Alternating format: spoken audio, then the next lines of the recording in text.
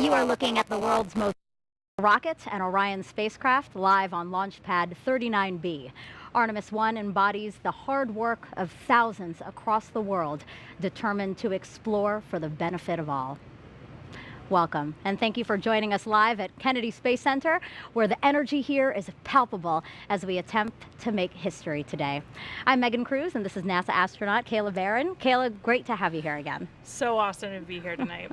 Well, some of you may know this, but Kayla served as a mission specialist for NASA's SpaceX Crew 3 mission.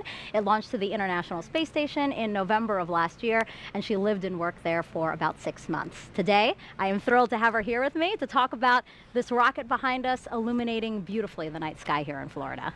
Yeah, it's so awesome to be here tonight. When I first walked up and saw the view from the desk here, I was just blown away by how close it is and what an awesome view it's going to be when we get to launch time. Yeah, it's a magnificent view, and I know you're especially excited about this because if we launch today, this will be the first launch that you actually see from the ground. Exactly. I've never been able to come see a launch in person, except for my own, of course, but that's a little bit different perspective. Very different, yeah. But to be here for the world's most powerful rocket and the first test flight of Orion and SLS is just amazing. Yeah. So our 2-hour launch window opens at 1:04 a.m. Eastern Time. So Kayla, tell everyone, why are we returning to the moon?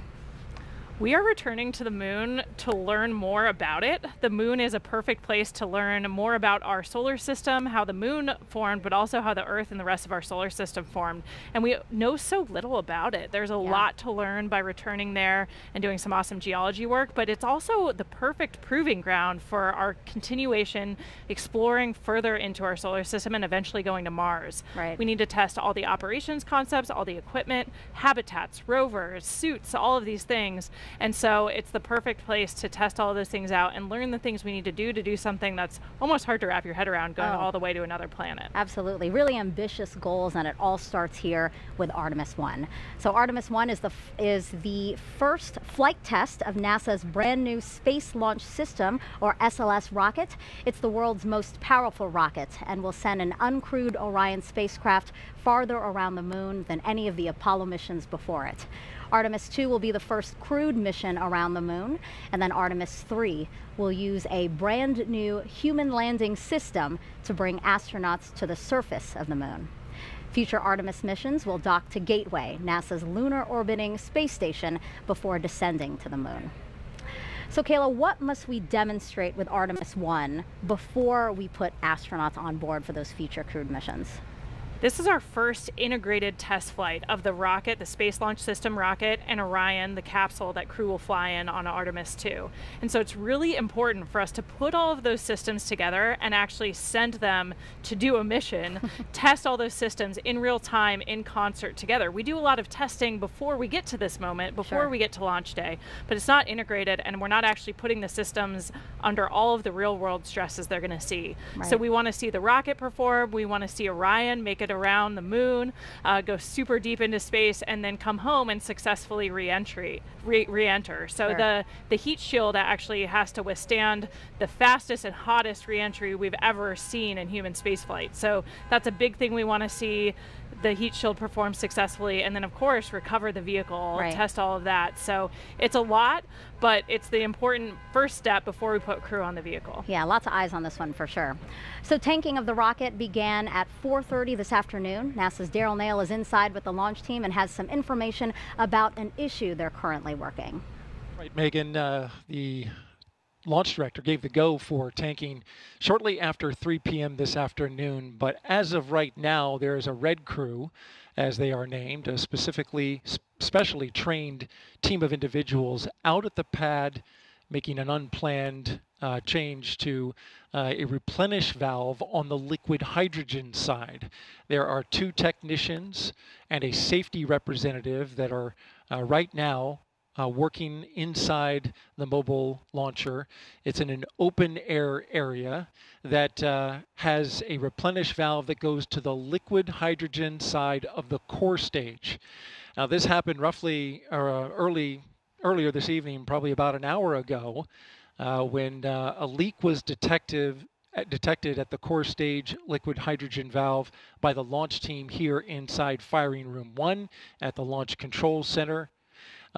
Unfortunately, the team here was unable to remedy the leak remotely, and so it became necessary to send a crew of individuals, called the Red Crew, out to the launch pad to make a hands-on fix, so to speak, to that valve. And what they're doing is they're torquing down bolts that are on the valve.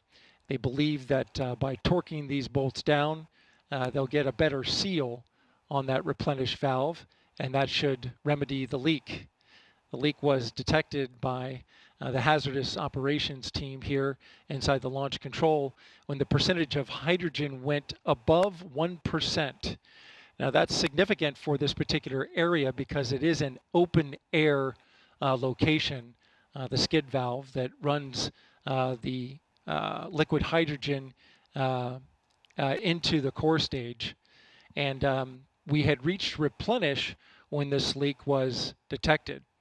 Over on the liquid hydrogen side, of course, there's two tanks on the core stage, liquid oxygen and liquid hydrogen. Both had been topped and gotten into replenish when this leak was detected. Currently, liquid oxygen is topped off and stable in replenish, but the liquid hydrogen is in stop flow at the moment, which will prevent them from proceeding forward with a launch until that leak is remedied. Again, this Red Crew is inside the area, inside the blast danger area, working inside the mobile launcher, torquing down those nuts that are associated with the replenish valve for the liquid hydrogen side of the core stage. Of course, we'll keep you updated on the operation. In the meantime, I'll send it back to Megan. Thank you for that update, Daryl. And yes, we are looking forward to your next update as to what happened with the red team out there on the pad.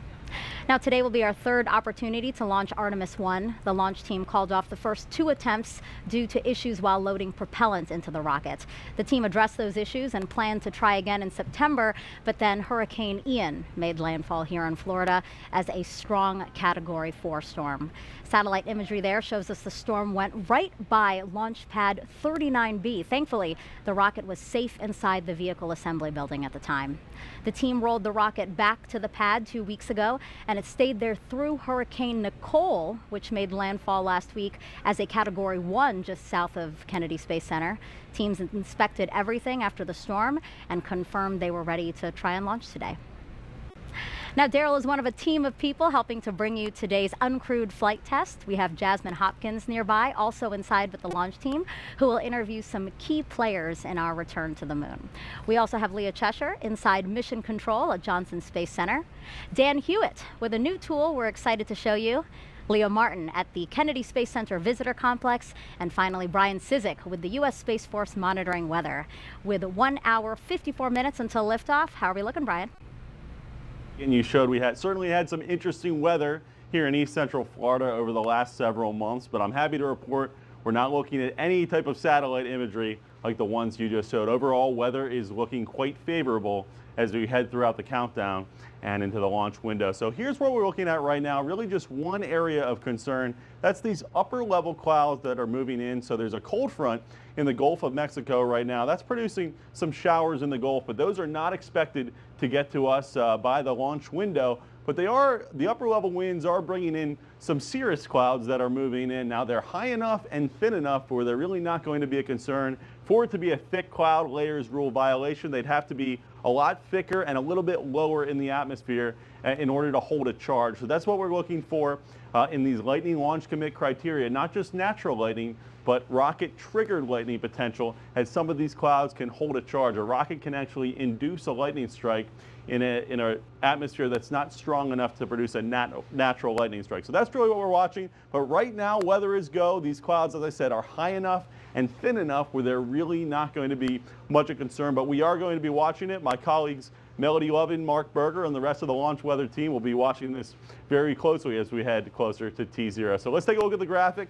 The latest briefing, 90% go. Really the only concern being the thick cloud layers rule and a very small concern for the cumulus cloud rule. But overall, the weather is looking favorable. As I said, right now, weather is go. Those clouds are high enough and thin enough where we do not expect them to be a concern. So I'm happy to report a very favorable launch forecast as we head closer to T0.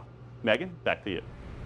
So you just love hearing 90%, you know? That's wonderful, especially here in Florida. You know what I mean? Weather can really be tricky here in Florida. So 90% is perfect. Now, Florida Space Coast has been the primary launch site for NASA's crewed missions for the last 6 decades. First Apollo, then Shuttle, the Commercial Crew Program, which Kayla flew up as a part of, and soon Artemis. Let's go now to NASA's Jasmine Hopkins.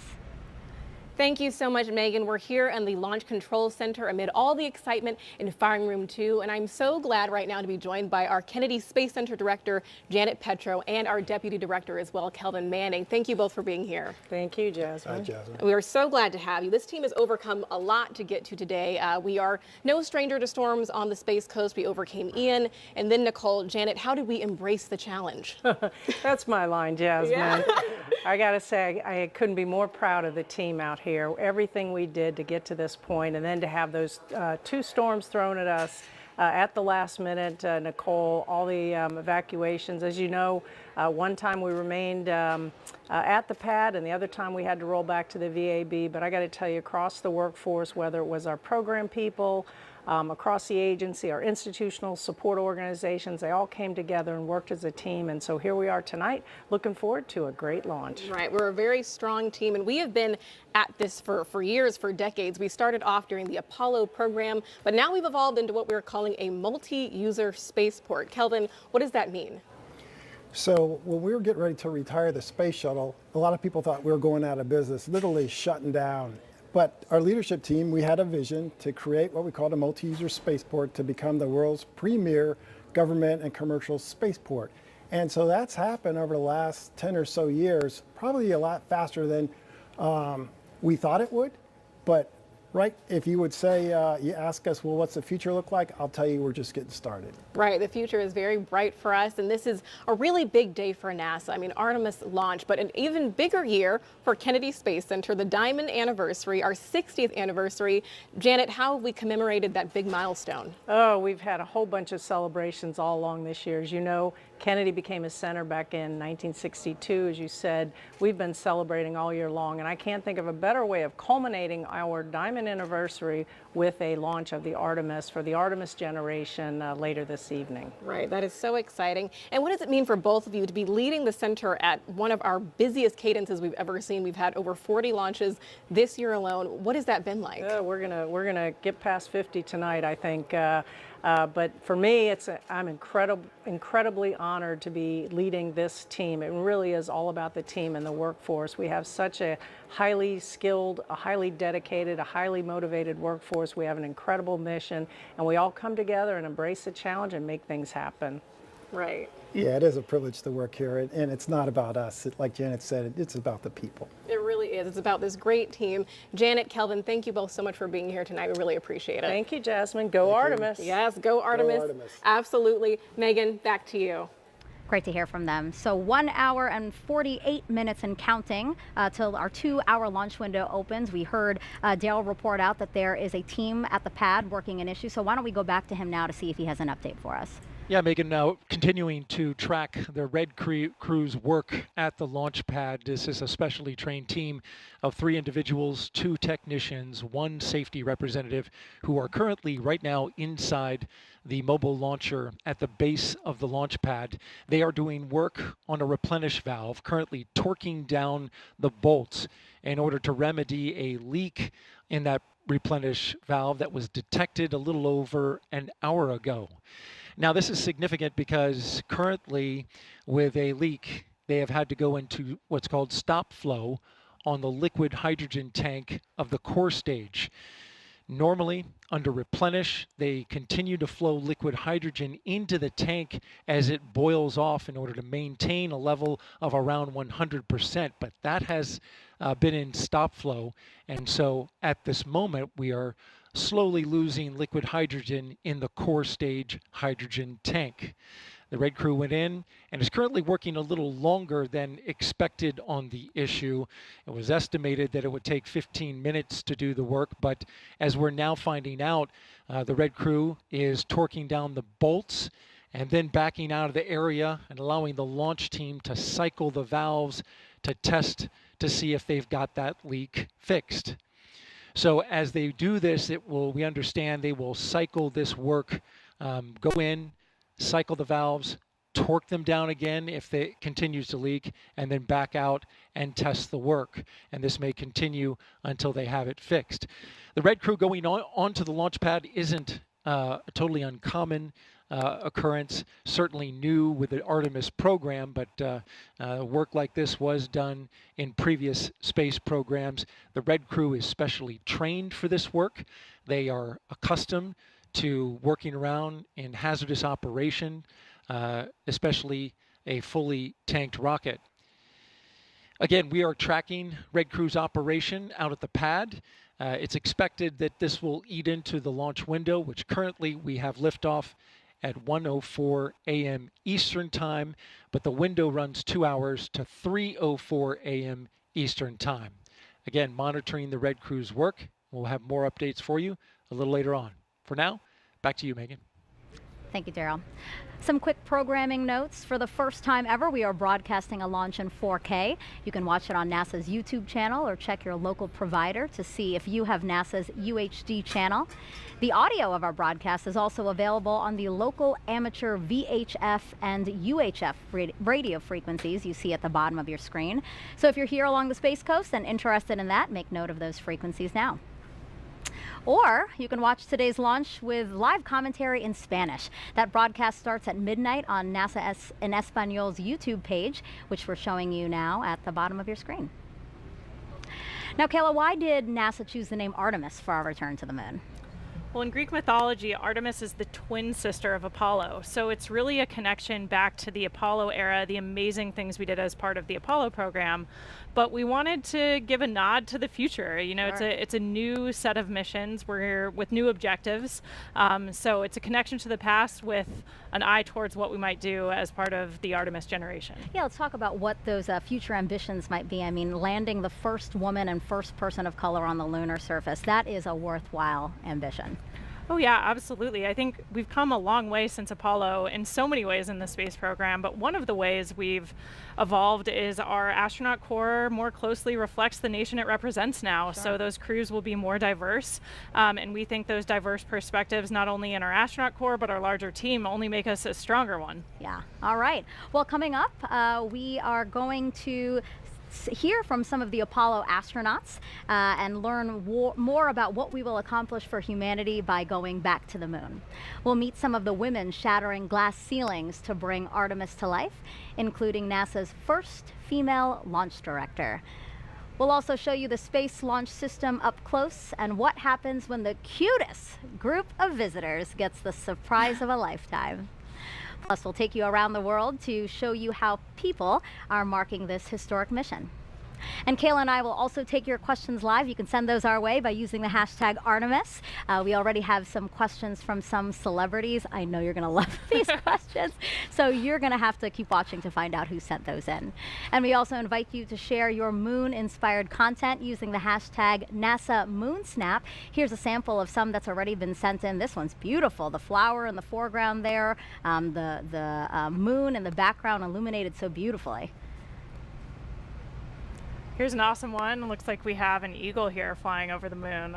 Just beautiful. It's been really cool to see all these artistic submissions. Oh yeah, really creative. And we're going to compile as many as we can and show them later in the broadcast. Now, let's check back in with Daryl. We do like to check in with him as much as possible to see if we can get any updates from the launch team. Go ahead, Daryl. Yeah, Megan, we just saw the red team give a thumbs up to the camera as they are doing their work out at the launch pad. Currently, they're torquing down some bolts to the specification required in order to try and stop what has been described as an intermittent hydrogen leak in the area.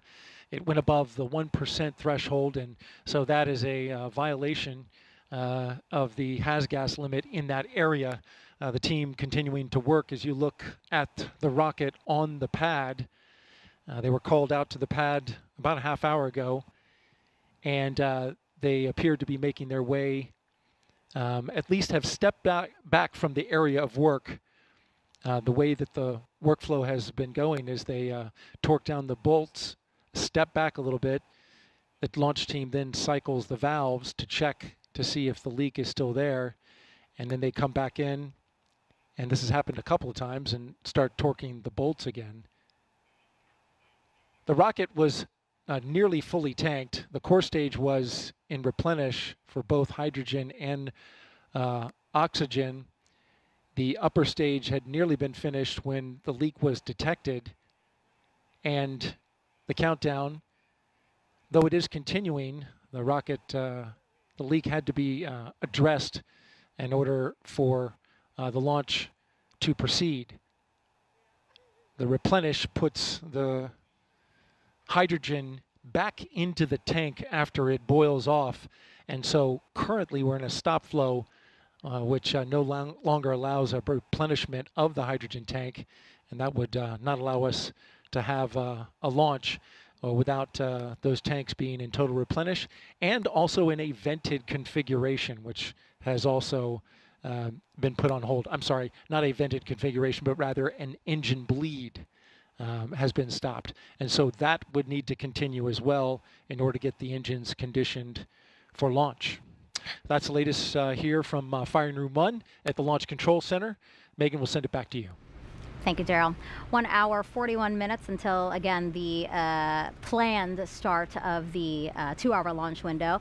Right now, let's head over to the Apollo Saturn V Center at Kennedy Space Center's Visitor Complex, where NASA's Dan Hewitt is just inside in front of a Saturn V rocket, which is the only vehicle to date to carry humans beyond low Earth orbit. He's going to show us what he has behind us there, the moon board. It's an interactive tool.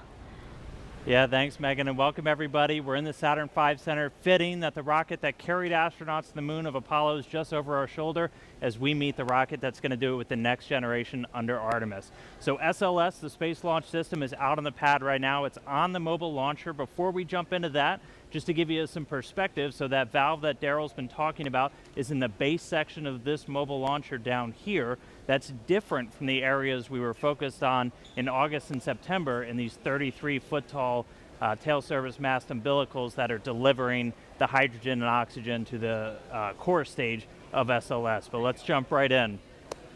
A couple of key components to SLS. We're going to start here on the sides with the solid rocket boosters. If they look familiar, they're derived from those that flew the space shuttle. In fact, some of the segments of these boosters today were flown on previous space shuttle missions. We call them solids because of the type of propellant inside. If you were able to look in, you would see a mix of ammonium perchlorate, aluminum powder, and a binding agent called polybutadiene acrylonitrile. That's your expert vocabulary word for the day. Now, as these are firing, they're providing more than 90% of the steering and 75% of the thrust as SLS makes its way uphill.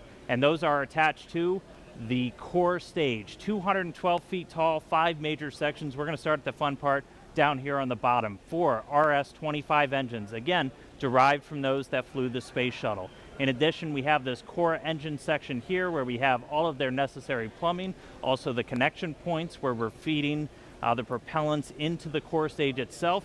And as these are firing, each one providing up to 500,000 pounds of thrust during operation, consuming 1,500 gallons of propellant every second as they go uphill. Now, these are liquid rocket engines, which means you need a fuel, about 500,000 gallons of liquid hydrogen, and an oxidizer, about 200,000 of liquid oxygen up here. That hydrogen gets fed through feed lines down at the bottom of the tank here.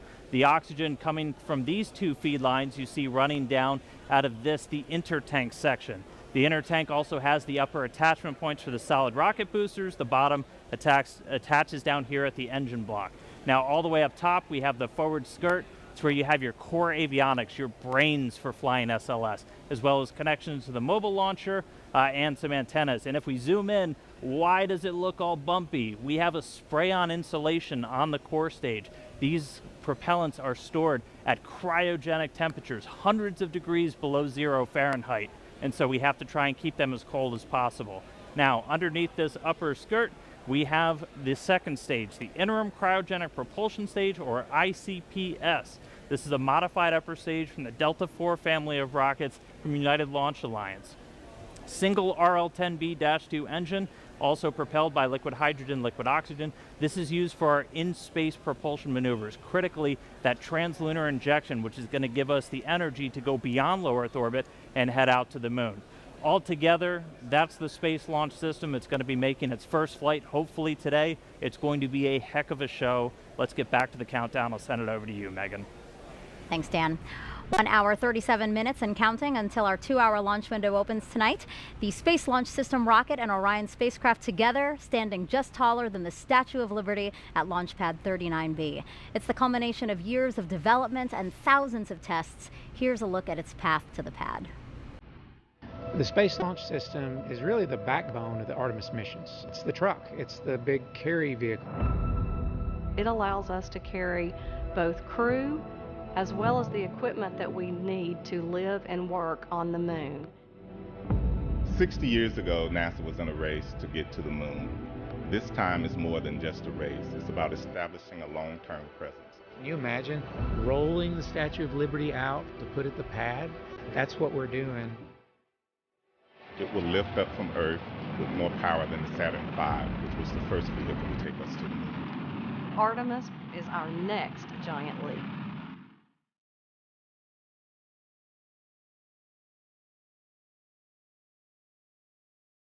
The difference between the Apollo program and the Artemis program is really the focus on sustainability and using the moon as an outpost for further exploration. This time, we're going back to learn how to live and work on the moon. The Space Launch System really is the culmination of our knowledge for 60 years of building rockets. We started by looking at over 1,700 different potential components that would go into the rocket, and by looking at the way we could reuse some of the most reliable equipment that was flown on the shuttle. We took those and we put them together into a system that had enough energy to make sense to do the mission that we've been asked to do. We're moving from low Earth orbit, like you see in the International Space Station today, to moving beyond that, to taking the next step in exploration. It's 322 feet tall. It's got 700,000 gallons of cryogenic propellant in the core stage alone. It can produce 8.8 million pounds of vacuum thrust. The Space Launch System is really a national rocket, a national asset too. We have worked with contractors as well as with our NASA experts, our science and engineering department, our safety and mission assurance team. To get the Space Launch System designed, developed, and produced, it has taken thousands of companies across the country. It comes together by train, it comes together by plane, it comes together by barges. So all of that culminates at the Kennedy Space Center for the launch of the first Artemis mission. Everybody has worked together to ensure that we have a safe and reliable rocket. At NASA, safety and testing is extremely important because ultimately this rocket isn't meant just to carry cargo, it's meant to carry people. It takes all types of education, all types of backgrounds, all types of diversity to do the things we do, and it'll be great to see a diverse crew land on the moon. Where the Space Launch System comes in is providing that reliable transportation so that we can start flying these rockets on a routine basis to take people and to take payload to that outpost, the moon, and also the gateway system. We have a generation who've never seen deep space exploration, and this will give them an opportunity to see that this is something that they can potentially do themselves. It's going to be a paradigm shift for NASA. We're going to be back to looking at things that nobody's ever done before.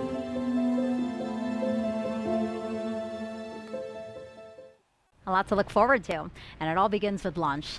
Afterwards, our friends at Johnson Space Center in Houston will control Orion once it's on its way to the moon. Let's get an update of operations there with NASA's Leah Cheshire. Thanks, Megan, and welcome to Mission Control Houston, home of the red, white, and blue flight control rooms. But today we're in the white flight control room, which is just across the hall from where you usually see us in the International Space Station flight control room, like this morning when we conducted a spacewalk outside the space station. Now, this white flight control room has been used before during some space station missions, plus commanding Boeing's Starliner. Previously, this room was used for space shuttle missions and was renovated in 2014 to support our use with the Artemis program. Today's flight director is Judd Freeling, a flight director of 11 years who will lead the team through the ascent portion of the mission. After Freeling's shift today, flight director Rick LeBrode will lead the team through the rest of the mission all the way to entry and splashdown when Freeling will step in again.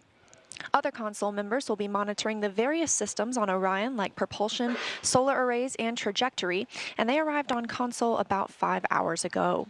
And you might also be surprised to learn that there is indeed a Capcom or capsule communicator on console today as well. While there are no crew on board, Jay Marschke and other capsule communicators will be training throughout the mission in preparation for Artemis II and beyond. The Capcom is the single person in the room who speaks with the crew, gathering info from mission control team and keeping streamlined communication with the astronauts in space. We're counting down to liftoff when teams here will really jump into action and monitor the first Artemis flight, sending Orion further than any crew-rated spacecraft has gone before. But for now, Megan and Kayla will send it back to you at Kennedy Space Center to keep walking us through the events of the day. Well, you just heard Leah remind us that no one is inside Orion today. Again, it's because Artemis I is a flight test to prove we can safely return crew from lunar orbit on Artemis II. And when we launch the first crewed mission, NASA has a very diverse and talented core to choose from, including Kayla here. We're looking at video now of some of your friends who got to go to the pad. That looks fun. Yeah, it's always so exciting to see the rocket on the pad because you know you're getting close to launch. So we're all just really excited to see how this test goes today. I wish I could have gone out there with them. You and me, what happened? We didn't get our invite. And I thought this was fun too. Some of your friends also got to fly over the pad in T-38s. Here's video of that now, incredible video. So these flyovers were common during shuttle, right? Yeah, and we still try to do them whenever we can. We actually use the T-38 jet as a training platform. It's a chance for us to practice making real-world decisions in a high-risk environment, practice working as a team, and a good analog for spaceflight. Okay. But we also like to fly by the pad when we can, when we have a rocket out there. It's a way of saluting and thanking the team for all the work it took to get to this moment. That's great. Yeah, a worthwhile thing to do because, yes, the team has worked so hard to get to this moment. And you spoke about training. Has training already started for Artemis II for you guys?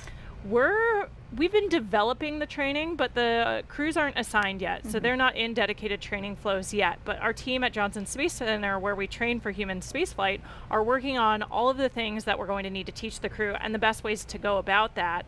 Once we get that crew assigned, they'll be straight into training right up until launch day. Awesome. Cool, cool, cool. All right, I can't wait to hear who gets assigned. And the absence of crew today doesn't mean Orion is empty. There are plenty of other interesting things flying on Artemis I, including several technology demonstrations and science investigations we're going to show you throughout the broadcast. There are also some mementos like these seeds that we have right here, right, Kayla? Yeah, we have an example of the moon seeds that will be flying as part of this mission today. And the idea actually comes from an Apollo 14 astronaut, Stuart Roosa, who flew seeds with him to the moon, hundreds of them, and then brought them back to Earth. And then they were planted all over the country and the world, and they're called moon trees. And so we're kind of carrying on with that idea on Orion for this launch. Yeah, I love that. And the seeds that are flying on Artemis I, it's going to come back and they're going to distribute it to a number of organizations through NASA's STEM program. So it's really a neat idea. And so these moon seeds are part of what's inside Artemis I's official flight kit, along with more than 10,000 other mementos, like this Apollo 8 commemorative medal you see here, a nod to 1968 when humans first orbited the moon, and a bolt from Apollo 11, 1969, when humans first landed on the moon. Those items are on loan to us from the National Air and Space Museum, and once back on Earth, will be exhibited there, so you can check them out. There are also a variety of flags, pins, and patches like these Artemis I patches that will be distributed to people who contributed to this flight. Now, NASA spacecraft, both crewed and uncrewed, have carried mementos like these since the 1960s. Astronauts are also allowed their own personal flight kits, so I was wondering, what did you bring with you for your Crew 3 mission? I actually brought a couple of examples to show you. The moon seeds inspired me to share that I actually brought some vegetable seeds that's with awesome. me. So these are kind of fun. They're dragon themed. So I got dragon carrots and dragon beans since I went up on a SpaceX Crew Dragon vehicle. Sure. And then of course, I think the most important, meaningful thing to all of us is usually pictures of our family and friends. So have like a picture family. of me and my family at my sister's wedding. Friends backpacking in Alberta, Canada, and then my in-laws right side up. together on a family vacation. And I also brought some flags, some American flags, and then United States Navy flags, since I'm a naval officer. So things like that, I think it's just so human to want to bring stuff with you, right? Souvenirs, who doesn't love that? Yeah, absolutely. But I think for most of us, pictures of our family and friends, things that connect us back home, are the most important. Yeah, 6 months might not sound like a long time for people, but it is, right? Wouldn't you say? And you're also so far, it's nice to have those tangible things that remind you of home. Absolutely. Yeah, really important for us. Cool. Thank you for bringing those. It was really fun to look at. All right, 1 hour, 27 minutes and counting until launch. And we have our first questions from social media. So let's take a look at the clip here. Kayla, you're going to notice a familiar, handsome face. Hey there, I'm Chris Evans, and I play Buzz Lightyear in Pixar's Lightyear movie.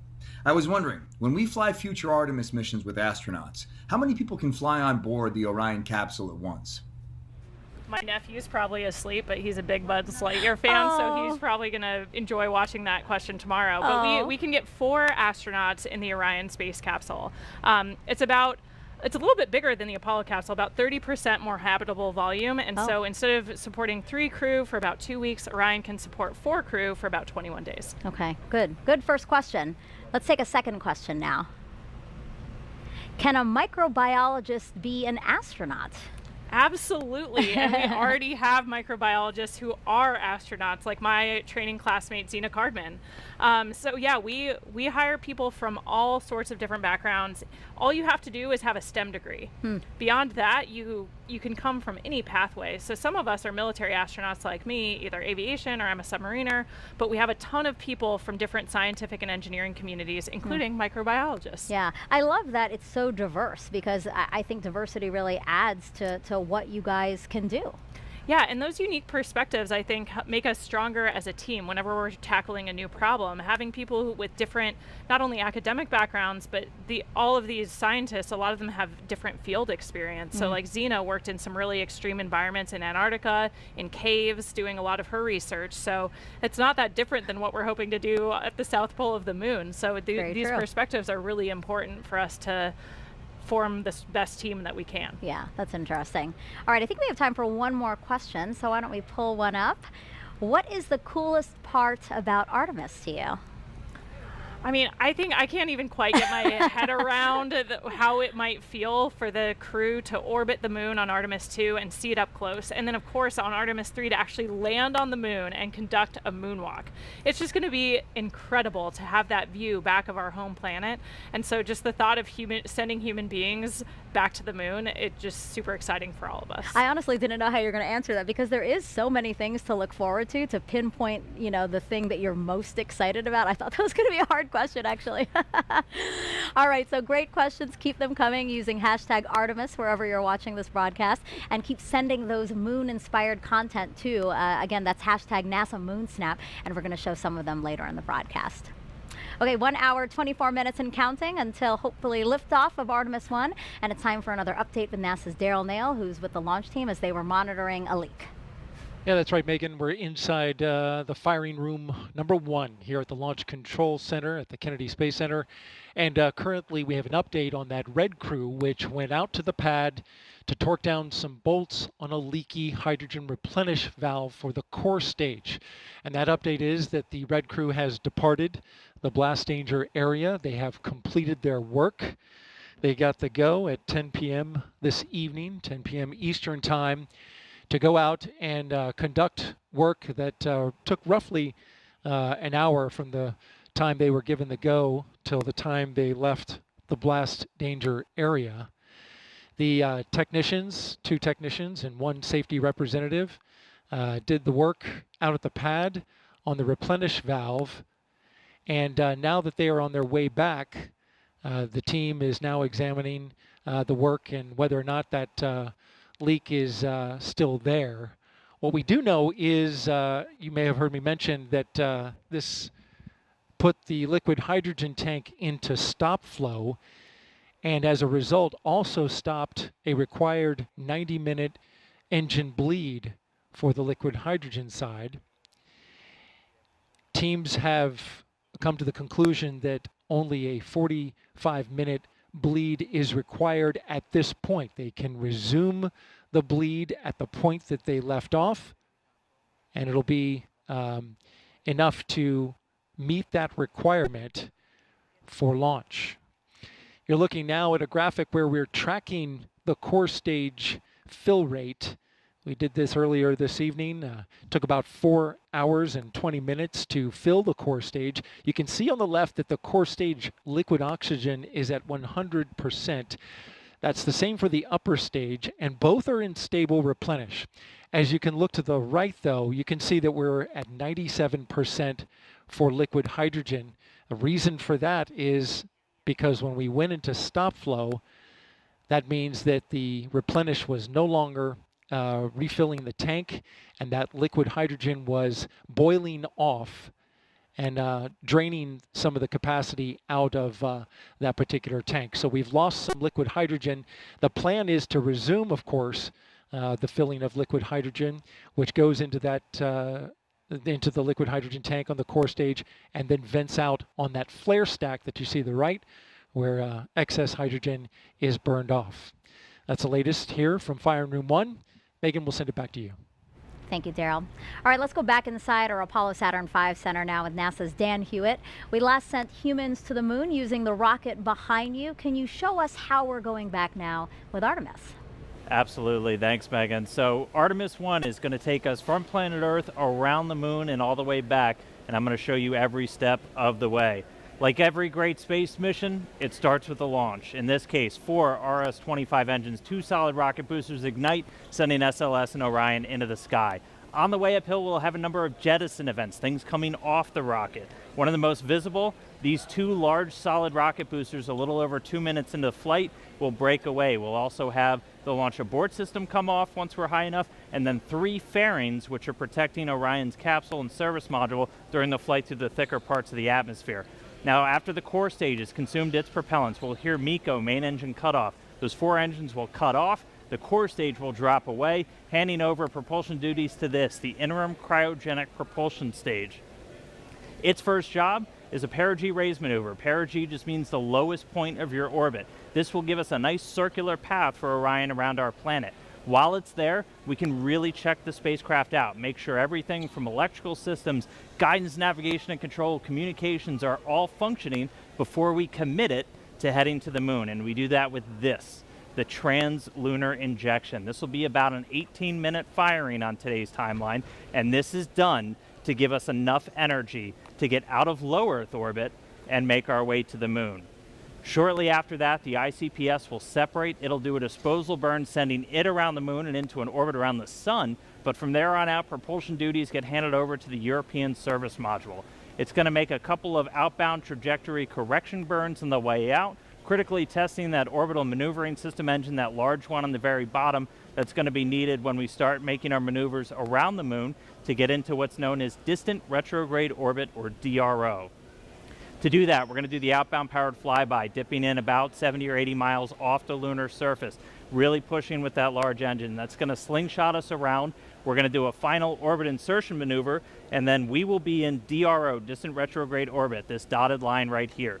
Distant, we're about 40,000 miles off the lunar surface, and retrograde, because the moon orbits the Earth in a counterclockwise fashion, we're going to be going clockwise, opposite retrograde. It's a very stable orbit, doesn't require a lot of energy to maintain your space there, really lets us put Orion through the paces, learn about using this spacecraft in deep space. But eventually it'll be time to come home. We'll fire up the engines once more, do a departure burn. This is what commits us from departing the moon and heading back home.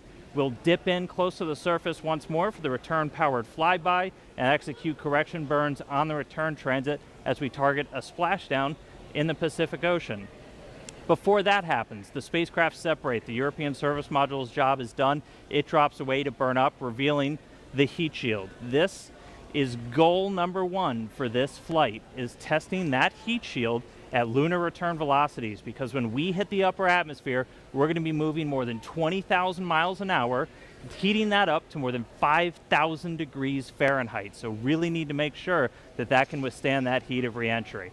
After it makes it through, parachutes deploy, Orion splashes down in the Pacific, a Navy ship and other recovery assets are standing by to pick it up out of the water and bring it in to the first mission in the Artemis program. So that's all still going to unfold. It all starts with launch today though, so let's get back to the countdown. Over to you, Megan. Our return to the moon would not be possible without our partners across the country and the world. So joining us now is Frank Davina, head of ESA's European Astronaut Center. Good evening to you. Good evening. Well, so I want to ask you, talk to me about Airbus and how that company and ESA contributed to the Orion spacecraft. Well, Airbus is of course the lead manufacturer and integrator of the service module of our Orion capsule, and that will fly to the moon. So this is a very important part, of course, because without the service module, it's clear that we would not get to the moon or would not be able to return from it. So it's a very important partner for ESA, but there are industries across Europe, not only Airbus, but across Europe, that are contributing to the service module in Italy, in France, Belgium. Really, it's a really European project. Yeah. Frank, we've been close partners, NASA and the European Space Agency, for decades now, and partnering on things like the space station, scientific exploration, and of course commercial crew missions. Matthias Maurer, ESA astronaut extraordinaire, was on my crew, Crew 3. Can you tell us a little bit more about what makes these partnerships so important? Well, it's important, these partnerships, because we want to do sustainable exploration of the moon. We want to explore space on a sustainable way. And I think partnerships in that sense are essential. One nation alone, could they do it? The US maybe, yes. Europe certainly could not participate to a lunar program by themselves or could not do it by themselves. But I think if we do it as a partnership, we can go a lot further, we can do a lot more. We can leverage technologies, we can leverage talent in all these countries across the globe that can really push the partnership forward. So looking ahead to future Artemis missions, we're going to have ESA astronauts on board those. Have you guys begun preparing for that training, anything like that? We have actually started preparing already for lunar missions, surface missions. We have a program called Pangaea in ESA, which is basically, there are NASA astronauts participating in those trainings. Stephanie was just over with us just 1 week ago, doing field trips, and we are actually starting to prepare to see also which technologies do we need to use that we can at the best possible way do science on the moon, because of course we just do not go there to walk around or do two things. We want to do real science, we want to do discoveries, we want to live there for a sustainable way. So which technologies do we need? And that we are actually starting already in the European Astronaut Center. We actually started already more than 5 years ago developing this training program. So yes, we are involved again together with our NASA colleagues and colleagues from the international partners to start preparing crew to really do sustainable surface exploration of the moon. Yeah. And you guys are doing more than just crew, right? You guys are contributing to the Artemis programs in other ways? We are contributing to the Artemis program in many ways. Of course, the service module that we will see launching here hopefully today is the biggest part today. But we are looking into a lot of other capabilities. First of all, there is the gateway. That will be a real element to enable the sustainable exploration of the moon. We have the communication system on the gateway, we have the IHAP, the habitation module, we have Esprit, which is a refueling module, which is essential if you want to sustain the gateway there for a longer period of time. Of course, you need to be able to refuel the system. So these are essential elements, again, that ESA is providing. We're also providing small technology experiments, radiation navigation, for example, will be very important. We are looking in crew exercise device for the Gateway. We are looking into medical systems. So these are also small components, but for the crew that are very important because we need to keep the crew healthy there, of course. You're a great partner. You have so much that you're contributing. We really appreciate it. We have a lot that we can contribute. And, Thank you. And of course in this ministerial, because we have now our ministerial conference coming up next week, where the big decisions are going to be made for the next decade. And there we will propose a European lander that will bring logistics to the moon. And this logistics capability that will be a big part of the integrated Artemis program will allow us to have European astronauts actually walking on the moon. So that is really interesting for us. Wow, Frank, thank you so much. And we continue to look forward to the contributions that we can make together with this partnership. Thank you so much. Thank you for having me. And good morning to the viewers in Europe. Thank you so much. All right, and speaking of viewers, we have a ton of people out here on along the space coast of Florida watching today's launch. So let's head on over to NASA's Leah Martin. She's over at the Visitor Center with a whole bunch of excited people. Oh my goodness, Megan. You know, this normally is a time of night that people are winding down and getting ready for bed, but there is not a single person here who has sleep on their mind. Everybody is so excited, on the edge of their seat, trading stories, talking about previous launches and being excited for this one. And I'm actually joined here by 3 women who are thrilled to come out and watch tonight's launch. What does it mean to be out here and see this historic launch tonight? It's an amazing moment. I grew up on the Space Coast watching launches, and so to be out here tonight, it's incredible. It's an amazing feeling to be out with all of these people celebrating, and we're super excited to be here. And Isabel, I know that you said that you have been having your eyes on this launch. You've been watching on the previous attempts. What does it mean for you to be here tonight? Well, yeah, this is our 3rd attempt here. We were here for the 1st and 2nd here at Banana Creek, so we're really excited. The energy out here is electrifying, and we can't wait to see this thing go off. Now, this is the first of a series of missions that are becoming increasingly more complex. What are you most excited about for the Artemis missions? Leah, I am so excited to be here. I just feel so honored because, as you know, this isn't just a momentous launch for humanity as a whole. It's so important for gender and cultural minorities across the globe because Artemis is landing the first woman and the first person of color on the surface of the moon. This is this generation's Apollo. And so all of the people who didn't have the opportunity to live through Apollo and be inspired by that have the opportunity today to witness it. And I'm just so grateful to be here. I can't wait to see the positive impact. One more question. This is going to be something that you guys, I'm sure, will remember for your entire lives. How are you marking this? Do you have any special plans of capturing these memories and being able to pass them on to people in your life? Well, my son is growing up here. I didn't grow up here, and so he's going to grow up here on the Space Coast, and I just can't wait for him to just grow up with the Artemis missions. Well, Megan, we're out here. We have our eye to the sky, and we can't wait to see it go. Back to you. Really great interviews, and wow, I saw that drone shot that we had showing all of the bleachers filled with people there to watch the launch. That was incredible. If you're just joining us, welcome to NASA's live launch coverage of Artemis I, our return to the moon in almost 50 years. I'm NASA's Megan Cruz, and this is NASA astronaut Kayla Barron, who flew on NASA's SpaceX Crew 3 mission and returned home earlier this year after living and working on the International Space Station for about 6 months. I gotta ask you, how was that experience? It was incredible. We had such an amazing time up there. The Expedition 66 crew was awesome. I've been saying since I got back that we're the happiest crew in the history of the space station, and nobody's been able to really challenge me on that yet. You guys look very happy in that photo. Oh man, we were just like a family up there executing an incredible mission. Some amazing science experiments. We got to do 3 spacewalks. It was just, you couldn't have planned a perfect first mission for me, Matthias, and Raja, and of course our veterans up there, Mark and Tom. It was amazing. We had an incredible time. Yeah. Wow, look at that photo of you in the cupola. That is amazing. Yeah, the views are beautiful. It's just like every time you look out the window, it takes your breath away. Wow. And now here you are adding some valuable insight into Artemis I. This is our 3rd opportunity to launch NASA's brand new Space Launch System rocket and Orion spacecraft. This is an uncrewed flight test to pave the way for future crewed missions, starting with Artemis II. And Kayla, you could be chosen to fly on some of those future missions. How does that make you feel? Honestly, it's a little unbelievable to me. I could barely imagine what it'd be like to go to the space station until I did it. And just thinking about what it would be like to look back at the Earth from orbit around the moon or even standing on the moon kind of blows my mind. Wow. So yeah, it's hard to even imagine that that's true, but it's a really special time to be at NASA and an even more special time to be in the astronaut office. Yeah, that's a beautiful picture of you seeing the moon, right?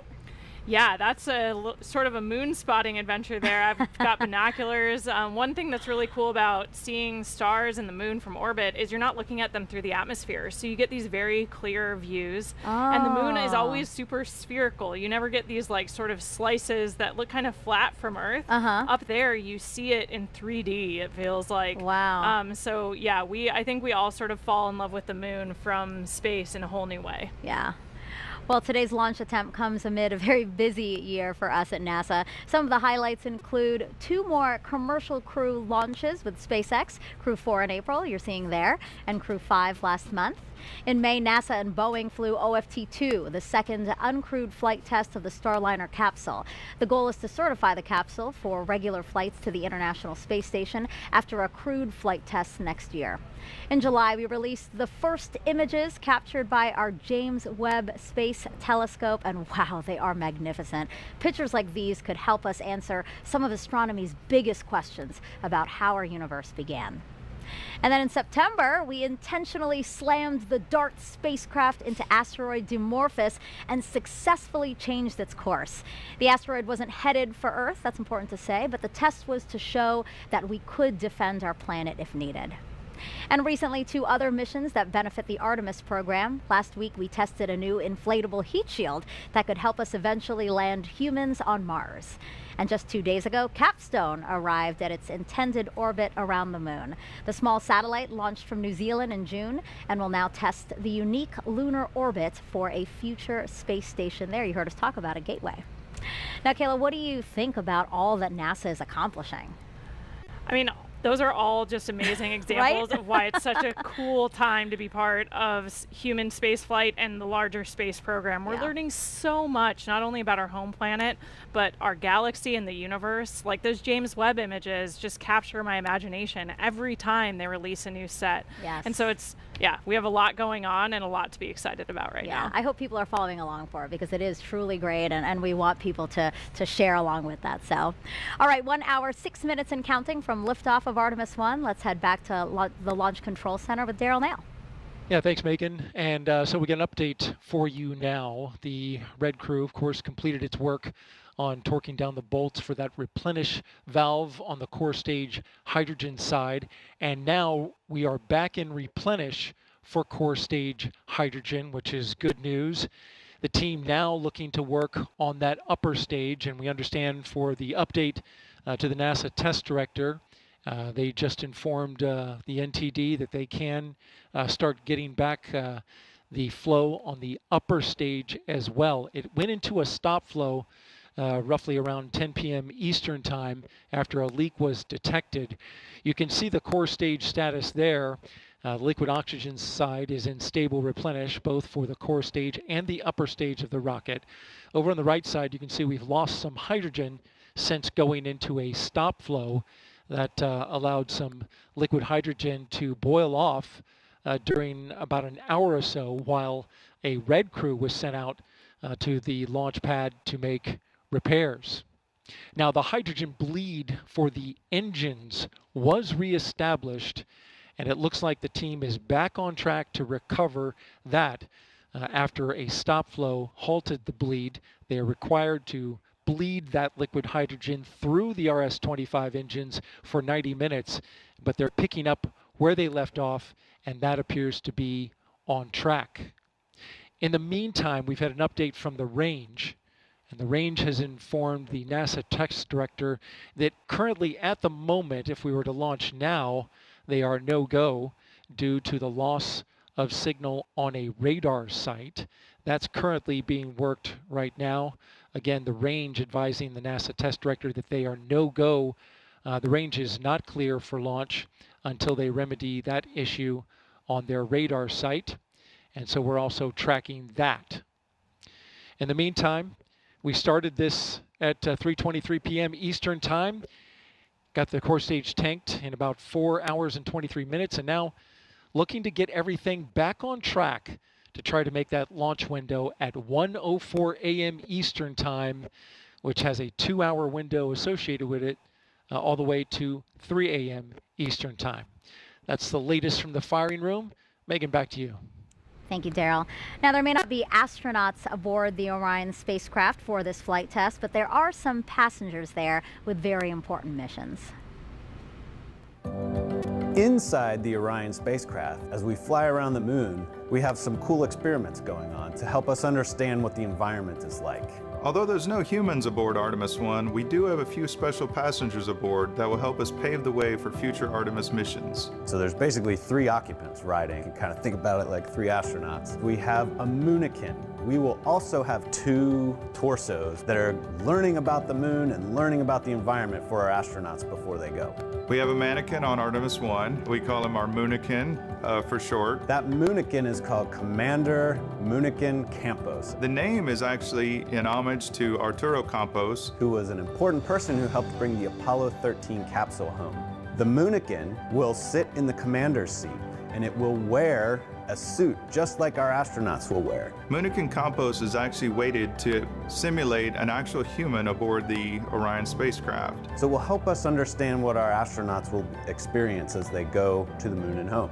The Orion Crew Survival System suit and the Orion seat were designed simultaneously to fit together as a seamless package.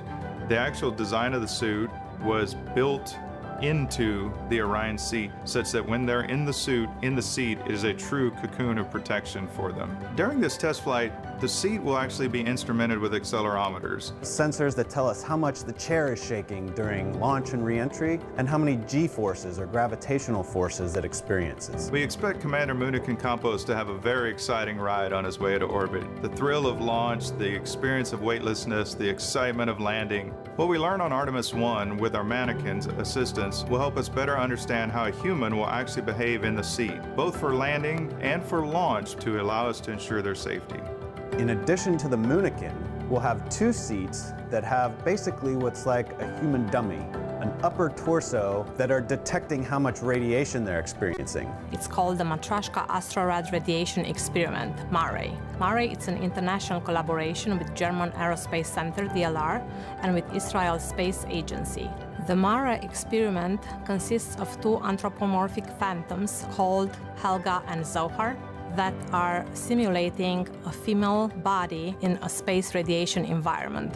One of those will be wearing a safety vest, the Astrorad radiation vest, that we hope will help protect our astronauts from radiation. Each one of the 2 phantoms will be equipped with about 20 battery-operated radiation instruments. So between the 2, we'll be able to determine how well we can protect our astronauts from radiation events. Space radiation is a mix of high-energy, heavy-charged particles that originate from the sun. To put things in perspective, 1 year of Earth exposure to cosmic rays is equivalent with 1 day of space radiation exposure in deep space. The purpose of the MARE experiment is to learn more about the radiation exposure as well as the biological effects of different organs. So basically, it's like we have 3 occupants inside Orion that are learning about the moon and learning about the environment for our astronauts before they go. Going back to the moon with new exploration goals and new technologies will help us gain better understanding of the challenges we encounter with deep space exploration. We will have to develop new technology and solutions to meet really difficult challenges. But that's what NASA does. That's what Artemis is all about. And we have one more passenger to tell you about. It's everyone's favorite Beagle that's had a special connection with NASA ever since Apollo.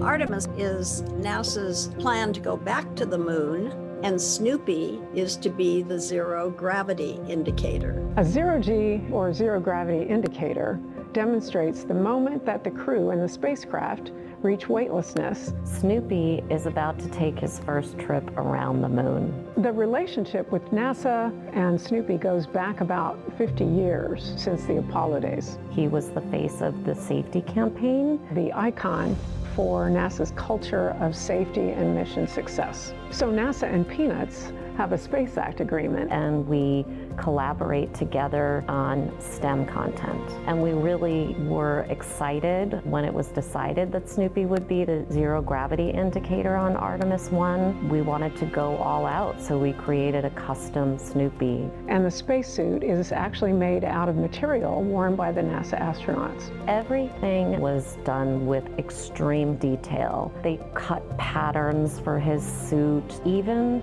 how his collar worked and how the NASA Meatball logo looked. We're very excited. I'm personally very excited. I can't contain the excitement I am feeling about this day. Snoopy is going farther in space than he's ever been before. This is a day that we've all been waiting for. It's fantastic. And we snapped this picture of Snoopy and Orion. He's comfortable and ready for his journey to the moon.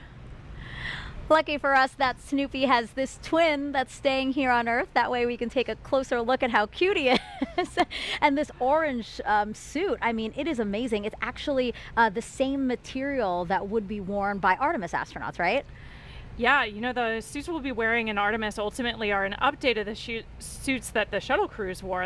They're this iconic orange color, and we've updated them though with new technologies and also new crew capabilities so that they can best protect the crew in our return to the moon. I actually got to work with that suit team before my assignment, that's cool. And so the suit's kind of near and dear to my heart. Yeah, I think we have a picture of you wearing the suit as part of when you were helping to design it, right?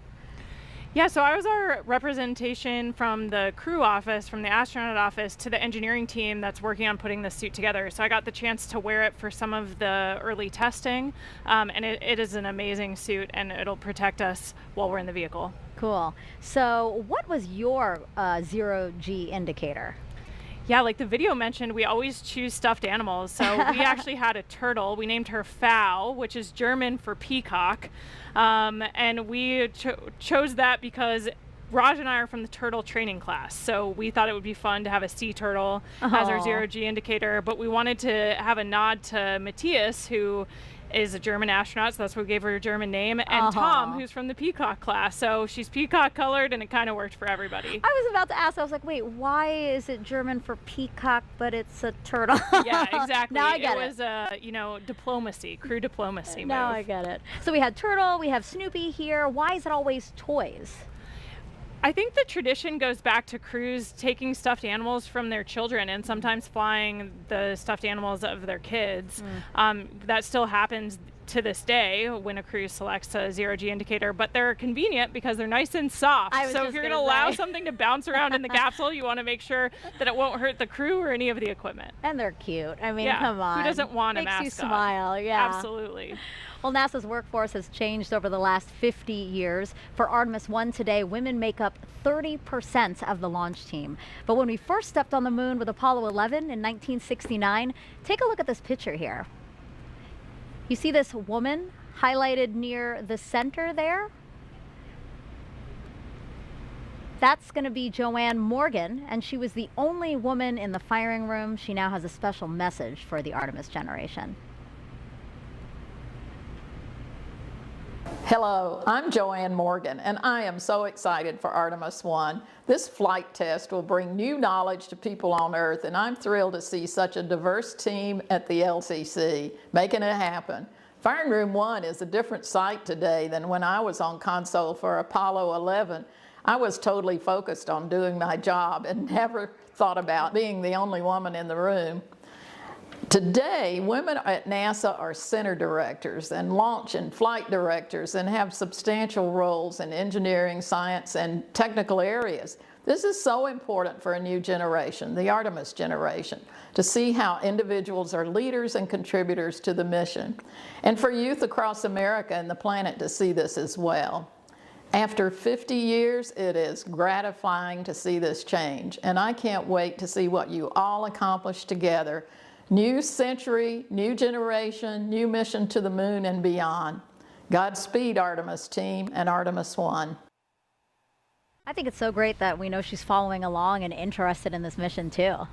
Yeah, it's so awesome to see the women who have come before us at NASA and paved the way for a much more diverse team to contribute to these amazing missions. Yeah, and speaking of women breaking the mold, before serving as a NASA astronaut, I know you were a naval officer and a member of the first class of women commissioned to the submarine community. How amazing is that? I mean, what would you say as you look at these pictures? What would you say to women, young girls who might be thinking, hey, I might want to join a predominantly male field? Yeah, you know, I was just really lucky to be in the right place at the right time. I was a senior at the Naval Academy when they announced that they were going to change the policy and allow us to serve aboard submarines.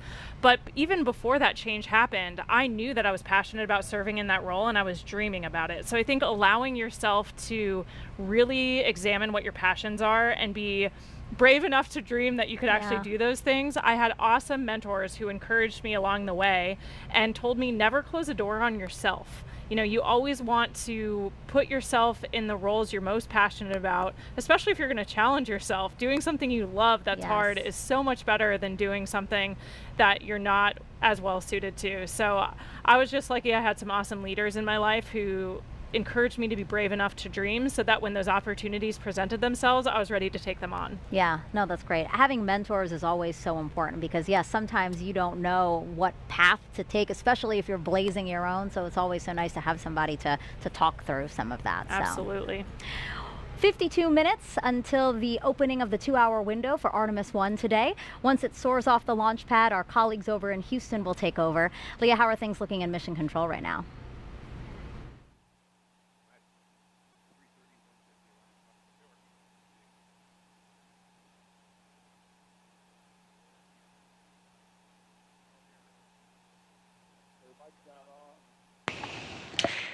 Hey Megan, I'm here now, and thanks for joining us again here in the White Flight Control Room here at NASA's Johnson Space Center. So you might be wondering why Johnson Space Center will control the flight of Orion after liftoff, even though it's launching at Kennedy Space Center, and that's all about how our flight control centers are designed.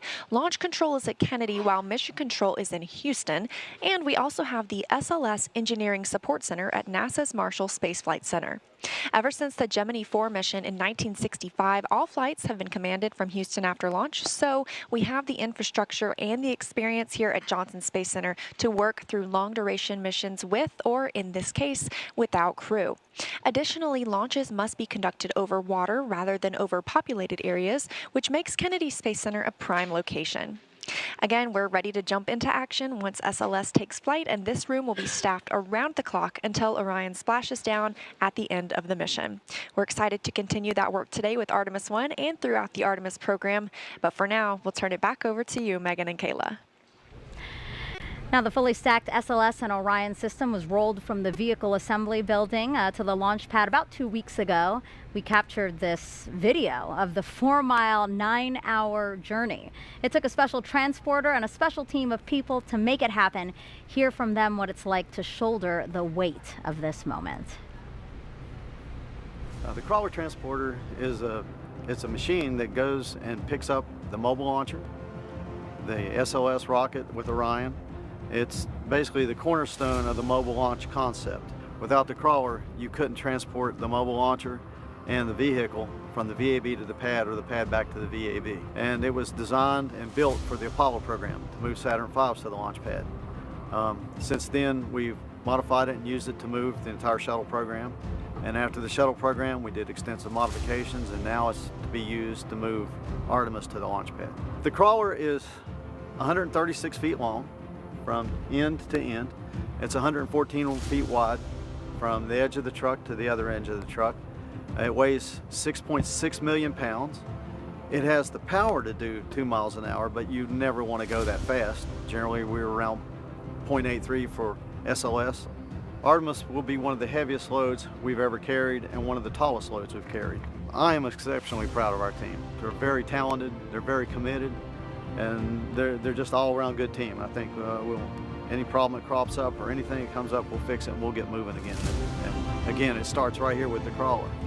So if we do our job and everybody else does theirs, man, we're gonna have a successful launch. We're going back to the moon. This is gonna be just fantastic. Such an impressive team, and the crawler, Kayla. I mean, this is a certificate from the Guinness Book of World Records. Yeah, it's pretty cool getting recognized for the heaviest self-powered vehicle in the world at 3,106 tons. That's amazing. Amazing. I know. We were just talking about how awesome the crawler is. I mean, it was retrofitted. It was created in the Apollo for the Apollo missions, and it was updated, modified for shuttle, and now it's been modified for Artemis. It's just really an amazing machine, and the people who keep it maintained and operate it. Like, I'm so glad that we could feature them today. Absolutely. All right, so we are 48 minutes and counting again from that opening of the 2-hour window we have today. Kayla, if you thought you were excited, you have got to check out this video here.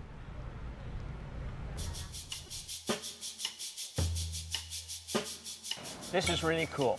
We got some children that are on a bus, and they're going to come here to the vehicle assembly building, and the administrator and I are going to jump on the bus and surprise them. We're going to give them the opportunity to come in and go up the elevator with the rocket.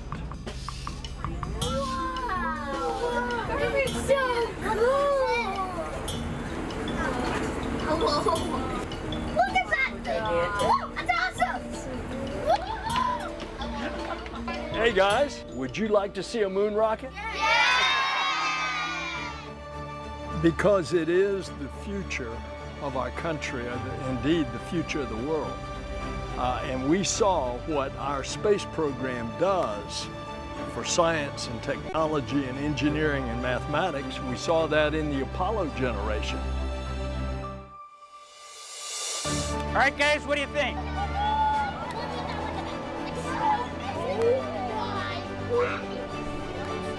What I hope to achieve today is inspiring a new generation. I mean, the more people that we can get to see up close and personal this rocket, it's awe-inspiring. And I cannot wait till the launch. When America sees our rocket actually launch on a test flight to the moon, you know, it's just going to spark a whole new push for what we are doing. Best day of my whole life ever. It's gonna be incredible. It was a dream come true. This rocket is definitely going to the moon. I think it's really amazing. And I was actually really excited because I've never seen a rocket like this close up. Now we have the Artemis generation. This is a new generation of us going back to the moon to learn and live, and then we're going to Mars. I told you they were so excited. They're so cute, their faces, it was amazing. I think my face looked pretty similar the first time I walked into the VAB and looked up at that rocket. I mean, the building is huge, and standing at the base of the rocket just takes your breath away. The scale of it, you know, 322 feet, especially stacked on its end like that, is just amazing. So yeah. I almost relived my first time in the VAB through their eyes. And it was really cool. There was this opportunity where they got to just ask any questions they wanted. I was there, so they were asking me questions. They were asking the administrator, Bob Cabana as well, and they just hands shot up. They just had questions, and then sometimes I didn't really know the answer, and they're like, well, it's this, and I was like, oh my God, they know so much, and they're so interested in it. I mean, again, this is why we're doing this. This is part of the inspiring the next generation. Absolutely. Whenever I get a chance to interact with kids kind of any age, all the way from elementary school up through college, the human spaceflight program, and Artemis in particular, I think really captures people's imagination and gets them interested in everything it takes to do something so daring and so complicated. Yeah. And actually, before we move on, an interesting note about the opening music in that video. It's an original composition called The Artemis Generation, performed by the Cooper Middle School Band percussion section of McLean, Virginia. And to continue to inspire the Artemis generation, NASA invited students to take part in a national essay contest, challenging them to imagine what it'd be like to lead a week-long mission to the moon's South Pole. Here's the first winner now. I gazed out of our moon pod window just before it was time to exit. My crew of 3 and I had been working for years to get here. Our crew consisted of a botanist, an engineer, a doctor, and me, an astrobiologist. We'd been picked because of how well we got along together, with our complementary STEM backgrounds and our naturally upbeat personalities. Houston, this is Artemis Crew 1, initiating airlock sequence, I said over my microphone.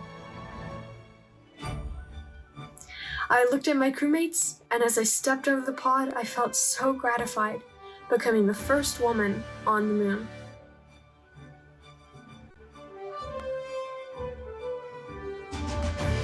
Our purpose was to set up a moon habitat containing the 4 things needed to keep a crew safe: oxygen and clean water, a waste disposal system, the veggie project for food, and a protective outside shell made of regolith and mycelium.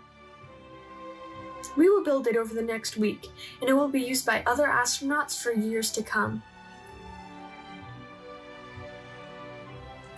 Embarking on this incredible adventure, I couldn't help but be grateful to be given this opportunity to lead the most remarkable crew and to know that I was a part of the Artemis generation. So that was beautifully written by Taya Sauer of Laguna, California, and she was one of 3 essay winners. The 2 others were Austin Pritz of Walcott, Indiana, and Amanda Gutierrez of Lincoln, Nebraska. If you want to check out their essays, you can scan the QR code you see on the screen. The 3 of them beat out nearly 14,000 students who submitted essays, so you definitely want to check out the other 2, again, by scanning this QR code.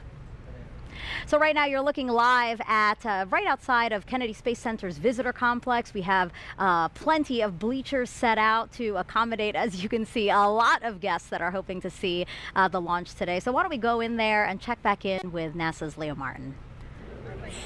Hi, Megan. Yeah, this place is filling up. You can feel the excitement, people chattering, people sharing stories, people talking. And, you know, we just heard about those Artemis Moonpod essay winners who are part of the Artemis generation. Also joining me tonight from the Artemis generation, we have 2 students who were actually able to come down and visit at Kennedy Space Center to watch this launch live tonight. I'm joined here by Denham and Allison. How does it feel to be here tonight?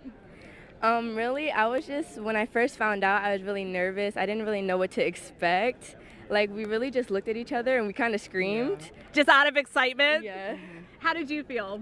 Honestly, it was like amazing. It was surreal. Like that we have this opportunity out of so many people who applied for this. It was like outstanding. And you guys actually got to take a tour of Kennedy Space Center a little bit earlier this week. What was something that you got to see that was just really outstanding? I think it was the shuttle experience, like how it is when the rocket ship goes on up with people in it. It was honestly really fun doing it and learning like how they feel at the moment. And Denham, what do you think it will be like to watch the world's most powerful rocket launch tonight from just across the river? Well, really, I don't really know what to expect because I've never really done this before, but I feel like it would really be outstanding. I might shed a little tear, but I don't really know. Like, I'm really excited to be here, and it's amazing. Like, it is amazing, and I don't think you're going to be the only one shedding tears tonight. Megan, we're super excited, eyes on Artemis, and we're ready to see the launch. Thanks so much, guys. Now, Kayla, are you ready for more questions from social media? We're getting them in. Always. All right, let's take a look at the screen now. We have another celebrity question. Hey, I'm Keke Palmer, and I play Izzy Hawthorne in Pixar's Lightyear, and I can't wait to see Artemis I launch today. How will going back to the moon pave the way to Mars? Thank you, Keke. Yeah, what an awesome question for tonight. I mean, the return to the moon is going to give us a chance to test all of the capabilities we need to operate on Mars. Mars is really far from home. It's going to take us 6 months just to get there, and that's with ideal planetary alignment and expected advances in propulsion technology. Then we'll spend about a year plus on the surface before it's 6 months home. And so the moon is a lot closer. We can get there in 3 days. The communications delay is a lot shorter, and so we can really test our operational concepts a lot closer to home. The moon's super far away. It's 250,000 miles, but that's way closer than Mars. So it's going to give us a chance to test all of our technologies so that we know what we need to develop in order to take that next step. Yeah, we call it the next giant step for a reason. Mars is very, very far, like you said. All right, let's take another question from social media. Kayla, what inspired you to be an astronaut? You know, my journey was a little bit different than some of my colleagues. I didn't grow up specifically dreaming of becoming an astronaut. I don't know what the barrier was there. I was aware of and inspired by the space program, but I never allowed myself to dream of becoming an astronaut until I had served on a submarine, actually. think that operational experience that's so similar to what we do in the space program, if you think about it, we're sending humans to live, work, and do something of importance in a place where people aren't supposed to be, the depths of the ocean or the vacuum of space. And so I think those experiences gave me the confidence to even dream that I could become an astronaut, and then inspired me to apply in the first place. And that doesn't deter you, again, like being in a place where, yeah, we're not supposed to be, a confined space at that. Yeah, I think those parallels, I got a chance to meet an astronaut after serving on my submarine, Kay Heyer, who's also a Naval Academy graduate, class of 1981, and hearing about her experiences working on the space station really made me click. All of a sudden I said, the space station's a submarine in space. Yes. And it sounds silly, but I had never made that connection before, and once I did, I just couldn't stop dreaming about it. Oh, that's so cool. I love that your story isn't, you know, the typical one, as you said. Okay, I think we have time for one more question. Is Snoopy ready and excited? Of course. I think like any crew member, Snoopy's been training for this moment. He knows what to expect in a nominal and an off-nominal launch and all the actions expected of him. So like any good crew member, he's ready to go. And he has his suit that's been tailored to him. It's especially made for him, the way that the astronaut suits are especially made for them. So yeah, I think he's ready. Yeah, seeing the moon up close, he's ready to go. So keep those questions coming. Use that hashtag Artemis and tweet or drop them in the comments wherever you're watching this broadcast. And don't forget those NASA Moon Snaps. Hashtag NASA Moon Snap for your moon-inspired content. Okay, we are now 37 minutes from the opening of our 2-hour launch window today. Let's check back in with Daryl with the launch team. Yeah, we've had a couple of issues that the launch team has been working, and we have an update on both of those. First of all, is the leak, the liquid hydrogen leak in the replenish valve out at the mobile launcher. We understand from the launch team that that leak has not recurred. The work that happened out at the pad is that the red crew and the work that they did out there remedied the leak. That's good news. And now the liquid hydrogen tank on the core stage is back in replenish at this moment. And the upper stage of the rocket, liquid hydrogen side, is in fast fill. You can see from the graphic there that we are back up to 100% over on the liquid hydrogen side on the right hand of the screen. On the left hand of the screen, you can see we have been in stable replenish for liquid oxygen. Now, with regards to the range, they reported that they had an issue to the NASA test director with their radar sight. Later found out that that was actually a bad Ethernet switch that was cutting out and not providing them the data. The range reported that they will swap out that bad switch, and they're currently working on that. They advised at the time, about a half hour ago, that it would take them about 70 minutes, or about 25 minutes into that work. They did just recently update the NASA test director to say that it's going to take them a little bit longer because they're going to need to re-verify this Ethernet equipment once they have it installed. Again, that work is ongoing, but at the moment, if we were launching right now, the range is no-go as a result of that bad Ethernet switch. The Dolly Lou file, which helps steer the Space Launch System through the upper atmosphere, has been uploaded to the rocket, and so we're good to go there in terms of other configurations that are ongoing. But we are continuing to monitor communications of the launch team about holding to the top of the window, currently slated for 1:04 a.m. Eastern Time. But we do have 2 hours, and we have yet to see whether or not the launch team is going to be able to make enough adjustments in order to hit the top of that window.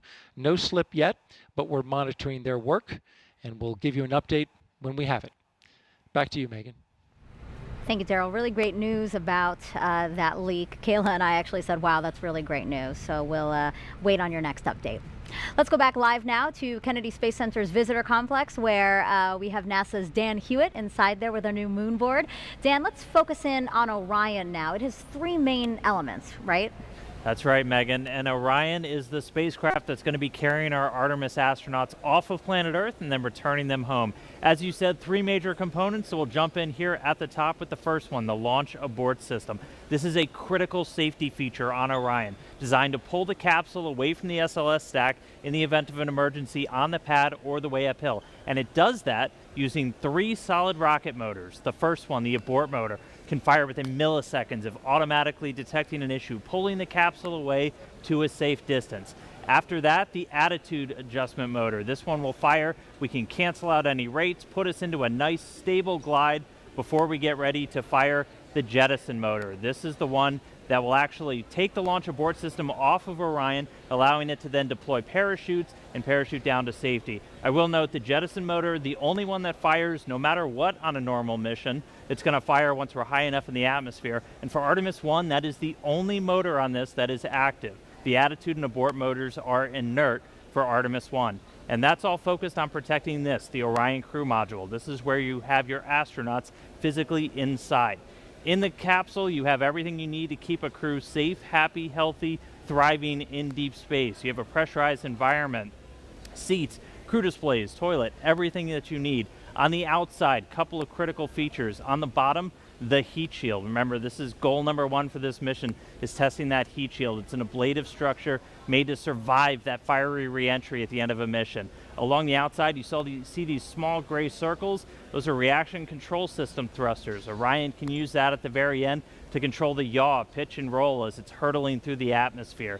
We have windows. You need windows to look outside. 2 on the front, 2 on the sides, 1 in the side hatch, 1 up top in the very top docking hatch. Those are different layers of glass and acrylics for pressure and thermal control. We have a docking system, an uprighting system, parachutes, all for the very end of the mission. Third and final piece, down here at the bottom, the European Service Module. This has all of the propulsion assets for after SLS has done its job. Starting on the bottom, the large orbital maneuvering system engine. This is the one that's providing the most thrust for all of those key maneuvers around the moon. 8 auxiliary thrusters also around the aft to the bottom part of the service module to provide some additional push as well. And then 24 of these smaller reaction control system thrusters. They can be used for attitude control, which way you're pointing, as well as small translational maneuvers moving side to side. If we flip the vehicle up, we see 4 solar arrays, each one 24 feet in length, altogether generating 11 kilowatts of electrical power for Orion systems. Inside the service module, you have tanks for things like the thermal control system, potable water when we have a crew on board, and also pressurized oxygen and nitrogen for an atmosphere, which gets fed through this umbilical here to the crew module along with electrical lines. That's also what's going to separate us at the very end of the mission. So that's Orion. It's going to be making its first flight around the moon on Artemis I. Can't wait to see it, taking those selfies around our lunar neighbor. Send it back over to you, Megan. Thanks, Dan. That last component Dan talked about, the European Service Module provided by the European Space Agency. Let's go to Jasmine for that. Thank you, Megan. We are back in Firing Room 2 with the Launch Control Center, and joining us now is Philippe Delou, ESA's Program Manager for the Orion European Service Module. You have quite the title there, a big title for a big job, I'm sure. We are very glad to have you here, and we understand that the European Service Module is powering Orion that's going to send humanity farther than ever before. Philippe, how is it getting us there? Yeah, thank you. Good evening, everyone. So yes, the service module accommodates the propulsion system that contains, among the tanks and the pressurization of the system, the engine. All the engines, 33 engines in total, among which the main engine, which is going to perform the burns to put Orion into the moon orbit and then back on the trajectory to return to Earth. The other engines are used for attitude correction during, attitude control and trajectory correction during the travel to the moon. In addition to the propulsion system, the service module generates the power and distributes the electricity to the crew module and the service module equipment so that they can operate. And the third function is the thermal control of the system. The service module accommodates radiators to reject the heat that is produced by all the equipment and the crew that will eventually be in the Orion. Finally, not on Artemis I, but on future Artemis mission, it will have tanks to store the crew consumable, the water, the oxygen, and the nitrogen. Right, so we understand too that you are monitoring launch here in Firing Room 2 with us, and you also have a team. We're going to bring up a picture of that team right now, or a live look inside ESA's control room in the Netherlands. So can you tell us, what is your team working on today? Yes, well, the ESA team is not only back in the Netherlands, it's one aspect, but we have also a significant team in the control room in Johnson, in the MER control room. And their role is to monitor the telemetry from the service module to make sure that all parameters are within their nominal behavior, that the operations are performed also nominally, and for sure identify if something goes wrong, if something goes not nominal. And if something non-nominal is identified, then they will have the role to support the NASA team to troubleshoot the anomaly and prepare the recommendation to be brought to the mission management team for a decision on how to operate the vehicle forward. Great. We're really glad to hear that your teams are monitoring here, Johnson in the Netherlands as well. And this has been a huge collaboration. There were 10 countries that contributed to the European service module. Can you tell me about that teamwork? Indeed, it was a real teamwork of about 60 companies across 10 European countries. Well, together with the prime contractor, we have selected the finest companies available in Europe to build the state-of-the-art equipment which is needed to go back to the moon with humans. Right, we're going back to the moon and farther even beyond. Thank you so much, Philippe. I really appreciate you being here tonight. You're welcome. Thank you very much. Of course, of course. Megan, back to you. Now it's time to check back in with Mission Control in Houston. Leah, how are things over there? Things are good over here at Johnson Space Center, which is just one part of an agency-wide effort with many NASA programs doing their part to make future missions a reality. When the first woman and first person of color travel to the moon, they'll be wearing a state-of-the-art launch and entry spacesuit called the Orion Crew Survival System. When they set foot on the moon, they'll be in another all-new next-gen suit, both being developed at the Johnson Space Center and through partnerships with commercial providers. During those spacewalks, astronauts will collect samples for further study of the moon. The Astromaterials Research and Exploration Science Division at JSC is preparing to receive rocks, soil, and ice collected from the moon's south pole, which has a unique crater impact history and ice deposits that have never been sampled. And leading the effort to advance capabilities for science, exploration, and commercial development of the moon is the Commercial Lunar Payload Services Initiative, or CLPS. More than a dozen American companies are developing science investigations and tech demos. Additionally, we need a sustainable presence, a specific station in orbit to facilitate continuous lunar access and serve as a home base or a jumping off point for new deep space exploration missions. This is where Gateway comes in. It's a multi-purpose lunar space station being developed by a worldwide effort led out of JSC. NASA is again teaming up with international and commercial partners to create this essential component. Artemis and Gateway will enable NASA's Human Research Program to better understand how the human body adapts beyond low Earth orbit, ensuring future astronauts traveling to the moon and Mars have the tools to keep healthy and thrive in new environments. And with that, we're going to turn it back over to Megan and Kayla at Kennedy. Thank you so much. So Artemis will also facilitate new discoveries about the moon. So to tell us what we're hoping to learn, we have Sarah Noble here. She's the Artemis Lunar Science Lead. Great to have you here. Thanks. So tell us about what we know about the moon. Yeah, so we learned a ton about the moon during Apollo, right, from the samples and the data that we collected. In fact, we're still learning from those samples and data even today, 50 years later. But then since Apollo, you know, we've actually been studying the moon mostly from above, learning about getting more of a global perspective on the moon that we really didn't have during Apollo. And so that's allowed us to ask a lot better questions and to understand where to go to find the answers to them. Now that we're headed back to the moon, sending human beings as part of the Artemis program, what are we hoping to learn that's new?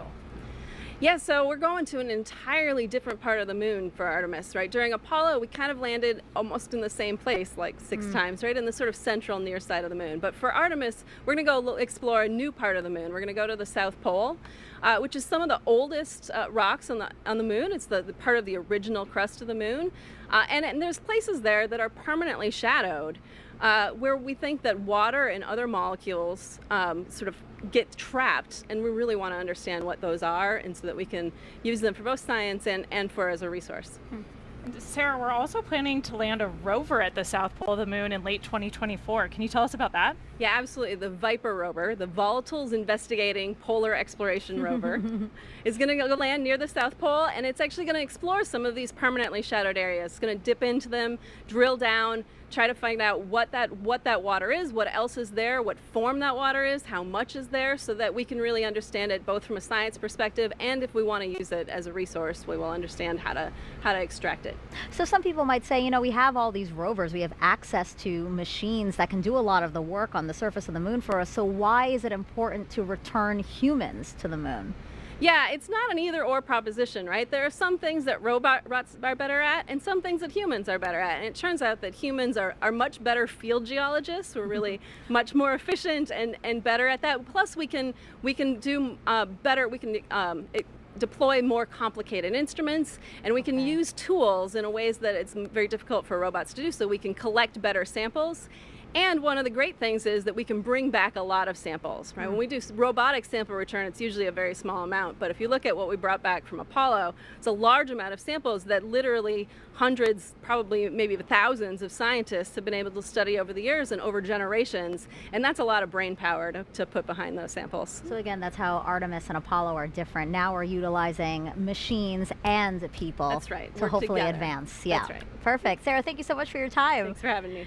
So in honor of our destination, the moon, we asked you all to create moon-inspired content and share them with us using the hashtag NASA MoonSnap. We got so many wonderful submissions, so why don't we check them out now?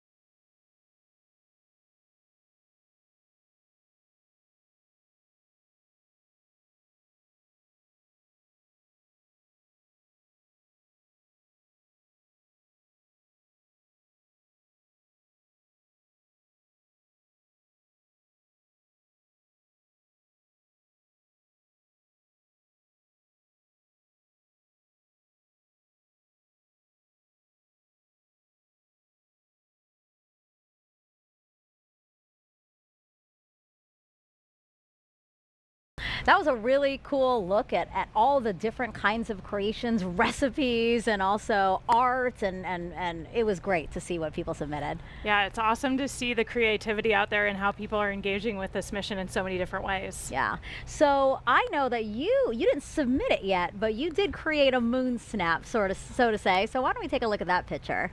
Yeah, this is one of my favorite pictures of the moon that I was able to take from orbit.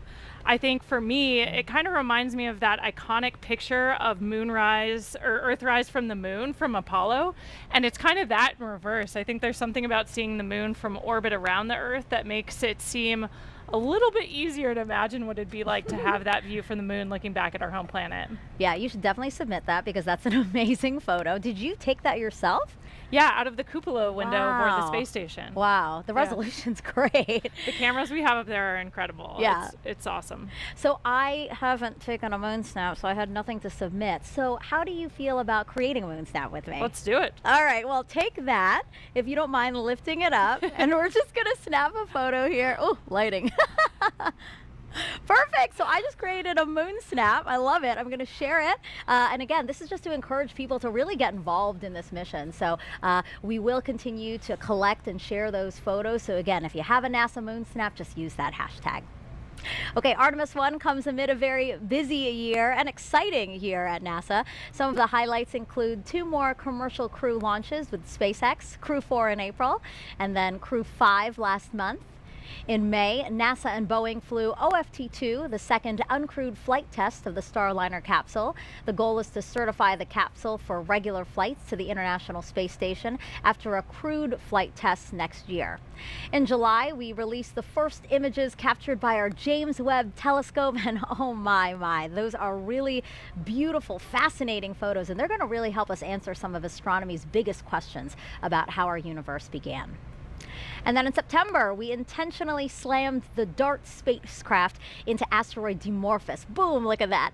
And we successfully changed its course. The asteroid wasn't headed for Earth, but the test was to show we could defend our planet if needed.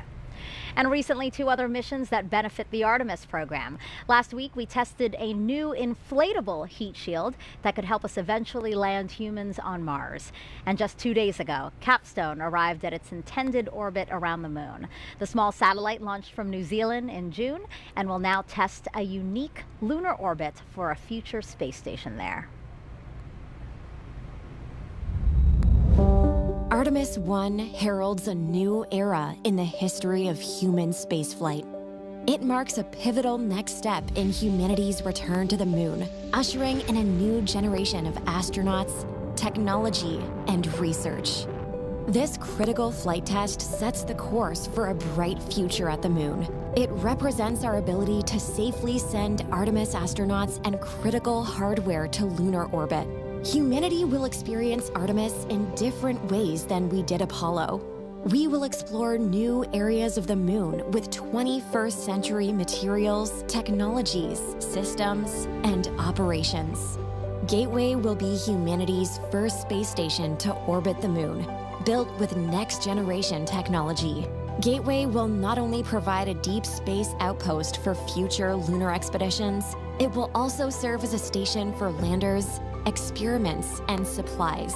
Starting with the core power and habitation elements, Gateway will grow with increasing capability as international partners contribute new habitat and refueling modules, observation windows, external robotics, and more. Gateway will enable longer stays and more science to be conducted on and around the moon than ever before. And one day, it will help set the stage for missions to Mars.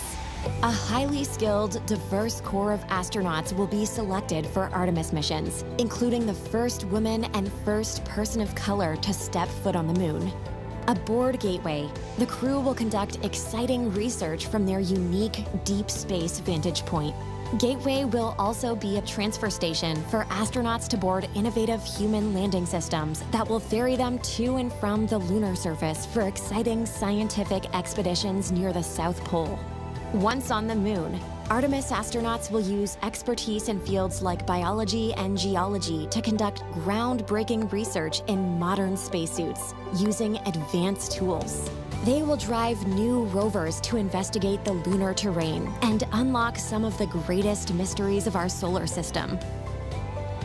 Artemis I cements our capability to send astronauts and cargo to the moon for years to come. We're going back to the moon. We are Artemis. As we approach the opening of our 2-hour launch window, we have a special musical performance for you. America the Beautiful, played in honor of the flight test by the Philadelphia Orchestra and Yo-Yo Ma.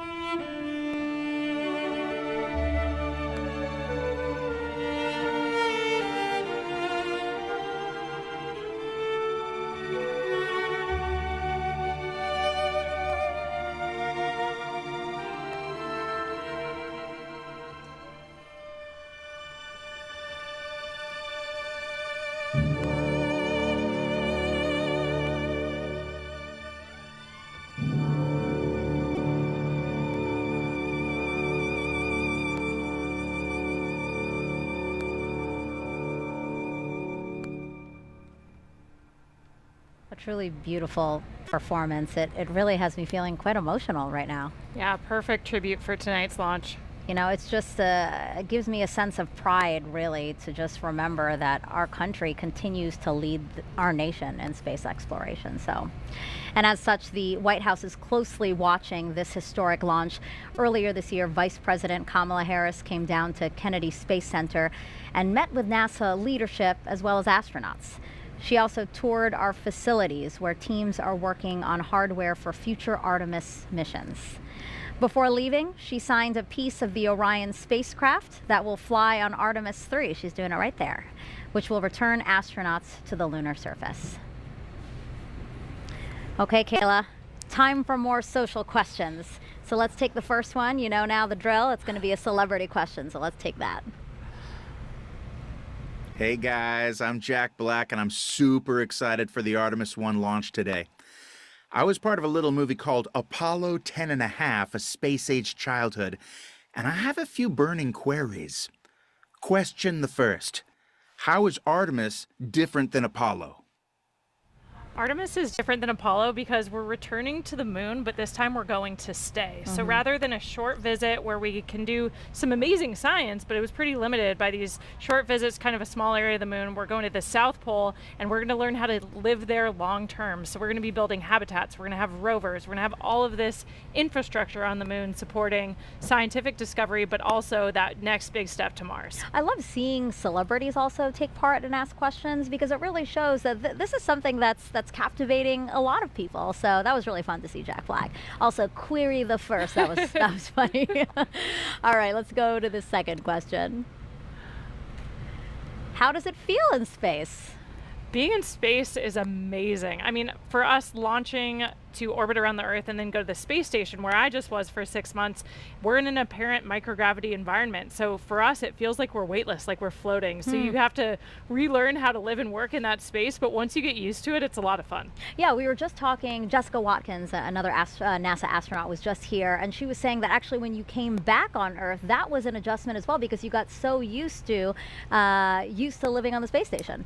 Yeah, the transition home was actually a lot harder for me than the transition up there because our vestibular systems kind of remap. We start ignoring all the sensors in our inner ear that tell us how our bodies are moving because the space environment is so strange, but we really need that on Earth to balance and control our bodies. Sure. So when we get back, it takes a couple of days before we feel comfortable again. Really interesting. Thanks so much for those.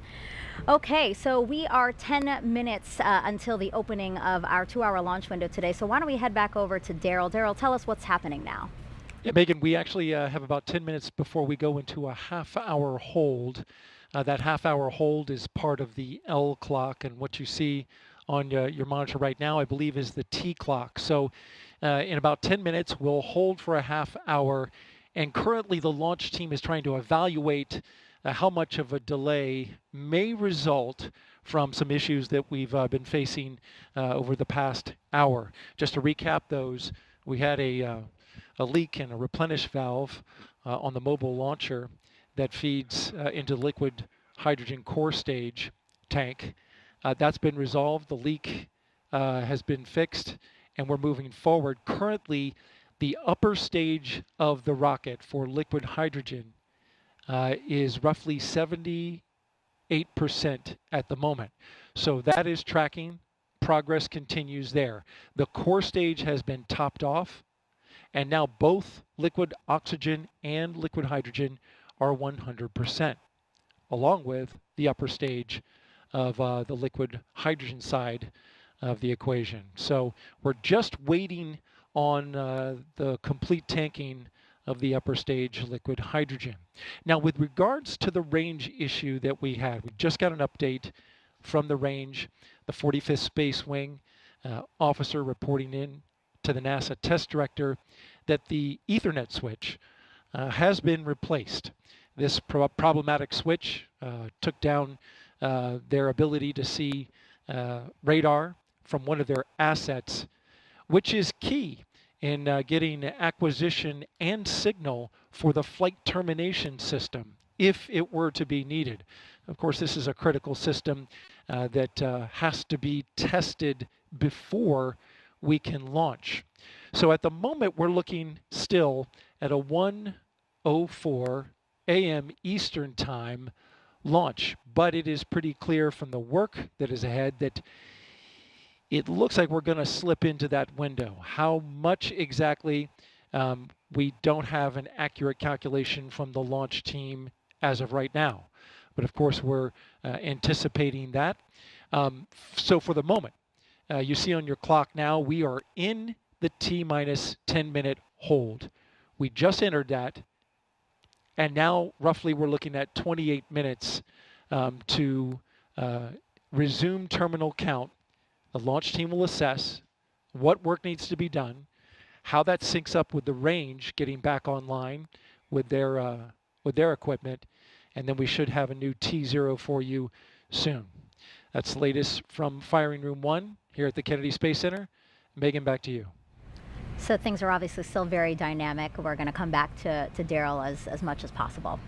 Now, to understand where we are going, we have to know where we have been.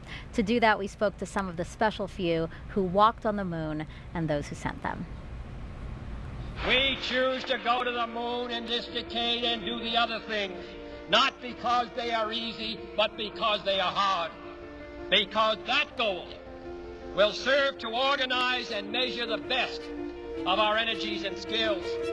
It's been 50 years since we've been to the moon, and we've got a great program called Artemis. We're going back. The Apollo program was a test for the American people that you can do what you set out to do. All it took was turning to it and making it happen. We are go for a mission to the moon at this time. Engines on 5, 4, 3, 2, all engines running. Launch commit, liftoff. We have liftoff 49 minutes past the hour. I think the characteristics that I remember most of that Saturn V was the noise. The noise was enormous and it was almost impossible to communicate. We're go, swing tight, we're go. Tranquility Base here. The Eagle has landed. The landing to me was a great celebration. The nation was almost euphoric. It's one small step for man, one giant leap for mankind. There are so many things that we could eventually learn about our universe and the spacecraft that we use exploring.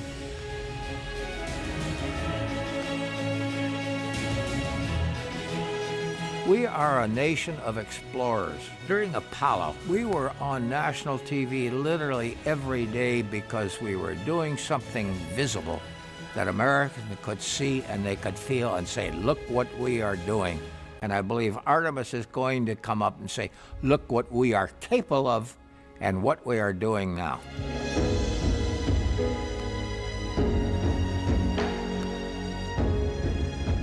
Artemis will stand on the shoulders of Apollo. They're going to have the eyes of the world on them when they start down this trail. The science of a space flight is one that will continue to inspire. Going to the moon generates technology, more communications, more computer technology, more sophistication in manufacturing that help us in everyday life. We have a generation that is ready, a generation with that technology, a generation with the education. Artemis represents the future in space. It is our next big step, and it is time to take it.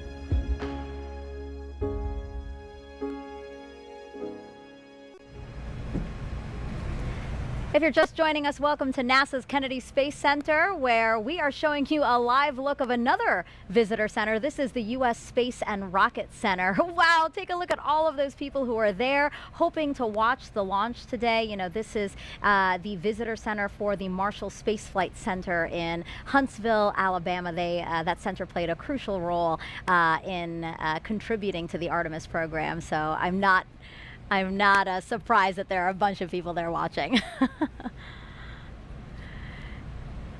All right, so now we're going to go back to Leah Martin over at Banana Creek. Again, that's right outside of our visitor center, and she's with some other folks who came out to watch today's launch.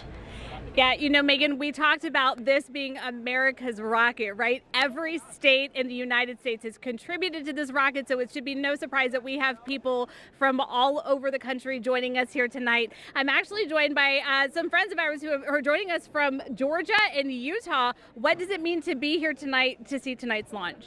I think it's amazing. I know that tons of people from all over the United States have helped build the rockets and are here tonight, so it's awesome to know that we all have a little bit of personal ties to the rocket. And go ahead. No, I'm just excited to be here because I've been a fan of space travel and going to the moon and back, and I'm glad to see it's happening again later in life. And you were actually telling me a little bit earlier that you grew up in the Apollo era in those years following those first launches, and now here, how does it feel to be watching the sister program launch and seeing at the beginning? Look at the goosebumps. That tells it all right here. I'm totally thrilled to be here. Now, and you were actually telling me that you have a personal connection to this rocket as well. You know some people who have worked on it. What do you think it feels like being here? How does it feel for you to see something that's the culmination of so many years of hard work? Yeah, I think it's crazy when you think about how long it takes to build it and stuff. Like, I wasn't even born last time people tried to get to the moon. So it's awesome. I think it's so exciting, and I cannot wait. And we have a ton of people who are working tonight still on call, and so we just wanted to tell them words of encouragement. What more do you have to say? Oh, I hope it goes tonight. Megan, back to you. Go Artemis. Woo! Go Artemis. Yes, I love that. And again, I just love these drone shots that we're showing of all the people who are here ready, hoping, anticipating launch today. So now let's head back over to Dan. So Dan is in the Apollo Saturn V Center, which is right next to this crowd that you're seeing here. He's inside there, and he's going to tell us more about SLS using an interactive state-of-the-art tool we're calling the Moonboard. That's right, Megan and everybody. Welcome back to the Moonboard. So just to recap, SLS out on the pad, on the mobile launcher. Daryl's been walking you through all of the tanking, all of the preparation. We had that hydrogen leak that was in the base of the mobile service structure here. That's been remedied. We haven't had any issue with those tail umbilicals that we were tracking so closely back in August and September. So everything looking really good with SLS. Just to recap, most powerful rocket we have ever built. It's propelled by 2 solid rocket boosters and 4 engines on this core stage. Now these solid rocket boosters are going to be firing for the first roughly 2 minutes of the flight, a little more than 2 minutes. And we call them solids because of the type of propellant in there. If you forgot it already, it's aluminum powder, ammonium perchlorate, and polybutadiene acrylonitrile. It's a binding agent that's inside. Solid propellants are extremely stable. They're very reliable. But once you ignite them, they're going to keep burning. You can't really throttle them up and down like you can with liquid-fueled engines. You can throttle just based off of the distribution. So you basically put more propellant in some areas and less in others as you're trying to really throttle the rocket down, which we do as we go through things like max Q, maximum dynamic pressure. And just a reminder, as these things are firing, they can steer, they can gimbal. The bottom part here, gimbal just means you can really direct, and they're providing 90% of the steering as SLS is making the flight uphill, and more than 75% of the thrust with those 2 firing at the same time. And again, they're attached to this. This is the core stage, 212 feet tall, the largest single stage we've ever constructed. It's been through the green run test, a lot of preparation for this flight today, and it is propelled by these 4 RS-25 engines. Now these are liquid fueled rocket engines, so you have a fuel and an oxidizer, and one of the great things about liquid fuel is you can throttle them in real time. You could kind of like the gas in your car, you can go faster or a little bit slower.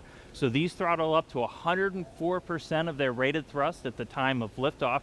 We throttle them down as we go through max Q, so the maximum amount of pressure on SLS on the way uphill, and then throttle them back up until they've consumed all of their propellants. And they're consuming that propellant at more than 1,500 gallons a second. That is just an astronomical amount of fuel that's running through these engines to produce that thrust. Each of these up to 500,000 pounds each during their operation.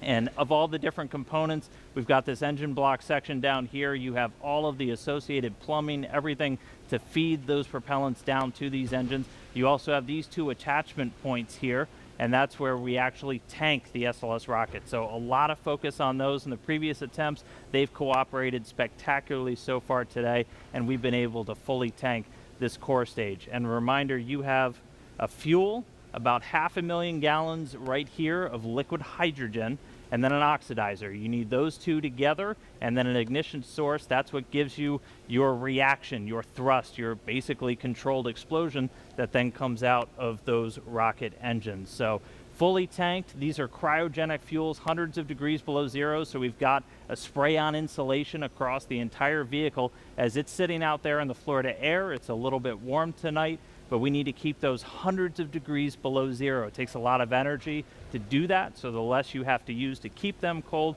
the better, which is why we have that insulation. So we're going to be seeing SLS take flight for the first time tonight as we clear all of those final issues. Again, this is going to be one heck of a show when this thing launches into the night sky. So with that, send it back over to you, Megan. If you're just joining us, welcome to NASA's Kennedy Space Center for live launch coverage of Artemis I. I'm NASA's Megan Cruz, and this is NASA astronaut Kayla Barron. It's been great having you these past 2 hours. It's been so awesome to be here for this historic launch tonight. So right now we are awaiting a new T0. The launch team had to work through some issues, and they're doing a great job at working through those issues. So now we're just waiting to see a new T0, since we had been aiming for the top of the launch window, which opened does open at 1:04 a.m. Eastern Time. Now today is a big deal. Apollo 17 in 1972 was the last time humans stepped foot on the moon. That the rocket you see right there behind us, illuminated in the darkness there, is the first step back towards getting us to the moon. Now Artemis I is the first integrated flight test of NASA's deep space exploration systems. That's the ground systems here at Kennedy Space Center, the Space Launch System, or SLS rocket, and the Orion spacecraft. We will send an uncrewed Orion spacecraft farther beyond the moon than any of the Apollo missions before it. For Artemis II, Orion will have astronauts on board as it orbits the moon. Then future Artemis missions will land the first woman and first person of color on the surface of the moon. So Kayla, why do we want to go back to the moon? The moon's a super interesting place to study. It can tell us a lot about the Earth, its own formation, but also more about our solar system. And we also want to return, this time in an international partnership, for a permanent presence on the lunar surface that'll teach us everything we need to know to travel onto Mars. Mm-hmm. And what about for you? I mean, you have the possibility of maybe being selected for those future missions, because the Artemis program can choose from any of you guys, any of the NASA astronauts. It's a crazy time to be a NASA astronaut, and even imagine that that could be real. I think we're all just honored to be a part of the team that's doing this. We're just a small representation of all of the amazing human beings around the world that it takes to do something as audacious as returning to the moon, learning what we need to go onto Mars. So we're just all excited to support the program in any way we can. But of course, a ride to the moon would be incredible. So yeah. I think we're all just dreaming about those moonwalks. Now, since Artemis I is setting the stage for those future crewed missions, is there anything in particular about this 26-day mission that you will be watching? Is it re-entry? Yeah, you know, we've mentioned that a few times throughout the broadcast tonight. The re-entry is a really important part of the flight, of course, and the heat shield, we're interested in seeing how it performs in real life. We tested it on the ground, but Orion's going to be coming in faster and hotter than any human-rated spacecraft in history. And so we really want to see how the heat shield performs and make sure all the systems can keep the crew safe for that dynamic event. Yeah, we'll all be watching for that too. It's not just about the launch, a 26-day mission, as we said, so we'll be keeping watch over the entire mission. Our workforce now is very different from what it was during the Apollo era. When Apollo 11 launched, there was only one female engineer in the firing room. Today's launch of Artemis I is led by NASA's first ever female launch director. Take a look at how she and other women across NASA are shattering glass ceilings. When I was a little girl, I wanted to be an astronaut, a scientist, a doctor, a fighter pilot. When I was a little girl, I wanted to grow up to be strong and independent. When we were asked to draw a picture of what we wanted to be when we grew up, I drew an astronaut standing on the surface of the moon. All I thought about was when I was going to get to NASA.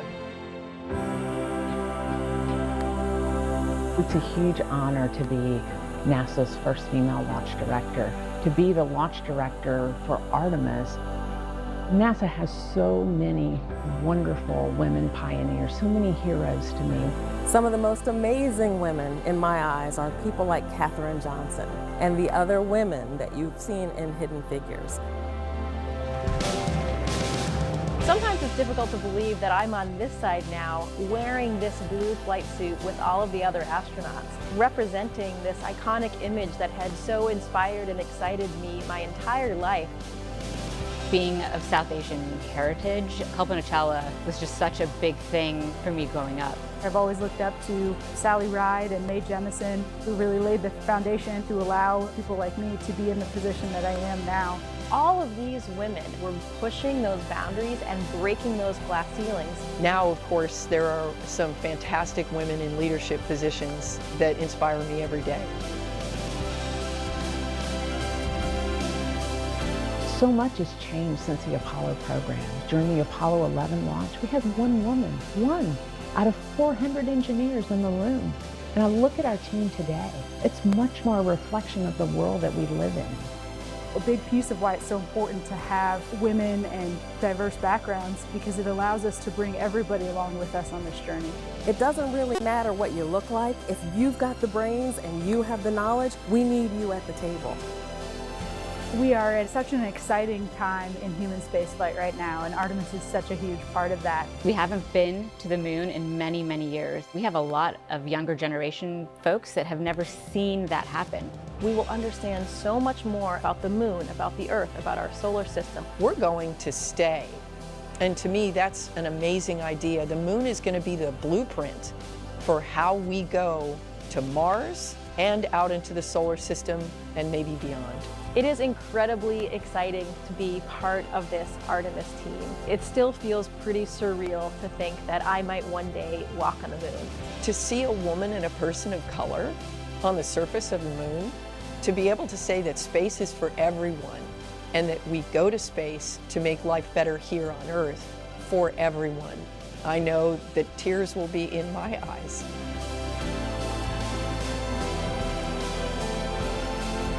My message to women and girls out there is to find your passion, whatever that is. Don't let anyone tell you what you can do or can't do. Only you can realize your dreams. Space is for everyone. And if me being in this role helps to send that message, I think that's a great thing. And I just actually love that I don't feel like a woman at NASA. I just feel like a person at NASA. The women of NASA are Artemis, and we make a difference every day. I am NASA's Spacewalk Office Hardware Manager. I'm the Program Scientist for Space Biology. I'm the Director of NASA's Johnson Space Center. I am Artemis. I am Artemis. 私は Artemis です。 Yo soy Artemis. As some Artemis. Ana. Je suis. Ich bin Artemis. I am Artemis. I am Artemis. I just love the way that that video ends with you and all these other women saying, I am Artemis. What do you think, why is it so powerful to just hear those three words, I am Artemis? Why does that resonate so much? I think it just represents how far we've come since the Apollo era and how we take advantage of the incredible diversity our country has to offer. Having seats at the table for everyone, you know, space is for everyone. You heard that a few times in the video, and I think we're proving that out every single day in our work, not just at NASA, but with our international partners. I think it's so important to our ability to succeed on these really complex missions. Yeah, I thought that was a very powerful video, and I'm glad that people got that message, young girls in particular. Another person who you saw in that video is Pam Melroy. She's a former astronaut and NASA's deputy administrator. So why don't we head over to Jasmine Hopkins, because Pam is there with her now. Thank you so much, Megan. Yes, I am honored now to be joined by Pam Melroy, NASA Deputy Administrator. This is just a fantastic night. And we just saw that powerful video with you among so many of the great women here at NASA. What is so important about us now being ready to send, you know, the first woman, the first person of color to the moon? Yeah, I loved watching that video. Just inspires me. So many of those women are my friends, but also they're just such fantastic engineers and scientists and just so many roles at the agency. I've always thought one of the strongest teams that you could ever find is a family, and families have men and women, and so our teams are stronger, I think, when we have that balance and that diversity. So that was exciting. But for me, I was a part of the Apollo generation, and I was very inspired by, you know, Neil Armstrong and Buzz Aldrin and Mike Collins on Apollo 11 and all the Apollo astronauts. I just cannot even imagine the inspiration, though, for a little girl. I mean, it never occurred to me that I wanted to be an astronaut, but of course there were no women astronauts then. I think what's going to happen now with the Artemis generation is that that first woman and the first person of color is just going to have a huge impact on the next generation. Right. We are just watching with bated breath, and I know that it's going to mean so much to little kids to look up to them. And we understand, too, this is a huge, when we launch Artemis, it's going to be a global accomplishment. We have the Artemis Accords, which are helping us make sure we explore peacefully. Can you tell us more about those? Yeah, it's really important, actually, especially because unlike in Apollo, where it was actually just a few countries that had the capability to go to space, now those capabilities are proliferating throughout the world. And so what we do with the rocket is really important, and how we go is just as important. And how we go is as teams and with our partners, and with a sense of the responsibility that we have as we go out into the solar system to do it peacefully for scientific purposes and responsibly. Right. Pam, you have a great sense of teamwork, and this is definitely not our first time. There's a lot of things that go into testing out a first-time vehicle. There's actually dynamic activity going on right now. So how does this first flight test of SLS compare to other first times, with Shuttle or with Saturn V before that? Well, I can do even better as a test pilot, right? So there's a history there. In fact, the amazing thing about this is, so first flight of a first aircraft, you actually taxi it out to the end of the runway and then run down the runway and come back and check all the data. And then you might take off once and go around the pattern and come back and land. This is a little bit like taking off and going to fly a full mission on your very first flight of an aircraft. And so everything has to be right. So this compares it's very similar to the experiences that all new rocket developments have, where, it's not just about learning the hardware, that's a big piece of it, but it's also about gelling that team together and your procedures and how you're going to deal with issues that come up, because they will come up. They always come up. Exactly. And you have that experience as a test pilot, but also as a former astronaut. In that video, we saw you getting your induction into the Astronaut Hall of Fame, which is pretty cool. So what is your perspective, or what advice do you have for the Artemis astronauts, those ones that are going to maybe set foot on the moon? Oh, well, they don't need my advice. I'd love to elbow them out of the way and go to the moon too, but they are fantastic. I'm so proud of all of our astronauts. I was just talking to Jessica Watkins, who just came back on Crew 4. This generation is prepared, ready, and excited.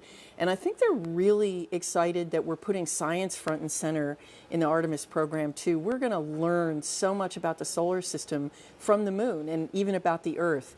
And so I think the astronauts are really excited about doing that hands-on science, and they are ready to go. Right, I know they're ready to go, and maybe you are as well. But Artemis 1 is just the beginning. Then we have Artemis 2 and on. We're learning so much. What do you think about this forward movement that we're making right now? Well, it's really important. This is the Artemis campaign is actually part of a multi-decade effort that we're doing right now, which is really with the goal of creating a blueprint for how we're going to explore with humans and do science throughout the solar system. So we're going to learn through the Artemis campaign on the moon, and then we're going to go demonstrate it on Mars, and then the next destination, who knows where. Right. We're going so much further than we ever have before. Pam Melroy, thank you so much for joining us. Thank you. Go Artemis. Of course, go Artemis. Megan, back to you. Thank you both for that interview. Now, teams over at NASA's Johnson Space Center are also monitoring today's launch attempt. So why don't we go back over there with Leah to tell us what's going on over there. Thanks, Megan. And you're right, teams here in Mission Control Houston continue to monitor today's events. Again, they will really kick into action once we have liftoff, and they'll remain on console all the way through splashdown. But quickly, I have to show you something, a little show and tell. It makes me feel like the coolest kid in school. I've got a moon rock here. I hope you can get a good shot of it. It is from Apollo 15, 1971. And when it was brought back to Earth, it was part of a larger rock. In total, it was 21 pounds. This is of course, a smaller section of that. But we're looking forward to the Artemis program and being able to go back to the moon so that we can continue to gather these kinds of samples, but this time at the lunar South Pole. We've never been there, and we've never brought samples back from that area, so we're really excited to see what might differ in those samples and the ones that we have here. Now, of course, we've got a whole laboratory of scientists that are able to study all of those samples. We just opened some up for the first time earlier this year, so that we're able to test with new technology everything that we can learn about these samples that we brought back now 50 years ago. So hopefully within the next few years, we're bringing some new ones back to use that same experimental process on and tell us a little bit more about the moon. But just had to show this off. Apollo 15 moon rock. We're looking forward to having some Artemis ones here at Johnson Space Center. And with that, I will send it back to you at KSC. You were a cool kid before you even had the moon rock, so. But now you're even a cooler kid. Now, the name Artemis was chosen because in Greek mythology, she's the twin sister of Apollo. NASA's Leo Martin is over at the nearby Kennedy Space Center Visitor Complex, where thousands have gathered to watch today's launch attempt. Hi, Megan. I'm actually joined here tonight by a very special group of guests here from Stennis visiting Kennedy Space Center. Why don't you tell me, Ryan, what it is that ties you to tonight's launch? So we were lucky and privileged enough to be able to test the core stage of the SLS rocket that's going to launch today. We got to green run, which is a full duration hot fire. It's a very historic time for us at Stennis. It was so exciting to be a part of. It was 7 years of hard work by a lot of really great people. And Jack, sorry about just so excited to be here to see it. And Jack, you were actually telling me that you know firsthand, how much work has gone into tonight's launch. What does it feel like to be here tonight, seeing the rocket fully integrated on the pad, ready to go? Man, I'm just incredibly grateful to be a part of this history and just really excited to see this thing launch. And Barry, you were telling me that you know also firsthand, the adversity that these teams have overcome to be here tonight. Do you have a word of encouragement, anything that you'd like to say to the teams all across the United States right now, both at Kennedy and at JSC, who are just sitting in these seats ready to get the rocket launched tonight? Sure. Persevere. I mean, it's hard work, but it's so well worth it. We spent many hours doing the testing and trying to get ready for this moment, and I think we've forwarded that information to those guys, and we also give them the encouragement to continue on, so we know they can do it. Thanks so much, Barry, and I think it would be great if just on the count of three we can give them a great big go Artemis. 1, 2, 3. Go Artemis! Back to you, Megan. That was amazing. And that's just, people who were actually able to come here to Florida. There's many people who are joining us from around the world who couldn't obviously make the trip out here. So let's take a look at some of those watch parties there. Here's Space Center Houston. It's the visitor center over for Johnson Space Center in Houston. And you can see a lot of people there after hours because that visitor center is closed right now. People are waving. I love it. Wow, look at that. Whatever that is, That's it's awesome. amazing. I don't think I've ever noticed that when I'm at Space Center Houston. Maybe it's new. I know, but yeah, just look at that crowd. It's really fun to see, again, all these people who are captivated, young and old, by today's launch attempt and the beginning of the Artemis program. I know that they're probably looking at the clock and wondering when we might see the launch today. So lovely to see all those people.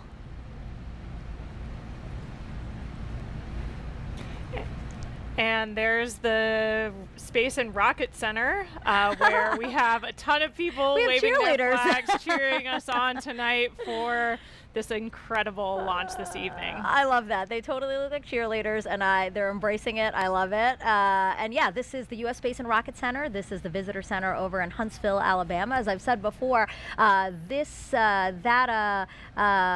Marshall Space Flight Center there is super instrumental in what the Artemis program is doing. They contributed a lot to the mission, so it's nice to see everyone there. And then here is Airbus in Bremen, Germany. Germany. So Airbus is the main contractor for the European Space Agency, and together the company and ESA, they provided the European Service Module, which is an important part of the Orion spacecraft. So we have quite a bit of people there. A more reasonable time over there in Germany. It is 7 a.m. So I'm going to say Guten Morgen to them.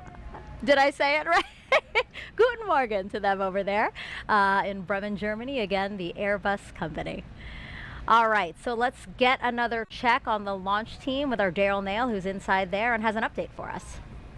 Yeah, that's right, Megan. So we are clearly in a delay now. The NASA test director, who's basically flying the ship for the launch countdown tonight, has said that we are extending the hold that we were currently in at T-minus 10 minutes and counting. And so that puts us off the 1:04 a.m. Eastern Time launch. We're now slipping indefinitely into the hold.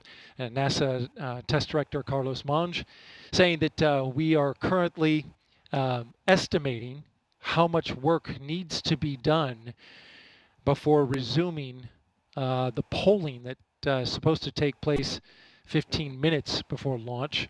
It then goes to terminal count at T-minus 10 minutes.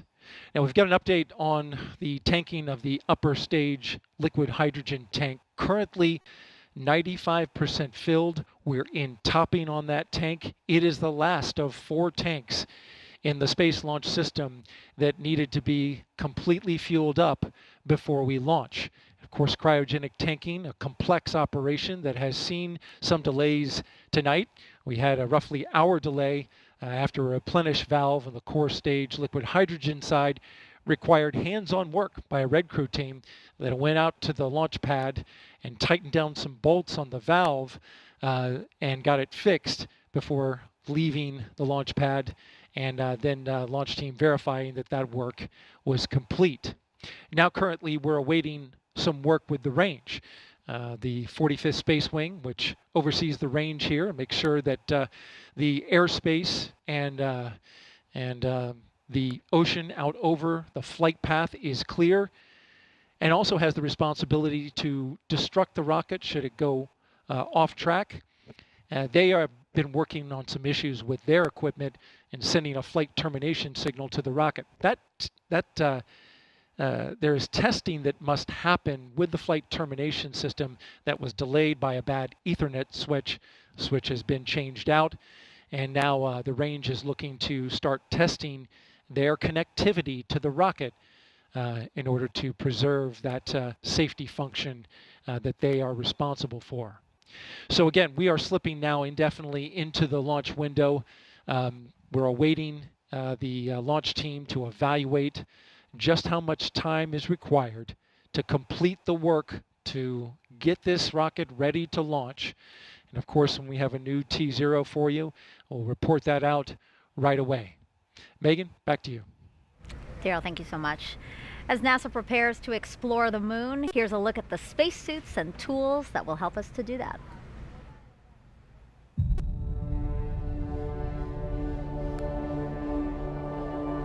Watching Apollo footage of astronauts doing geology on the surface of the moon is a really great way to think about preparing for Artemis, for putting people on the lunar surface once again.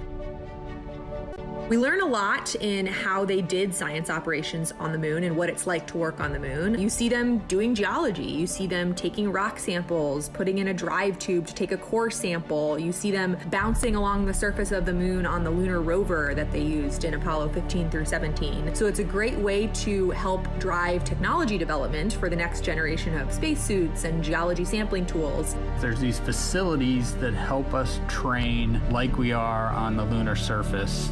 You know, these 1.6G offload systems or putting people in the aquatic environment are great ways to train the mobility part, right? Like, what can you do and how different does it feel to be in 1.6G and do these tasks? We've been training astronauts in geology and geoscience for decades now. The Apollo astronauts had literally hundreds of hours of training in geology before they flew to the moon. It's often said that the Apollo astronauts had the equivalent of a master's degree in geology by the time they flew to the moon. In the intervening decades since Apollo, we've been training astronauts who fly to the International Space Station because when they're on the ISS, they spend time observing the Earth, looking out the window, taking pictures of what they see on the Earth's surface. Now that we're looking at putting astronauts on the surface of the moon, we also take them into the field. We take them to field sites here on Earth that resemble field sites that we expect them to see on the moon. That's the reason why we take them out into places that are unique, like volcanic landscapes or places that are analogous to the lunar surface, to train them on the scale and fidelity of science that you just can't recreate in these facilities. And so by combining this classroom and field training, we're able to prep them for fundamentals of geology, the major driving lunar science questions that we have that we hope to address with the Artemis program, and teaching them how to do field work in relevant analog environments. For just science aspects of developing new spacesuits, can it get you to where you need to go? And then once you get there, can you do the cool science that you need to do? And so that's, can you move effectively and efficiently in the suit to be able to collect the samples or use the tools or the instruments? For the visibility, it's like, can you make the necessary observations that you need to? Or does the suit have the lights on it that it needs to illuminate the surface and make the observations you need to? The lunar South Pole holds tremendous resources that are going to allow us to continue to explore. This is a place that we've never been before. There's so much to be learned from getting boots on the ground and exploring a unique place that challenges us as humans and also helps us develop technologies that make our everyday life that much better. We think there might be volatiles present at the South Pole. By using these volatiles, we'll be able to do things like create drinking water, create rocket fuel to launch astronauts back to Earth. And so by harnessing the power of the land, we'll be able to help astronauts establish that long-term sustainable presence.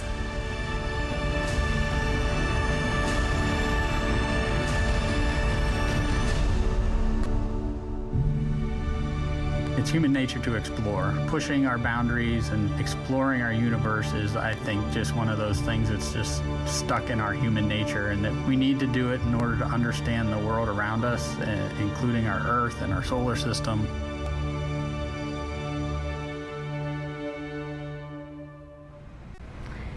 We just heard there how curiosity is just a part of us. So, with that in mind, why don't we do some social questions? Because some people are very curious to hear what you have to say about their questions. So why don't we pull up the first question here? What are your thoughts on the responsibilities that come with going to space? Obviously a question for you. I am not going to space. Yeah, the opportunity to travel to space comes with a lot of responsibility. I think for all of us, it's a huge honor to be a part of these teams, and the work we're doing is so critical in supporting scientific discovery on the ground. So on the International Space Station, we're a national laboratory. Our crew executed over 350 different scientific experiments during our 6-month mission. And so when you think about that, it's years of work to get one of these payloads or an experiment on the space station. Yes. And sometimes that's someone's life's work you're holding in your hands and executing. And so being prepared for those moments is really important, and understanding how to bring the team from the ground into solving complex problems. We take that really, really seriously. And of course, we want to share what that experience is like. Only a few people have been able to go to space. And as we commercialize space, as low Earth orbit becomes more accessible, that'll change. But still, it's only available to some of us. So we really want to share what that's like and the perspective we gain from our time up there. It's really great to see and hear that you guys acknowledge that, right? Like that this experiment that you're holding, that you're working on for 6 months, somebody has been working on literally for years. I mean, I've talked to some scientists and they're saying, oh, this has been my life's work, 20 years of my life's work. So yeah, that was a really good question. I like that question a lot. Okay, we have another one from social media here. Astro Kayla, have you considered what you might say if you had the opportunity to be the first female to set foot on the moon's surface? No, I have not considered that. If I was in that role, it's something I would take really seriously. I think the iconic words of Neil Armstrong, you know, one small step for man, one giant leap for mankind, are something that we all know, whether you witnessed that moment or not, or it happened before you were born. For me, I think we all have that embedded in our psyche, those important words. So I think it's something I would have to think a lot about ahead of that mission. Yeah, that would be in the history books. That'll be something you're remembered for. Oh my gosh, I'd be so anxious delivering it, even after I've thought of what I want to say, like to actually open my mouth and say it from the surface of the moon. Wow. Yeah. That we'll have to think about that one for sure. Okay, let's see another question here. Oh, why is the spacesuit orange in color? That's an awesome question that I wish I knew the answer to. Megan and I were actually talking about that earlier when we had Snoopy up here. It's a continuation of the same suit that we used during the shuttle era, and I was kind of hypothesizing that maybe it's to help forces if for some reason when we landed in the water we had to get out of the capsule for some reason, it would be easy to see us. But that I'm gonna have to take a phone a friend on that one, I think, to know the real answer. I'm sure somebody will be commenting on social media right now with what the real history behind the orange suit is. I'm trying to think about it too. I'm thinking, does it have anything to do with SLS being orange because of the foam match your insulation? vehicle. Yeah, why not? Maybe it's that. I don't know. I don't know. We got stumped. That was our first one that we got stumped on. Do we have another question? All right. If you could name one of the moon's craters, what would you name it? Oh man. What would you name it, Megan? I don't know. That's a big decision. I thought you might say the name of your zero-G graph. Oh, FOW? Yeah, maybe. I don't know. That's a pretty big responsibility, I think, to name these geological features. And a lot of the craters on the moon already have names. So I'm sure there's some that maybe they haven't named, they're too small, or we haven't explored them yet. But a lot of them already do have names. Like we're going to be exploring the edge of Shackleton Crater as part of Artemis mission. So a lot of them are already named and mapped. Yeah. Thanks for throwing it back on me. I was like, I don't know. Do you think our parents or husband or fiance are now upset that we didn't say them? I don't know. I mean, I don't think so. I think they understand. These are big decisions. This is. All right, last question here, for this segment at least. What will Orion do when it gets to the moon? So for this mission, Artemis I, it's actually going to orbit the moon and then go into a distant retrograde orbit. And so it'll get really close as 62 miles, and then go way past the moon. And way deeper into space than we've ever been before. So yeah, the Orion vehicle will be checking out all of its systems. We're going to be analyzing that data from the ground, and then we're going to see that it can survive re-entry and a successful splashdown off the coast of San Diego. Yeah, that was a good question too. Okay, well again, just keep those questions coming. You know, we are entering into this launch window, and we do have time, so we'd love to hear from you, and we'd love to try at least to answer most of your questions. So you've been hearing throughout the broadcast all the different science that returning to the moon will enable us to do. So there's actually something called the Prime 1 mining experiment, and that's going to robotically look for ice and other resources below the lunar surface. NASA's first Polar Resources ice mining experiment, also known as Prime 1, will robotically look for ice and other resources below the lunar surface.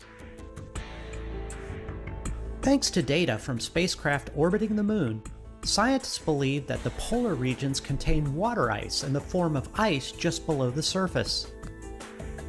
With the right technologies, that ice is a game-changing resource that can be mined and used to produce propellant and breathable oxygen for future explorers. Under NASA's Commercial Lunar Payload Services Initiative, the agency selected intuitive machines to fly and land Prime 1 on the moon's south pole. Prime 1 will land near the Shackleton Crater to drill into the lunar soil in an area that could contain water ice. Prime 1 is made up of two instruments: Trident, the regolith and ice drill for exploring new terrain, and M-SOLO, the mass spectrometer observing lunar operations. Trident will drill up to 3 feet into the lunar surface, extract lunar soil, and bring it up to the surface. Trident drills to its maximum depth in multiple phases, stopping at different increments. As it reaches each desired depth, it will pause and retract the drill string to deposit lunar soil on the surface for analysis. This is where M-SOLO comes in. M-SOLO is a commercial off-the-shelf mass spectrometer modified for spaceflight. It will evaluate the chemical elements and compounds released from the lunar soil for water and other chemical compounds. Trident will then proceed to the next specified depth and repeat the process until samples at all desired depths have been analyzed for water. If no ice is found where Prime 1 lands, NASA will still collect valuable information about drilling into the lunar soil for a future mission. NASA's Viper, the Volatiles Investigating Polar Exploration rover, will use Prime 1 technology on a mobile robot that will navigate the Moon's south pole searching for additional resources. Prime 1 data will help NASA assess lunar resources to inform future Artemis missions and a robust human presence on the Moon.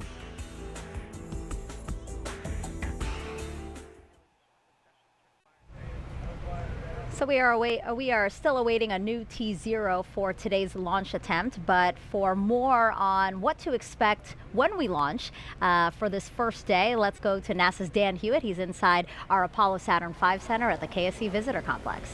Hey, thanks, Megan. Everybody, welcome back to the moon board. There's a lot of people here in the complex. I just heard a woo-hoo. People are getting in and out because we have a great view of launch when it's going to happen, and it's going to happen today. But that launch is just the first step in the Artemis I mission. So let's look at what's ahead for this historic first flight.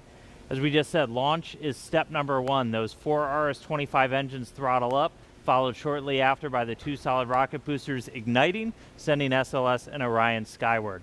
Now on our way uphill, we'll have a number of jettison events. You'll be able to see things coming off of the SLS rocket. One of the most visual ones will be these 2 solid rocket boosters. Now they'll expend their propellant a little over 2 minutes into the flight. They will separate. We'll see them flare off onto either side, and then the core stage continues to fire. We're also going to see the launch abort system come off the top. Once you get high enough in the atmosphere, it's no longer required. You could actually do aborts using engines on Orion and its service module. I will also note that on the launch abort system, it's got those 3 solid rocket motors. The jettison motor is active. The abort and the attitude ones are not for this flight. We don't have people, so we're not flying a fully active abort system. We also have 3 fairings that are there to protect Orion, the service module and the crew module, as we're flying up through the really dense parts of the Earth's atmosphere. Next up, we'll hit core stage separation. So we've got 4 main engines. We'll hear MECO, main engine cutoff. Those engines will shut down, the core stage will separate, drop away. It's eventually going to splash down in the ocean. And that hands over the propulsion duties to this, our upper stage, the Interim Cryogenic Propulsion Stage, or ICPS. Its first job is to execute what's known as a perigee raise maneuver. So the perigee is the lowest part of your orbit. You have a perigee, that's your low part, and an apogee, that's your highest point. We're going to raise up the perigee, and that's going to actually put us in a nice circular path around the planet. And while we're there, that gives us time to check out Orion. We're flying it in space for the second time, the first time in this fully integrated stack with SLS. We'll be able to look at all of Orion's systems, make sure those solar arrays are capturing the sun's energy and turning it into electrical power for Orion's systems, make sure the communications are working, all of our guidance, navigation, and control. That is your time to make sure you have a healthy spacecraft before you do something that is going to send it to the moon. And that's next up on our list. That's the trans-lunar injection. For today's launch profile, that's going to be a firing of about 18 minutes of that single engine on the upper stage. Now that engine optimized for a vacuum, it's producing about 24,000 pounds of thrust. So it's a pretty big engine, and it's doing that because we need enough energy to be able to send our payload, Orion, beyond low Earth orbit and send it on a path to head out to the moon. Now after that burn is complete, ICPS separates. It's going to do what's called a disposal burn. So it's going to send itself on a path from Earth around the moon and slingshot out into what's known as a heliocentric orbit. So it's going to completely leave the Earth-Moon system and go into orbit around our sun. But after it separates, propulsion duties get handed over to this, the European Service Module, and it's got a couple of different engines that it's going to be using, and we're going to be testing those out just on day one. We're going to do what's called the Outbound Trajectory Correction Burn 1. And we'll do a couple of these trajectory corrections as we're flying out to the moon, but that first one is that first critical test of this large engine, the Orbital Maneuvering System engine. That's the one that has the most thrust, generating about 6,000 pounds of force in a vacuum, and that's what's going to be doing a lot of our maneuvers, or giving us that pushing power as we do these maneuvers around the moon to enter into what's known as Distant Retrograde Orbit, or DRO. And that's this dotted line that you see around here. Now, we call it distant basically because of the distance we're away from the moon. We're about 40,000 miles, a little bit less, off the lunar surface. And then we call it retrograde because the moon orbiting planet Earth in this direction, going in a counterclockwise fashion, we're going to be entering into a clockwise orbit around the moon, opposite retrograde. Now, to do that, we're going to get in close. We're going to dip in off the lunar surface. We're going to be about 80 miles, 80 statute miles off the lunar surface as we do this outbound powered flyby. Again, the major thrust coming from that Orbital Maneuvering System engine. After we do that, we'll do a final maneuver to actually go into that distant retrograde orbit, that DRO. Now, why DRO? Why are we not just going around the moon and coming back on like a free return trajectory, which we did on some of the Apollo missions? Well, in DRO, it's a very stable orbit. It doesn't require a lot of fuel to maintain that area around the moon. So it gives you a lot of time to really test the spacecraft. If you followed with any launch of a new spacecraft, you know there's only so much testing you can do on the ground. Once you actually put all of that hardware in space, in the environment that it's going to be operating, hundreds of thousands of miles away from Earth, you're going to learn things you didn't even realize about everything from communications, the life support systems, the thermal control. Everything on a spacecraft needs to get put through its paces in this environment before we put people on board, and that's why we're heading out to DRO. Eventually, though, it's going to be time to come home, and we will do a DRO departure maneuver. This, again, firing up that Orbital Maneuvering System engine and others on the service module, and this is what's going to commit us from leaving the moon and heading on back towards Earth. We'll dip in once more, close off the lunar surface, slingshot and use the lunar gravity to do this return-powered flyby. And then, similar to the way out, we can make correction burns as we kind of fine-tune our path back towards the Earth. And then it's time for re-entry. A couple of things happen before that. One of the really critical ones, spacecraft separation. We're going to detach the European service module shortly before re-entry. Its job largely done.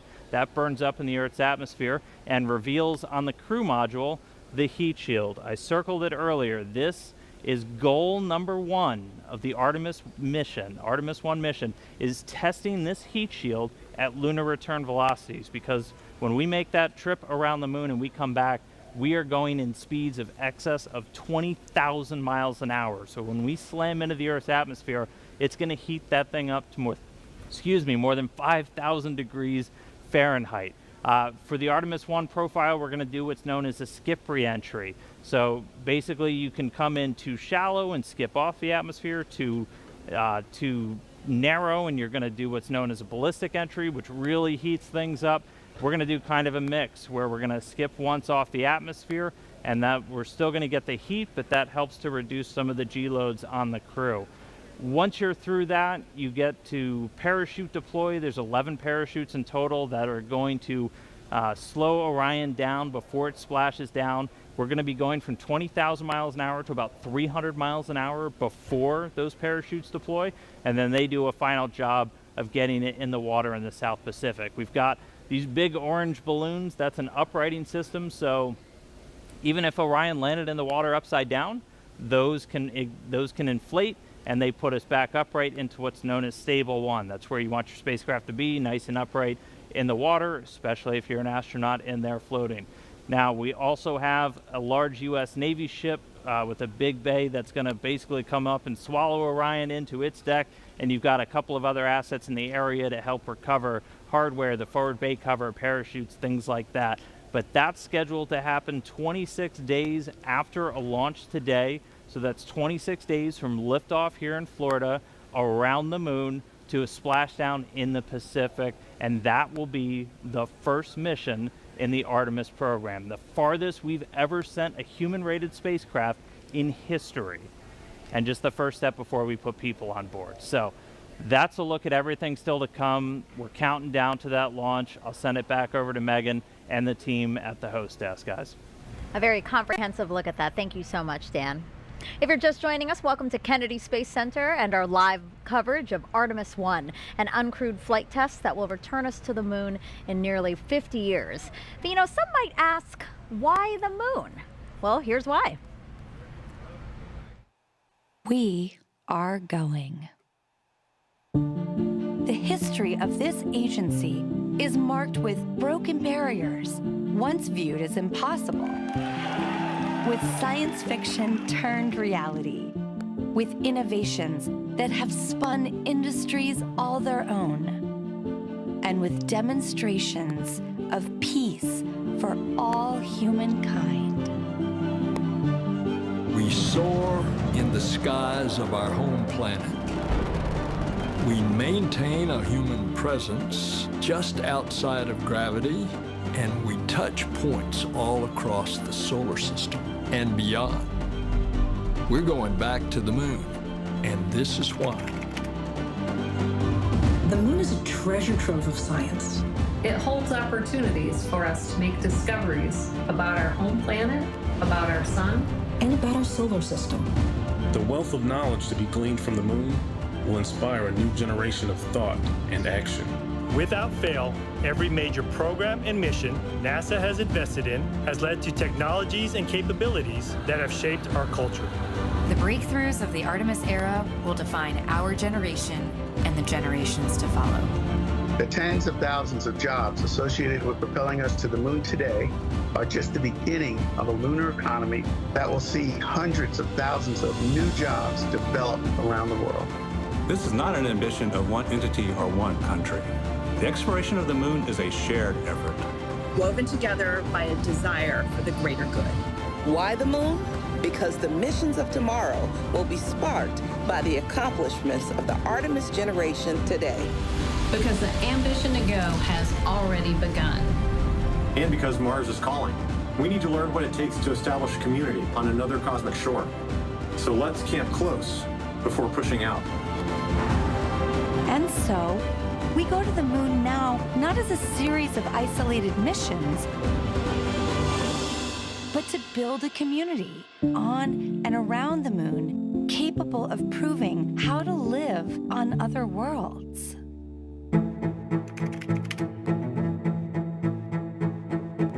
We'll use the lessons from more than 50 years of peaceful exploration to send a new generation to the lunar surface to stay.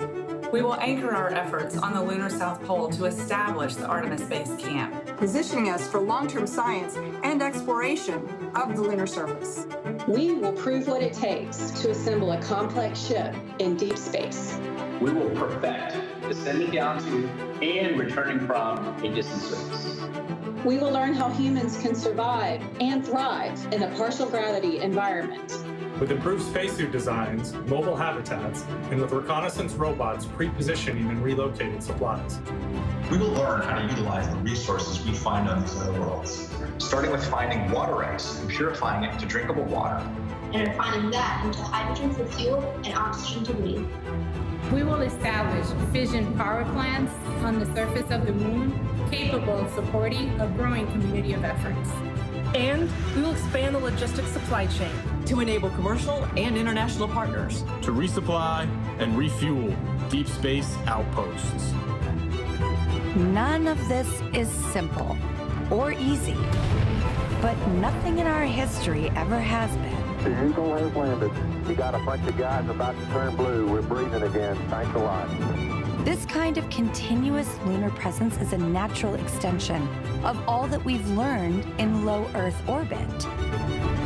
And what we will accomplish there will ensure the monumental missions to Mars are within reach.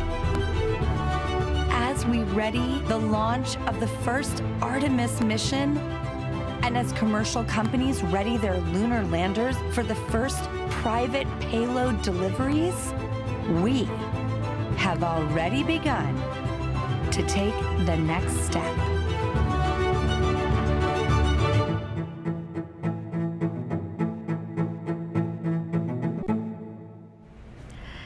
Throughout this launch broadcast, our NASA's Leah Martin has been introducing us to people over at the Kennedy Space Center Visitor Complex who have come out for hopefully the maiden voyage of Artemis I. People from near and far, young and old, just really excited to hopefully see this historic flight. So now she's joined by somebody else who has a really interesting story. Leah, tell us about it.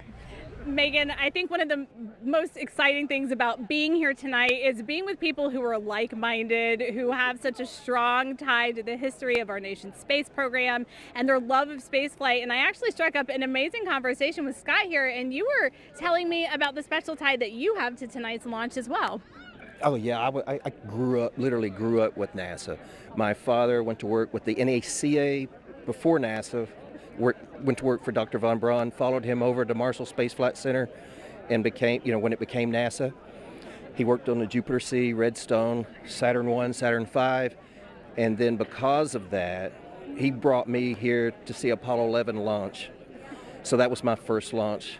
I was 5 years old. I loved it. Still remember the sound. That's about all. And then years later, through my flying career, I was able to bring my sons back with my friends that flew the shuttle, and they saw 5 launches and 4 landings. But basically, I wanted to be here. I was here for the first moon launch, the last moon launch back when Uncle Gene Cernan, our family friend, went to on Apollo 17. So I wanted to be here for this because it's kind of in our family, in our blood. And hopefully I'll be around for the next one when we go and land again. So that's incredible. So you have NASA actually in your DNA, grew up with the program. Yeah. I knew most of the German scientists. The kids sat in our lap, Dr. Ernst Stirlinger, and my father flew with von Braun because he was a general aviation pilot as well. So they'd get off work and fly.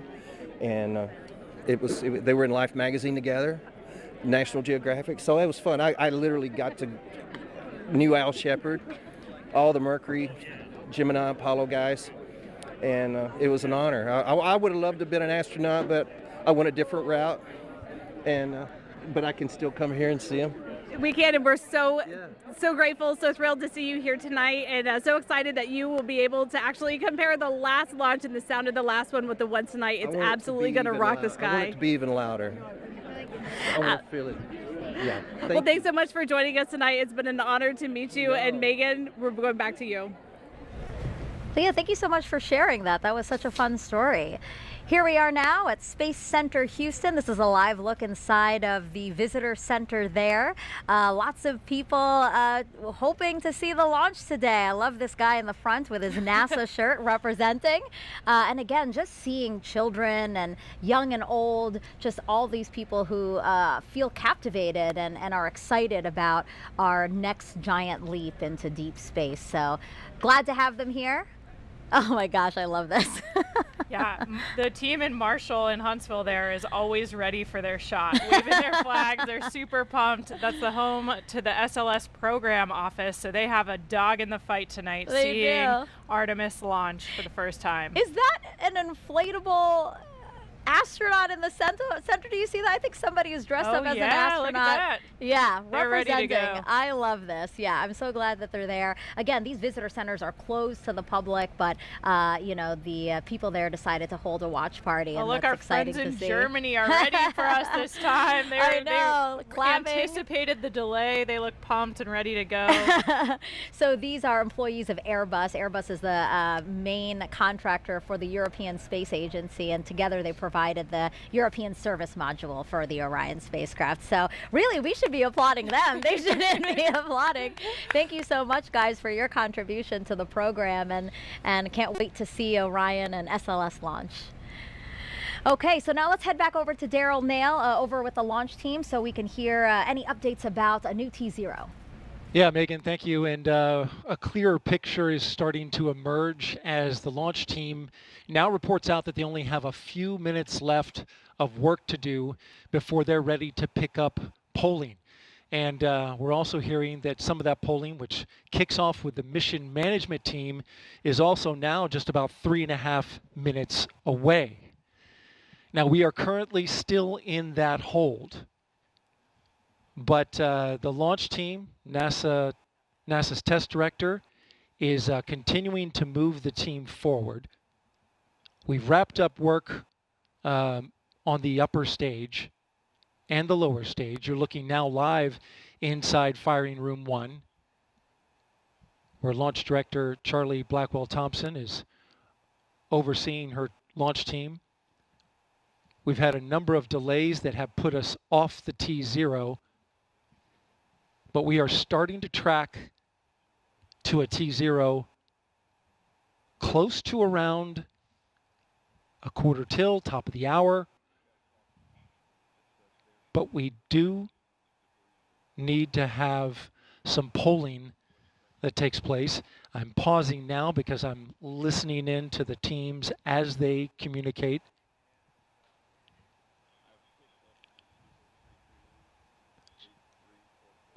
In this launch window, which we're currently 26 minutes into, and it's 2 hours long, it runs until 3:04 a.m. Eastern Time, we have what's called 40 cutouts. And in those cutouts, they range from about a second to about a minute. These are times where they can't launch.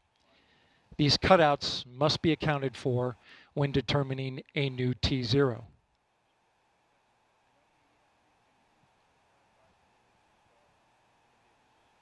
The upper stage of the rocket, which was the last to get ready and configured, just recently the team cycled the liquid hydrogen valves, which is required,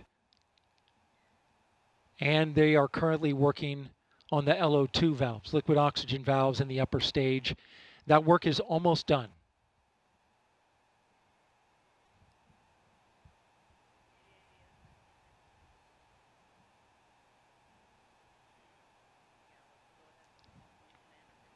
We are now a minute and a half away from the poll of the mission management team, which is several minutes before T-minus 15 minutes.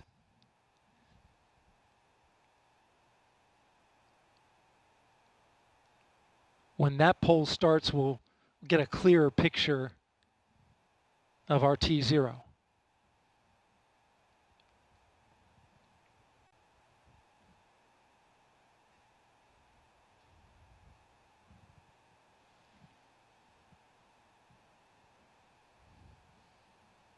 NASA's test director has informed the launch team to all switch to a common communication channel. It's called 232.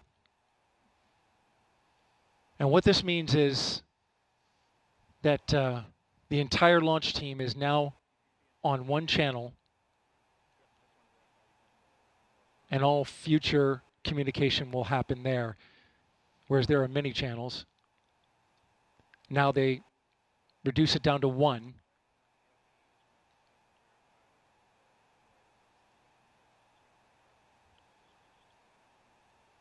Just heard from NASA test director Carlos Monge. I'm sorry, Jeff Spaulding. Jeff Spaulding's on. They swapped out. There are currently no constraints to launch. Great news. Again, no constraints to launch, and they're getting ready to pick up with a poll to determine readiness for launch.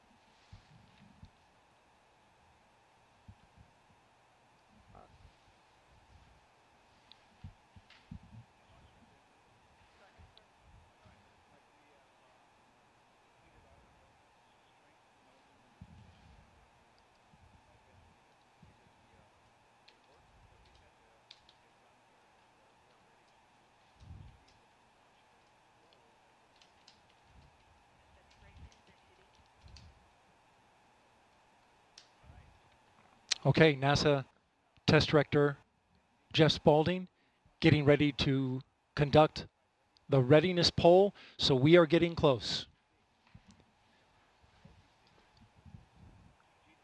We're going to pull up the audio now so that you can listen in. LPs go. And rock. Rockets go. All right, copy all. And Launch Director NTD, our launch team is ready to proceed at this time. I copy all NTD. At this time, I will proceed with my poll. And attention on 232, this is the Launch Director performing the final poll for launch. Verify no constraints and go for launch. EGS Program Chief Engineer. EGS Program Chief Engineer verifies that the EGS, SLS, and Orion Program Chief Engineers have no constraints and are go for launch. Copy, Greg. Thank you. EGS Chief Safety Officer. The EGS CSO verifies the SLS, Orion, and EGS CSOs have no constraints and are go for launch. Copy, John. Thank you. Range Weather. Weather has no constraints and weather is go for launch. Copy, LWO. And Mission Manager.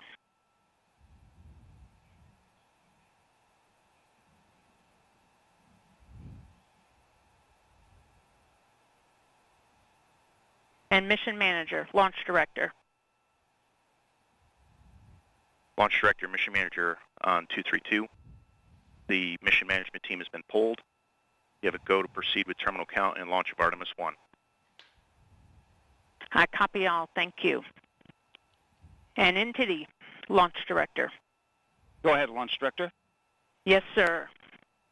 On behalf of all the men and women across our great nation who have worked to bring this hardware together to make this day possible, and for the Artemis generation, this is for you. At this time, I give you a go to resume count and launch Artemis I. Copy, Launch Director, and thank you. All right, we do have a couple of steps to configure, and then we will be ready to resume the clock. CVSE, NTD. CVSE here. Initiate recording of Orion cameras at this time. In work. R, NTD. RSR here. Perform the booster ignition SNA arm rotation enable. NDT, RSR, booster ignition SNA arm and rotation enable is complete. And I copy. Thank you. Okay, so there you heard the poll from Launch Director. Early.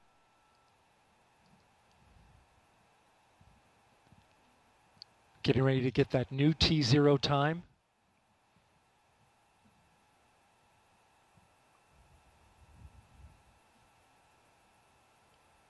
The poll that you heard was the NASA Test Director's poll. And all right, and we have verified no cutouts at this time. And all personnel, we are going to resume the clock. GLS, you can resume the clock on your mark. GLS copies. Countdown clock will resume on my mark. 3, 2, 1, mark. GLS mainline has been initiated. Okay. T-minus 10 minutes and counting. We are T-minus 10 minutes away from liftoff of Artemis I. As you can see, the clock is now moving. Let's put that up. T-minus 9 minutes and 47 seconds. The L-minus 15 poll complete. Show 06:47:44 is the new liftoff time. Affirm. Okay.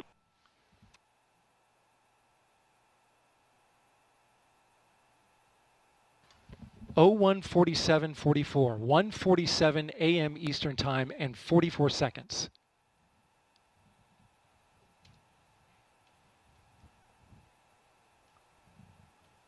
We went straight into terminal count.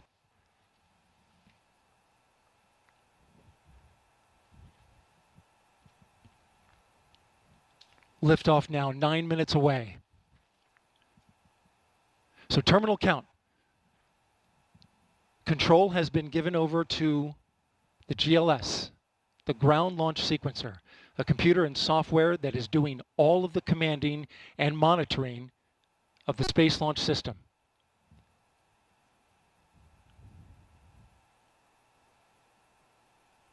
We'll hear call-outs from the GLS operator, Alex Pandalos.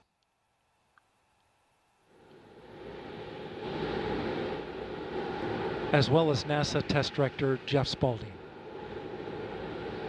GLS is pre-tensioning the umbilicals at this very moment. You can see them as they run down the rocket. That's getting them ready to detach. At liftoff, those arms will swing away. We'll let go of the rocket in a clockwise direction.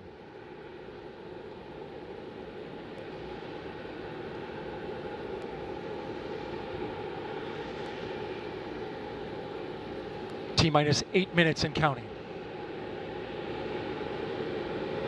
The GLS is performing up to 100 commands per second, including configuring ground systems for power transfer to the rocket. GLS is turning on cameras, recording video inside and outside the crew module to collect data for engineers. Purging the aft skirt booster with high flow nitrogen. Clear out any hydrogen gas that may be there.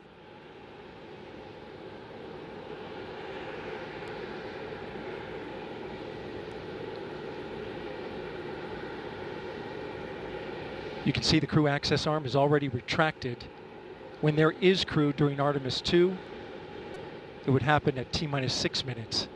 But out of abundance of caution, they went ahead and retracted the arm well ahead of liftoff. Want to point your attention to the base of the mobile launcher. If something wasn't done to reduce the power from the pressure caused by the rocket's ignition and thunderous sound, it could damage the rocket. So the ignition overpressure and sound suppression system will flood the mobile launcher with water. You'll see that sequence start at T-minus 17 seconds. Now coming up in less than 30 seconds, the ground launch sequencer will start bringing the high energy systems online, starting with core stage pressurization.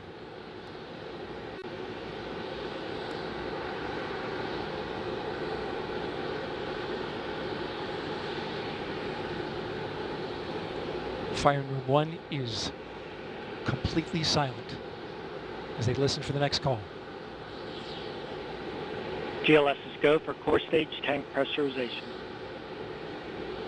The core stage tank is now pressurizing to flight levels.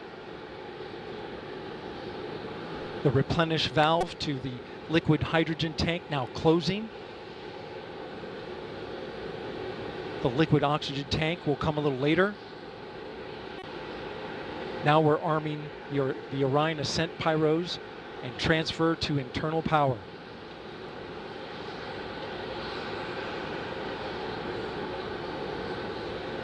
The launch abort system, or LAS jettison motor, is now armed. On this flight, the abort motor is inactive because there is no crew on board. Up next is the flight termination system, or FTS, which gives the Space Force the ability to destruct the rocket if it goes in the wrong direction. Let's listen in for that.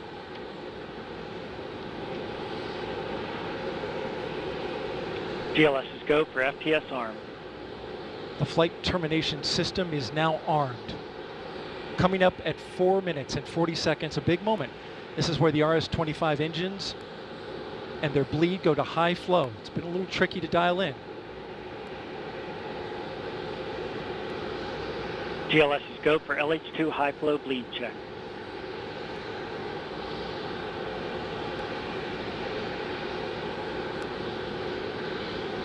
Good word, we've passed that. The cryo team got the LH2 engine bleed pressure loop dialed in. They are now at the right temperature for launch. Countdown continues. T-minus 4 minutes, 15 seconds. Up next, GLS fires up the KPUs. Those are high-speed turbines which provide pressure to hydraulic pumps that steer the RS-25s.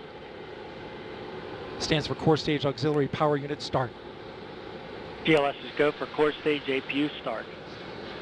That now leads to the thrust vector control test at T-minus 2 minutes and 30 seconds. That can proceed now, and we will see the engines gimbal at the bottom of the core stage.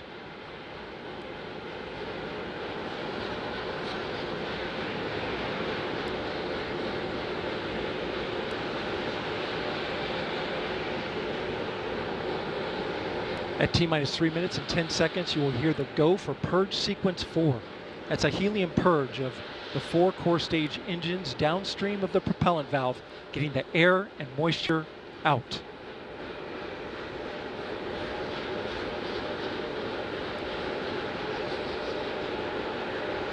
GLS is go for purge sequence 4.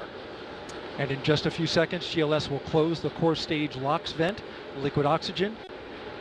The white vapor cloud caused from the super cold gaseous oxygen condensing the water in the atmosphere will disappear. You see it coming out there now. And there it goes, it's closed. LOX vent closed, pressure rising in the core stage LOX tank to flight levels. Coming up in 15 seconds, look for that thrust vector control actuator test. Engines will gimbal.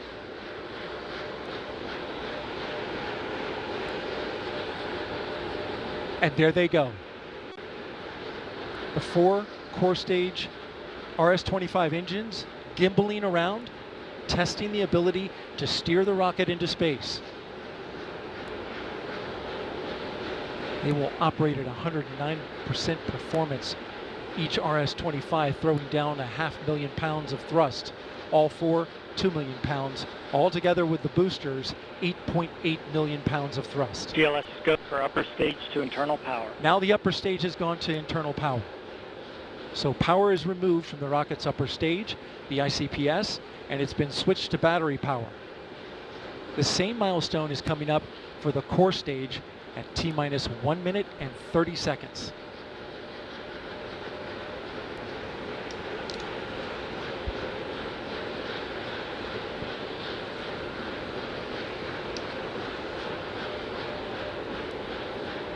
GLS is go for core stage to internal power. The rocket's core stage, which houses the 3 flight computers, is now on battery power. So there is no more hold time available because there's no more margin on the batteries. So if we have a hold, we'd have to recycle back to T-minus 10 minutes and recharge those batteries. The count continues. A note now, shortly after liftoff. 1 minute. Shortly after liftoff, Mission Control Houston will take control of the rocket, and my colleague, Leah Cheshire, will take over commentary. T-minus 50 seconds and counting. Coming up at T-minus 33 seconds, the GLS will hand off control to the ALS. This is the autonomous launch sequencer. On board the rocket, it will take over command and control of the rocket. But the ALS will check, make sure there's no holds coming from the ground up until T-minus 2 seconds. GLS is go for ALS. And we are go for ALS. The Space Launch System is now counting down to liftoff of Orion on its maiden voyage to the moon.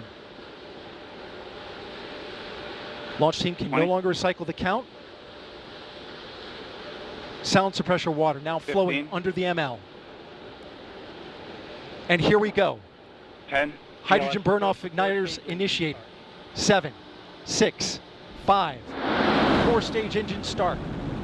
3, 2, 1. Boosters in ignition. And liftoff of Artemis I. We rise together back to the moon and beyond.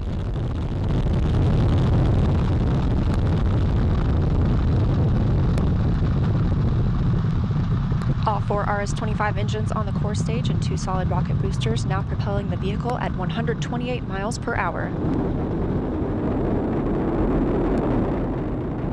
Hearing good control on the roll from teams in Mission Control Houston. All good calls so far. Now 30 seconds into the flight of Artemis I. First milestone will be for the vehicle to pass through max Q at about 1 minute and 9 seconds into launch. This is the greatest period of atmospheric force on the rocket.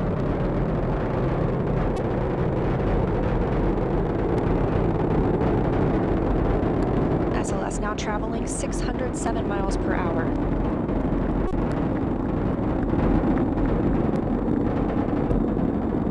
You're looking at 8.8 million pounds of maximum thrust. Quiet here in the loops in Mission Control.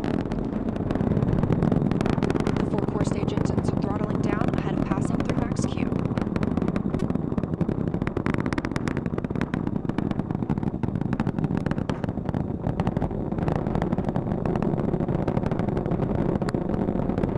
Now 1 minute, 21 seconds into the flight, traveling at 1,420 miles per hour. 4 core stage engines are back at maximum thrust. The next major milestone will be for the solid rocket boosters to cut off and jettison at about 2 minutes and 11 seconds into the flight, so about 30 seconds from now. Again, quiet here in Mission Control Houston as teams continue monitoring the flight of Artemis I. We're now 16 miles downrange from the launch pad at Kennedy Space Center, traveling over 2,800 miles per hour.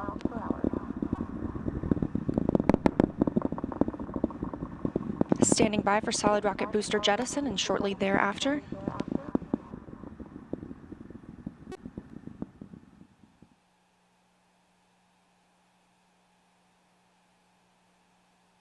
Confirmation that the solid rocket boosters have separated these 177-foot boosters.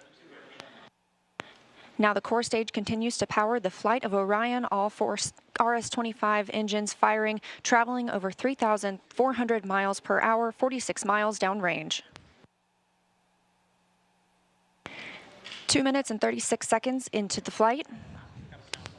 Hearing nominal calls here in Mission Control Houston. We've still got 4 good engines on the core stage. Next up, we'll be looking for the service module fairing to separate. This is 3 15 by 15 foot fairing panels, providing structural support, protecting the service module. Those will separate at about 3 minutes and 11 seconds into flight, and very shortly thereafter will be followed by the launch abort system separation.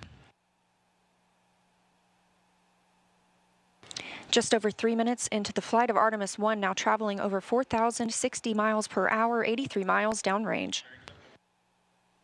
We just had confirmation that the service module fairing has separated.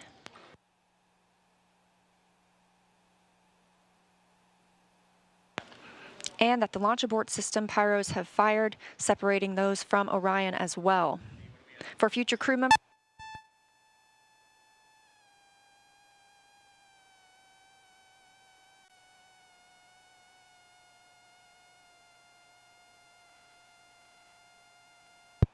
we just heard the call for 3 engine press, meaning if SLS were to lose an engine at this point in the mission, we could still achieve a nominal mission. We would just have an extended main engine cutoff time. However, we still have 4 good engines, all at maximum thrust right now, powering the first flight of Artemis at 5,200 miles per hour, 148 miles downrange.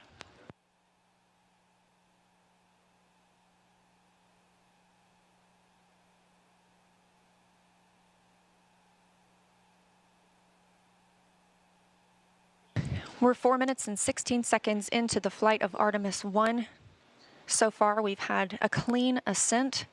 We saw those solid rocket boosters jettison about 2 minutes and 11 seconds after liftoff. Shortly after, we had the service module panels fairings separate, as well as the launch abort system. The launch abort system was inert for this flight, except to perform this separation. Those 4 core stage engines will continue to fire and power the flight of Artemis I, now traveling over 6,800 miles per hour, 229 miles downrange. Booster flight controller reports that the engines are looking good.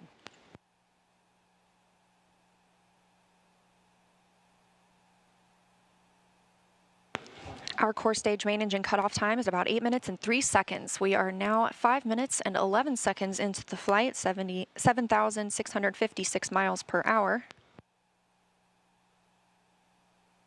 Again, 4 good core stage engines, those 4 RS-25 engines. The last time those core stage engines flew, they were taking space shuttles to orbit, and now with upgraded capabilities, they're launching the future of human spaceflight.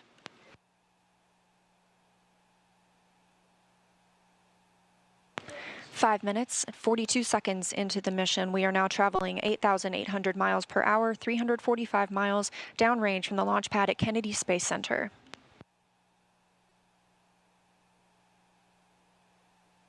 Again, we are anticipating core stage main engine cutoff at about 8 minutes and 3 seconds.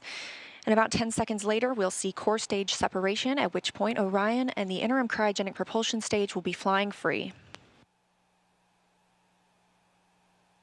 Now traveling over 10,000 miles per hour, 6 minutes and 15 seconds into the flight of Artemis I, 427 miles downrange.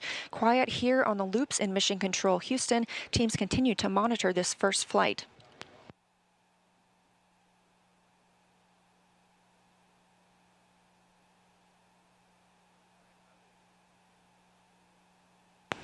About a minute and a half now until that core stage main engine cutoff time. Our 4 core stage engines continue to fire maximum thrust.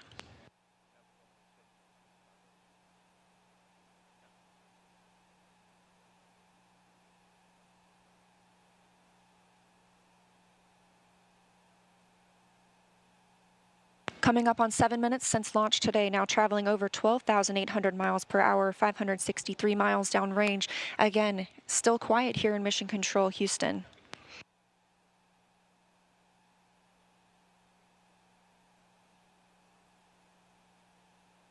As we prepare for main engine cutoff, the 4 RS-25 engines are beginning to throttle down.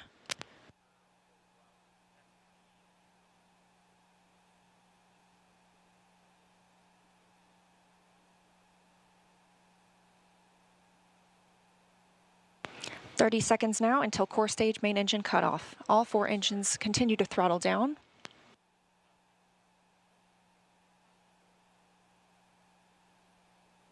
Now 7 minutes 45 seconds into the flight, traveling over 16,000 miles per hour.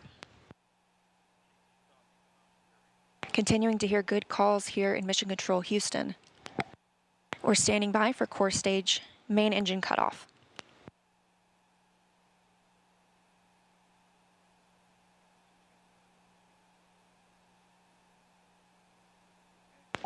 And we have confirmation of core stage main engine cutoff. Orion is now in Earth's orbit. The flight dynamics officer reports that we have a nominal main engine cutoff. And we just heard the call for core stage separation. That means Orion and the interim cryogenic propulsion stage are now flying free from the core stage of the Space Launch System. The next milestone will be solar array deploy approximately 18 minutes after liftoff. But before Orion stretches its wings, let's check back in with our friends at Kennedy Space Center and hear all about what it was like to hear the rocket roar off the launch pad. Megan and Kayla, I've got to hear all about it. Well, if you're just joining us, welcome to NASA's Kennedy Space Center, where we just watched Artemis I launch, our first step towards our next adventure into deep space. As Leah said, I'm NASA's Megan Cruz, and this is NASA astronaut Kayla Barron. And I'm kind of still giddy and speechless. I don't even know how to explain how I'm feeling right now. I feel the same way. This is the first launch that I've been able to watch in person.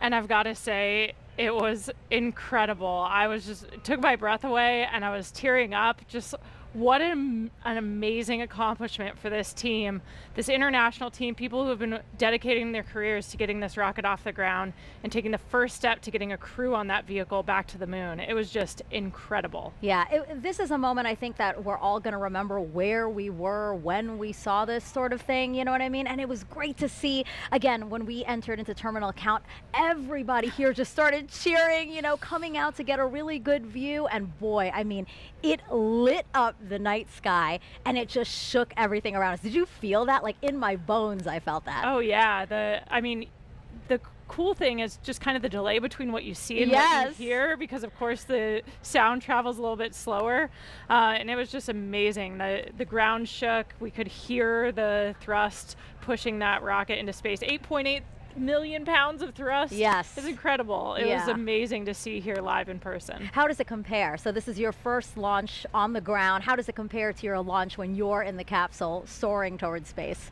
I mean, equally emotional, I think. We train for everything, and so when we're in that capsule waiting for launch, we're just running our procedures. You could almost, you know, trick us and say that we were in the simulator and it wasn't real, but like in that moment of liftoff, when the thrust builds underneath you, like we saw it today, it's just hard not to be overwhelmed by the emotional experience, the excitement, the joy of that moment. It's incredible. Yeah, I think we can't say it enough. This team really deserved this moment. They've been working so hard for this moment. When I heard that we got into terminal count, it was, I felt a sense of relief and excitement for them that I think everybody here did. You know, we really wanted them to succeed. We really wanted to see the launch today. And wow, I will never forget this. Me neither. It was an incredible experience to be here and see that happen. Yeah. Was there anything that was particularly surprising to you? Again, this is your first launch. You know, what were you expecting? You know, I think we also had a nighttime launch for our launch. And so I think one thing you underestimate is how much it lights up the night sky. We were able to watch it all the way through that trajectory. We were able to see the boosters separate and everything. So it was just an incredible view. It's amazing how much you get to see of the flight path when it's at night and sliding up the sky. Yeah, and I don't know if you noticed this, but we see the moon here, and the trajectory of the rocket looked like it was flying towards me. You know what I mean? I was like, oh my God, that's so poetic. It's so beautiful. I'm so glad we launched today. Yeah. Wow. Congratulations to the team. It's incredible. We're going to head over to Daryl, who was at the launch team. Daryl, you got to count us down through that, through liftoff. I mean, how was that being in the launch control center with them? Well, Megan, it was something else. I got to tell you, you're looking live inside the firing room where Charlie Blackwell-Thompson is about to address her team after a whole lot of hard work and preparation to get to this moment. Let's stand by and listen to her now. Comm check. But you can't hear it in the room. Can you guys hear me? No. Hey, Jeremy, can you take a picture of something on there for the microphone? The press site can hear me, but The room can't. The room can't. You can hear me? Because the guys...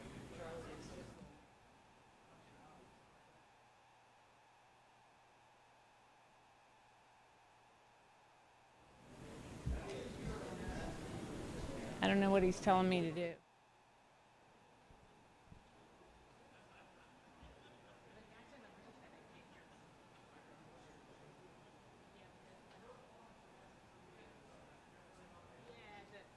My team can't hear me, so somehow the team can't hear me with the mic, so I don't...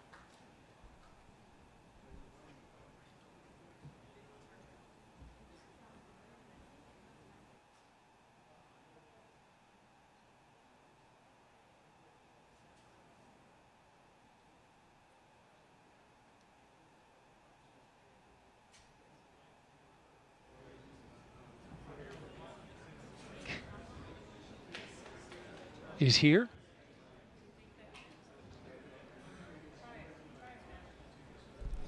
Can you guys hear me? Oh, there we go. Is he ready for me?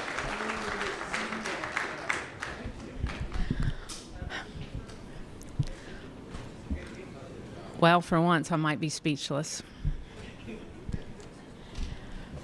So you guys know I have talked a lot about appreciating the moment that you're in, and we have worked hard as a team. You guys have worked hard as a team for this moment. This is your moment.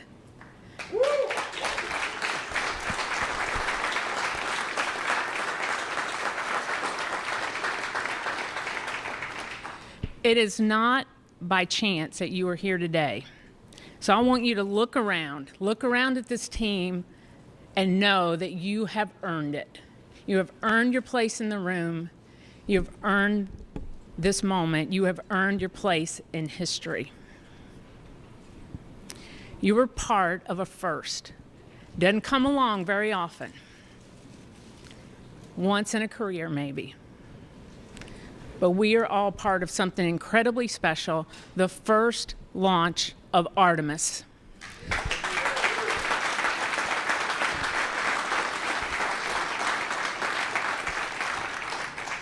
The first step in returning our country to the moon and on to Mars.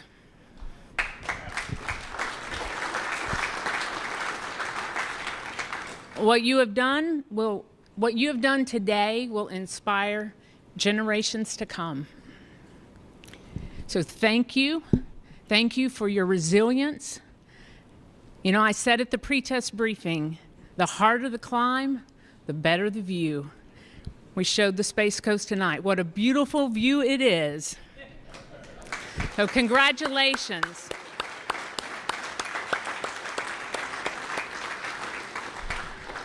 So we got a couple of traditions here in launch control. And the first one is when you're in the position for the first time, you get a tie cutting. And so I have my Launch Director Scissors. And I'm going to get my tie cut by a couple of legends that are here. And then anyone who wants their tie cut will be making the rounds in the firing room. You got your console chiefs if they want to do it.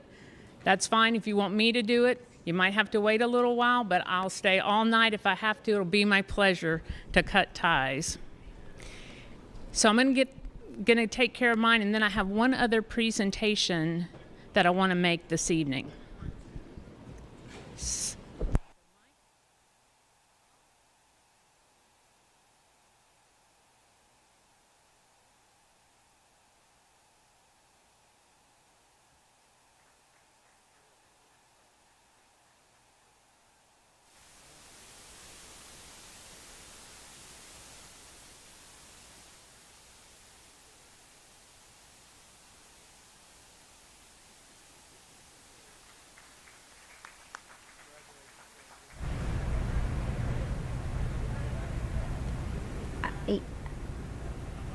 This is Charlie Blackwell Thompson, Artemis I launch director. She just got her tie cut. That is a tradition here at NASA. We just got to hear her talk to the team, and one thing that really stuck out to me that she said is that they've really earned their place in history. We're coming up on solar array deploy. Let's go on to Leah. Thanks, Megan. And yes, we're here in Mission Control Houston, still monitoring the Artemis I mission and the first flight of Orion atop the Space Launch System. So far, we saw successful liftoff at 1:47 a.m. Eastern Time, all the way through separation from the core stage. We now have Orion and the interim cryogenic propulsion stage flying free. And we've just heard that we have initiated solar array deploy. So we are turning our focus to that. The spacecraft was running on battery power, but stretching these wings will allow it to stop relying on those batteries and significantly extend the time it can stay in space. So solar array deploy takes about 12 minutes. We have 4 solar arrays that we need to deploy and latch. These will provide power to the spacecraft on its journey to distant retrograde orbit and all the way back to Earth. Once these are properly configured, again, Orion will no longer need to rely solely on battery power. And we expect this to be done about 30 minutes after liftoff. Right now, we're 19 minutes since liftoff today. Orion is now traveling 17,175 miles per hour. We're continuing to hear good calls here in Mission Control Houston from the flight controllers monitoring the mission. A little bit about these solar arrays as we wait. Again, we heard the call that the deploy has been initiated. We'll hear a little bit more about that once they start to unfold. These 4 solar arrays generate 11 kilowatts of power, which is enough electricity to power 2 3-bedroom houses, and they have a wingspan of 63 feet.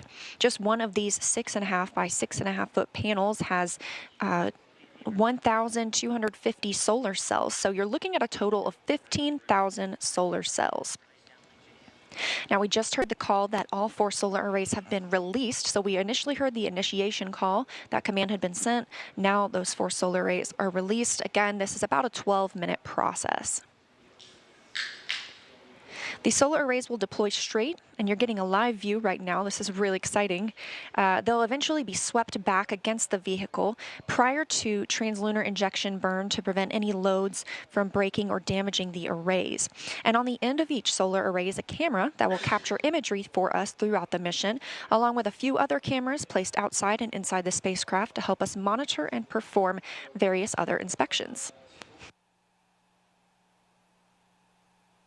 Of course, if you recall the Apollo capsule design, there were no solar arrays. We had fuel cells instead. So this design with arrays gives us the opportunity to stay in orbit longer since we practically have no limit to the energy available for use from the sun. Coming up on 21 minutes since liftoff. Orion is attached to the interim cryogenic propulsion stage. You can see those 4 solar arrays unfolding now. And again, Artemis I is a flight test. It's paving the way for a sustainable presence at the moon. Looking forward to the future, Gateway will be our space station in lunar orbit. And we have some similarities and differences in the solar arrays unfolding right now on Orion and those that'll be on Gateway. So like we're seeing now, these are deploying autonomously. The Gateway solar arrays will as well. And while these generate those 11 kilowatts of power, the 2 rollout solar arrays, or ROSAs, on Gateway will generate 60 kilowatts of power. That ROSA design is currently being tested aboard the space station. We have 2 new ones installed and a spacewalk conducted earlier today, preparing for another set.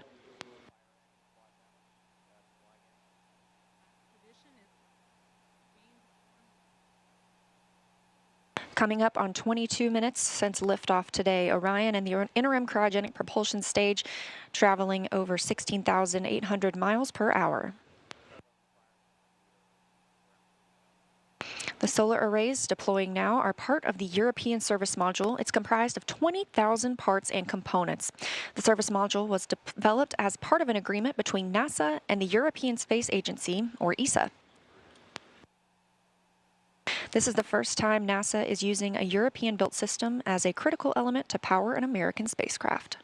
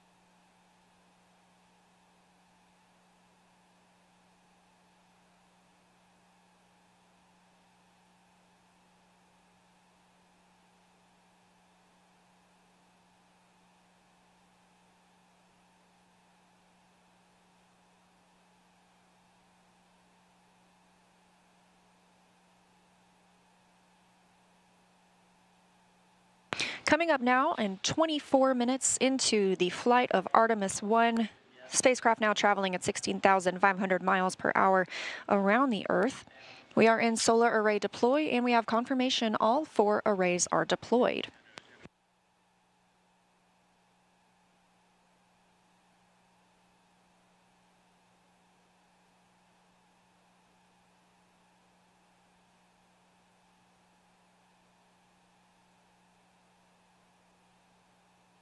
Coming up in a little less than 30 minutes is the perigee raise maneuver.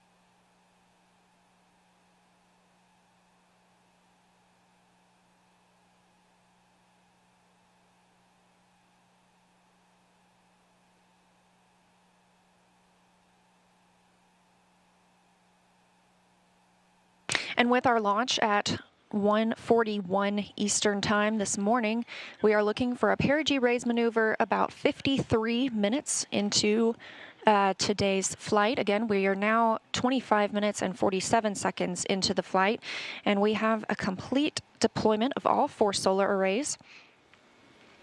Orion's journey to the moon continues as planned. Again, looking forward to that perigee raise maneuver. That'll be coming up again at about 53 minutes into the mission, so about 27 minutes from now.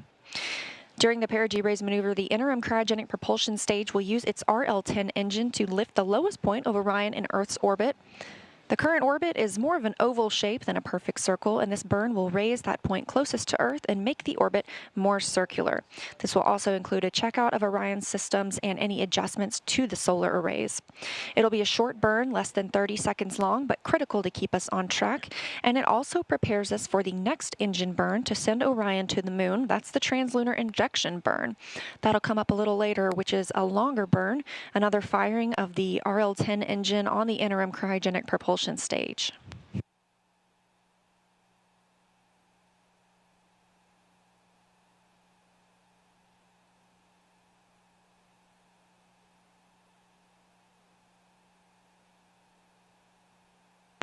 We caught a glimpse there of those solar arrays, and with all 4 solar arrays properly deployed, Orion's journey to the moon continues, and we've got more operational updates coming up shortly, but for now, I'm going to toss it back to Megan and Kayla at Kennedy. Leah, thank you so much. Our return to the moon will be different than the last time. We plan to explore more of the lunar surface and learn how to live and work there. With more on our destination, let's bring back NASA's Dan Hewitt with our new moon board. Hey, thanks, Megan. I gotta be honest, we ran outside to catch it. I'm still shaking a little bit. That never gets old. That is always one of the coolest things you'll ever see in your entire life. And that rocket was massive and loud and just so cool. All right, the moon. This is why we call it the moon board, but the moon, you know, since the dawn of time, humans have looked at the sky and shouted at our neighbor, I'm gonna walk in your face. And in the 60s, we actually did it. 6 times, starting with Neil Armstrong, Buzz Aldrin, Apollo 11, 1969, followed by 5 more successive landings, each time delivering 2 human beings to the surface of the moon. Our last one was Apollo 17, and that was in 1972, Gene Cernan and Harrison Smith stepping off for the last time. Now, we have not sent humans back since then, but they accomplished a lot under Apollo. Lots of technological advancements, deployed science instruments, brought back hundreds of pounds of lunar rocks and regolith, teaching us about the moon and also about our place in the solar system. The moon is fascinating because it doesn't have a lot of the geological processes we have here on Earth. You don't have erosion, you don't have wind and water wearing down rocks, you don't have plate tectonics that are constantly recycling the crust, and so everything out there is really old. In fact, one of the rocks brought back on Apollo 15, called the Genesis rock, was dated to be 4 billion years old, so from the primordial beginnings of our solar system. But as Kayla said a little bit earlier, those missions were measured in days, their spacewalks in just hours. With Artemis, we're looking to go and we're looking to stay. And we're not looking around the equator like under Apollo, we're looking at the lunar South Pole. Now, why? So we haven't sent people since the 70s to the moon, but we haven't stopped studying it. We've had orbiters like the Lunar Reconnaissance Orbiter, which has literally just been flying loops around the moon, taking high-resolution images of the surface, so high resolution that you can look them up. They have images of all the different Apollo landing sites, and you can actually see the footprints, the paths they left in the lunar regolith of those sites. We had a mission called L-Cross, which slammed a probe into a crater on the moon, sending out material, some of which potentially hadn't seen direct sunlight for billions of years, and then analyzing what shot out. And through missions like that and others, we've been able to find that there is water ice trapped in those permanently shadowed areas on the moon. A lot of them center around that South Pole. We have already identified 13 potential landing sites for the Artemis III mission. And these are where we're going to send our astronauts around the lunar South Pole to access that water ice. Now, why water? Why are we caring about water? Well, it serves a lot of purposes. Obviously, for humans, you need that to breathe. You can split water apart, get oxygen for breathing gas for an atmosphere. If you have a lunar base, you can split it into oxygen and hydrogen. That's rocket fuel. We just launched the most powerful rocket in history using those constituent parts. And so you can start to live off the land. We can use that, something called in situ resource utilization. And really, the whole point of that is to use the moon as this proving ground. We're trying to get to Mars. We're trying to learn to live on other planets where there is gravity, where where we're going to have to use resources there on the ground because we won't be able to bring everything with us. And by going to the lunar South Pole, by going to stay under Artemis, we're going to be able to start practicing that. We're going to perfect those systems, perfect those techniques and operations we need to do that so we can use the moon as that jumping off point to Mars and beyond. So that's why the moon. We're going to see Orion fly around it for the very first time in just a couple of days. That launch was spectacular. I'm still way too excited, but can't wait to see some shots of the moon from up close from Orion. So I'll send it back over to you, Megan.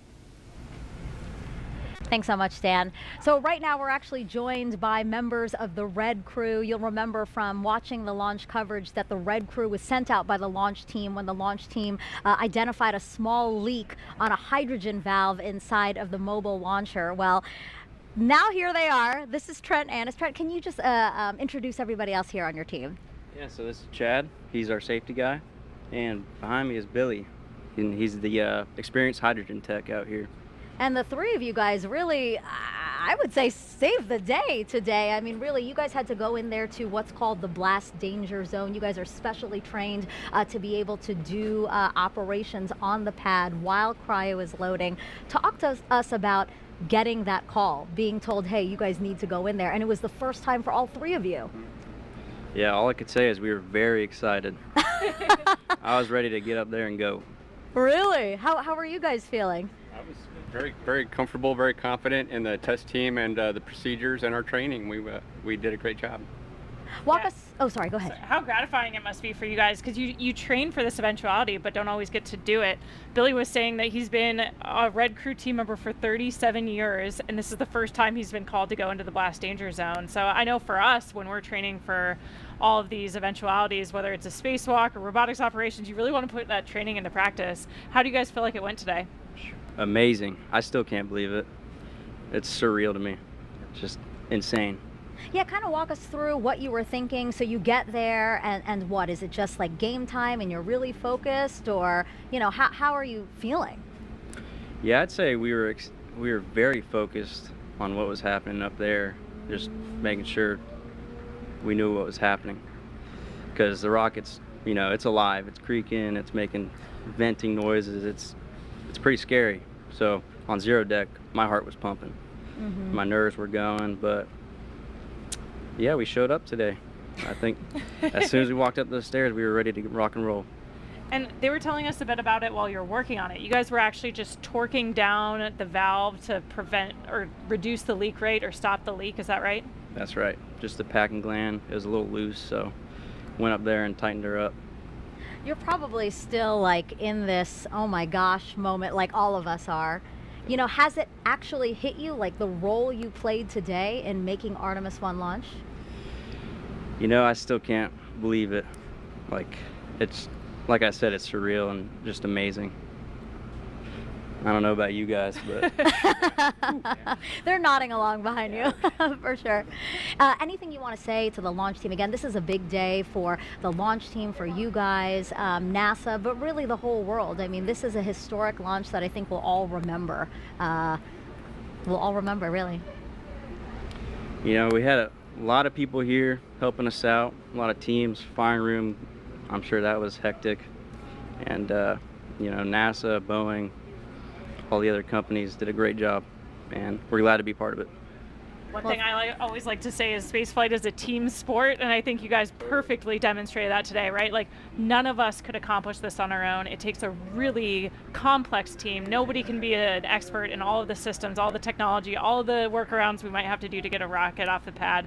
So thank you for the role you played in that team today. It's awesome. Thank you. Pleasure.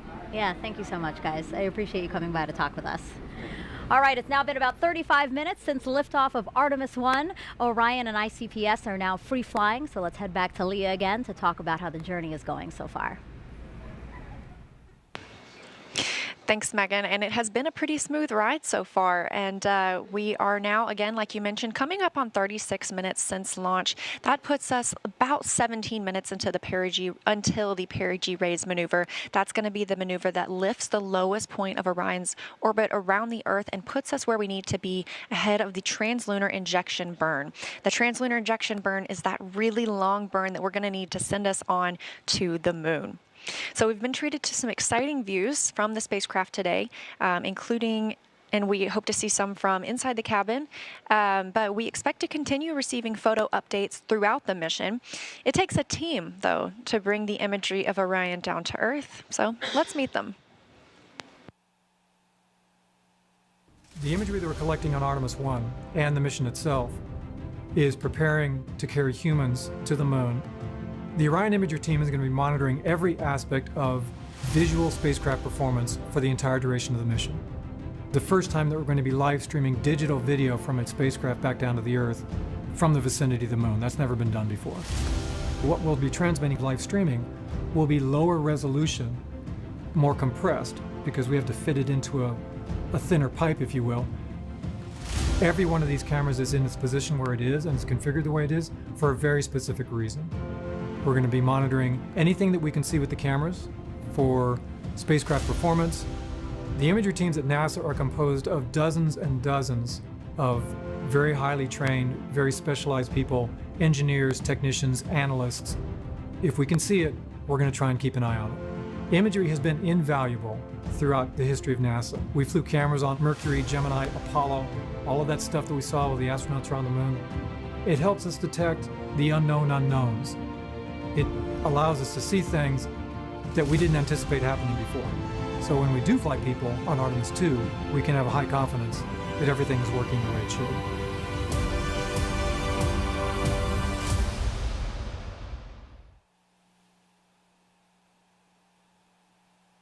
I love getting a look at those teams that we don't normally see, like the red team that Megan and Kayla just got to interview. A really big thanks to them and everyone that made this liftoff happen tonight. So we are going to toss it back to Megan and Kayla now at KSC. Again, we're about 15 minutes away from perigee raise maneuver. Thank you, Leah. Yeah, we wanted to take us back into Orion and talk about some of the science that's being enabled by Artemis I today. So inside of Orion are 10 of these. So they're called CubeSats because they're tiny satellites. Essentially, they're the size of the shoebox when they're folded down, but then once they're deployed, they're opened up. They have solar arrays, things like that. That's when it gets a lot bigger. Now, these are called secondary payloads for this mission. Kayla, can you talk to us about what secondary payloads are? Yeah, it just really means that it's not a primary objective of the mission. We're not relying on the success of these CubeSats for overall mission success. It's kind of a bonus payload, right? A chance to deploy these satellites that have different sensors on them and collect some awesome data to support other research objectives. Yeah, and I know battery life was a concern for some of them, but all 10 were deployed, and scientists, I'm sure, are eager to see what kind of information that hopefully they'll be able to get. And they're just some of several research projects on this flight that will help gather data about the moon and more.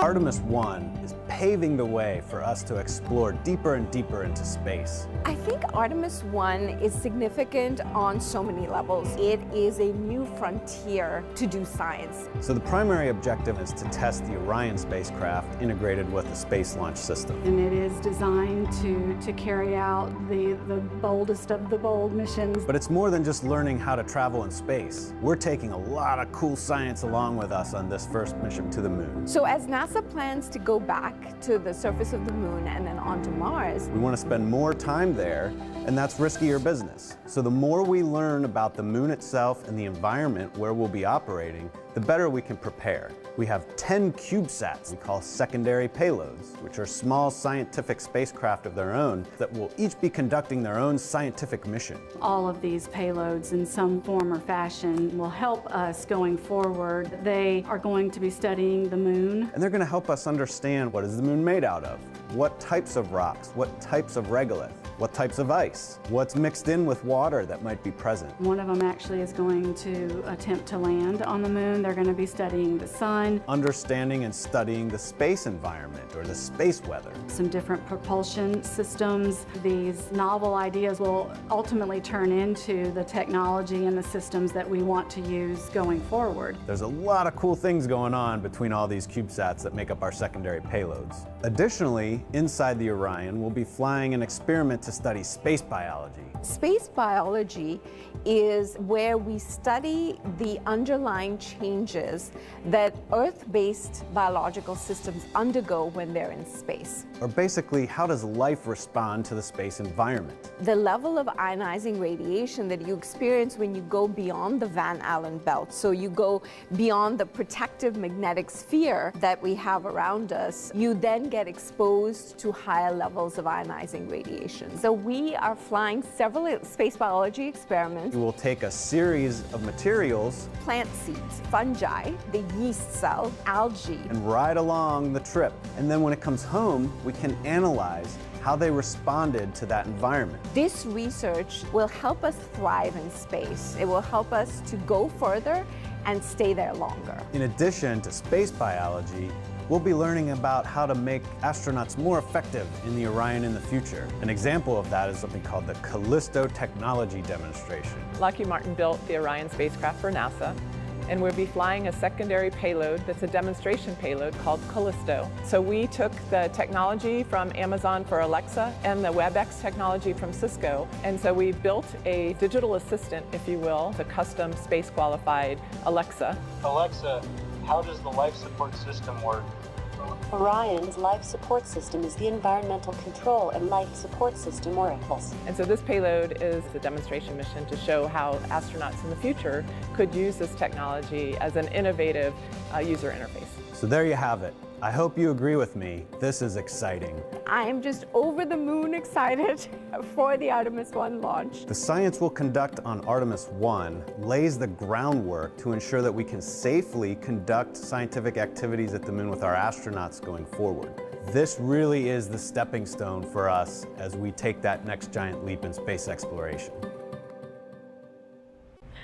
So a lot of great science also happening on the International Space Station. I got to speak with astronauts Jessica Watkins and Samantha Cristoforetti while they were still on board about the research there that will benefit future Artemis missions. Jessica, Samantha, your primary job on the space station is to maintain the orbiting lab and conduct science experiments, more than 200 before Crew 4 returns home. Jessica, can you tell me about one of the experiments that will help return us to the moon with the Artemis program? We do a lot of experiments where we are looking into developing new technologies that will enable us to go further into the solar system. And one of those technologies was the AstroRad experiment. Radiation is one of the challenges that we face when we think about going further into the solar system.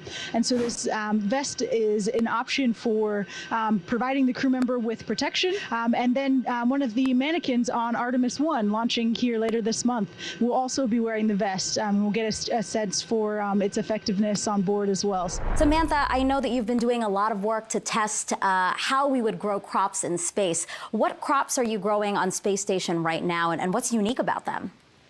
Indeed. Actually, right next to us as we are talking to you, we have a little space station vegetable garden. It's called X-Root, and in a few weeks it will be full of fully grown, hopefully tomatoes and carrot plants. I don't have much of a green thumb, I must confess, but when I harvested those plants and I could really breathe in all that smell, even if there is no soil, it still has that smell that you would associate on the ground with walking, through a vegetable garden after a rainy day, when there is that moisture in the air, and that was just so pleasant after such a long time living away from any kind of natural environment. It was very, very pleasant for me. If it makes you feel any better, I also do not have a green thumb. So what about water? How are you testing critical life support systems like water to hopefully help us stay off Earth longer than we ever have before? Sure, yes. So we kind of use the tagline that yesterday's coffee becomes today's coffee.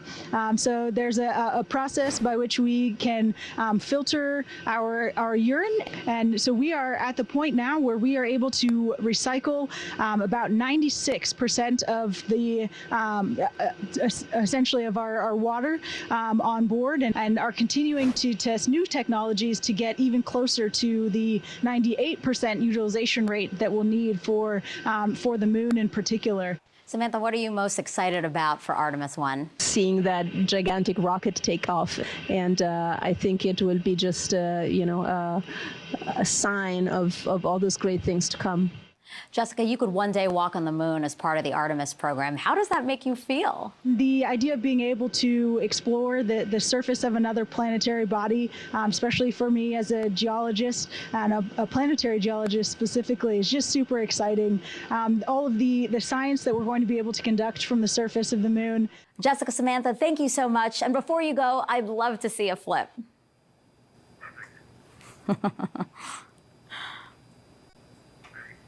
Makes me laugh. I love it. And a double backflip at that. Now, Kayla, you, of course, lived and worked on the International Space Station as part of Crew 3. Do you enjoy, or did you enjoy, doing all those science experiments while you were there? It's a lot of hard work. Yeah, it's incredible to be a part of every single experiment. It's an honor to play a small role in it. We got to do some really cool tech demonstrations while we were up there too. So for me as an engineer, that was really fun. That's a photo of me doing the first scanning electron microscope samples on the International Space Station. And it was cool for me because I worked with a scanning electron microscope in my graduate school research that took up it was as big as this desk. Oh. But seeing a miniaturized version of those that we have up there, and imagining how we could use it in a lunar or Martian laboratory to better analyze samples and decide what to bring home was really exciting. Yeah, and you touched on this earlier before, but I do think it's just so important to note again that you're doing science for scientists who've been working on their studies for decades, some of them. So to fulfill that, how does that make you feel? It's incredible. We're almost like their laboratory technicians for that little moment in time, but they've been working their entire life, sometimes decades, years, to get that science payload up there. And it's a really unique laboratory environment. The microgravity environment, the space environment, the radiation environment, like you heard talked about in those videos, provides an opportunity to do science that we just can't do here on Earth. Yeah, and to think that what we do on the International Space Station can fuel future Artemis missions, I think the fact that they go hand in hand is really cool. All right, so let's take some more social media questions. Social media is buzzing right now since we launched about 48 minutes ago. So why don't we take the first question, I think again from let's see, Kayla, how do you feel after launch? Super inspired. I mean, we talked about it earlier with the Red Crew and in the moments just after launch, but this is really the culmination of a giant team effort. It takes every single member of our team to pull off a successful launch. It's incredibly complicated, incredibly challenging, and in some cases kind of dangerous for a Red Crew team who went inside the blast danger area to make a fix that was critical to today's launch. And so to see the team succeed and feel that excitement was incredible. I really still have Charlie Blackwell Thompson's words ringing in my head. The fact that she said the harder the climb, the better the view. Absolutely. 100% correct. All right, next question is from actor Jack Black. He starred in a movie called Apollo 10½. He has a question for Kayla. Okay, Jack's final question, I promise. Let's talk about Orion. How long will it take for Orion to fly around the moon and come home? And what's that re-entry going to be like? Sounds like it might be a little hot. Coming in hot. You're exactly right, Jack. It is a 26-day mission that we have planned for Artemis, where it will go to the moon, go into a distant retrograde orbit, so we'll get a few close flybys and then some time in deep space past the moon.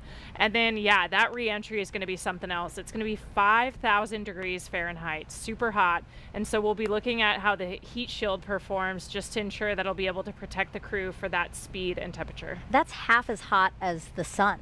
Yes, it's incredibly hot, so we rely on that heat shield to keep our systems and our crew safe, but we expect that it'll perform well, but we're excited to see how it does in about 26 days. Okay. One last question from social media. What qualifications are required to become an astronaut? You have to study STEM. You have to have a master's degree or higher in a STEM field. But besides that, we're looking for people who are awesome team players. So there's a lot of different roads to become an astronaut. We seem to be getting a lot of questions about how people themselves can become astronauts. I think that's really cool that we might see and inspire, again, people who might think about becoming astronauts. Absolutely. Okay, well, thank you, Kayla, and thank you for those who sent in those questions. We are about 50 minutes after the launch of Artemis I, and we are approaching the next critical milestone. That's perigee raise maneuver. So let's head back over to Leah in Mission Control. Thanks, Megan. And you're right, we are coming up on perigee raise maneuver about 2 minutes from now. We are now 51 minutes into the flight of Artemis I after lifting off at 1:47 a.m. Eastern Time from Kennedy Space Center. The vehicle now traveling over 14,600 miles per hour. So during Orion's orbit of Earth, it reaches an apogee and a perigee. The apogee is the highest point above Earth's surface, and the perigee is the lowest. Therefore, this perigee raise maneuver is a firing of the ICPS RL-10 engine, and it's going to raise the lowest point of Orion's orbit over Earth. This also included a checkout of Orion's systems and any adjustments to the solar arrays. All 4 of those solar arrays, as you can see, are swept back. That's going to keep them from having any loads imparted that might damage them for use later in the mission. This also, the perigee raise maneuver, will put us in the proper position for the translunar injection burn. That's that really big and long burn that we need to send us to the moon. We're about 1 minute away from the perigee raise maneuver. This is a shorter burn. It's less than 30 seconds.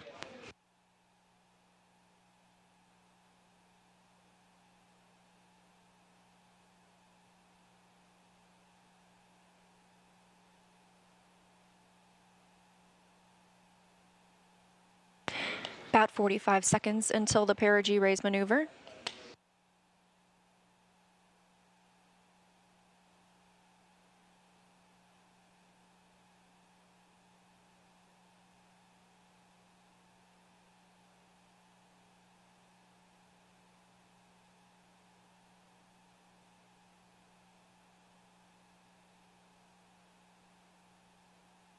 Coming up on 53 minutes into today's mission, and we are standing by for the start of the perigee raise maneuver. Again, this is a firing of the RL-10 engine on the interim cryogenic propulsion stage. It's less than 30 seconds long.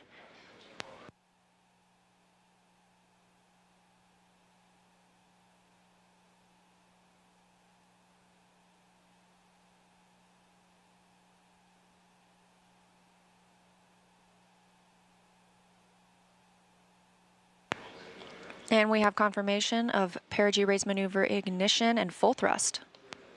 This is a live view from the spacecraft. Again, a really short burn. We're standing by for the cutoff.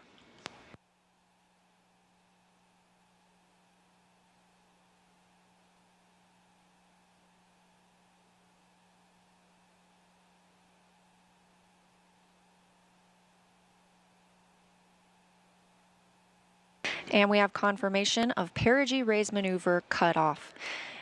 Flight Dynamics Officer reporting on the loops here in Mission Control Houston that it was a good burn. We are now 54 minutes into the flight, Orion traveling 14,700 miles per hour, and that was the perigee raise maneuver, lifting the lowest part of Orion's orbit around the Earth and putting us right where we want to be for the translunar injection burn. We're looking for that translunar injection burn to happen about 1 hour and 26 minutes after launch, so about 30 minutes from now. That'll be that long burn that helps us break free from the pull of Earth's gravity and commits the spacecraft to a lunar trajectory. So with successful completion of the perigee raise maneuver, I'm going to toss it back to Megan at KSC. No, keep it.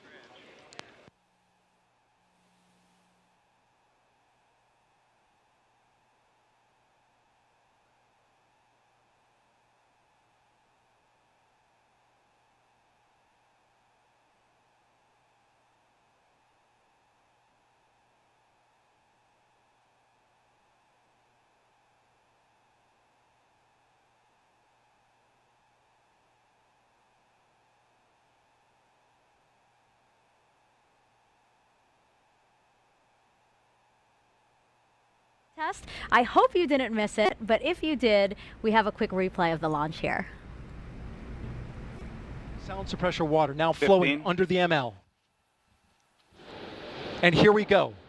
10. Hydrogen burn-off igniters initiated. 7, 6, 5. Core stage engine start. 3, 2, 1. Boosters in ignition. And liftoff of Artemis I. We rise together back to the moon and beyond.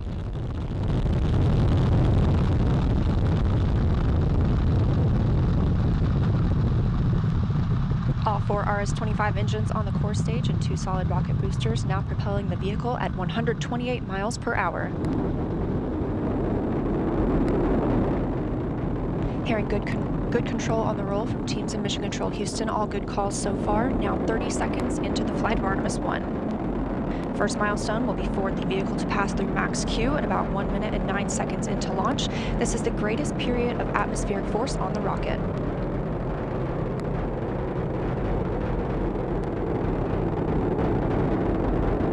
SLS now traveling 607 miles per hour.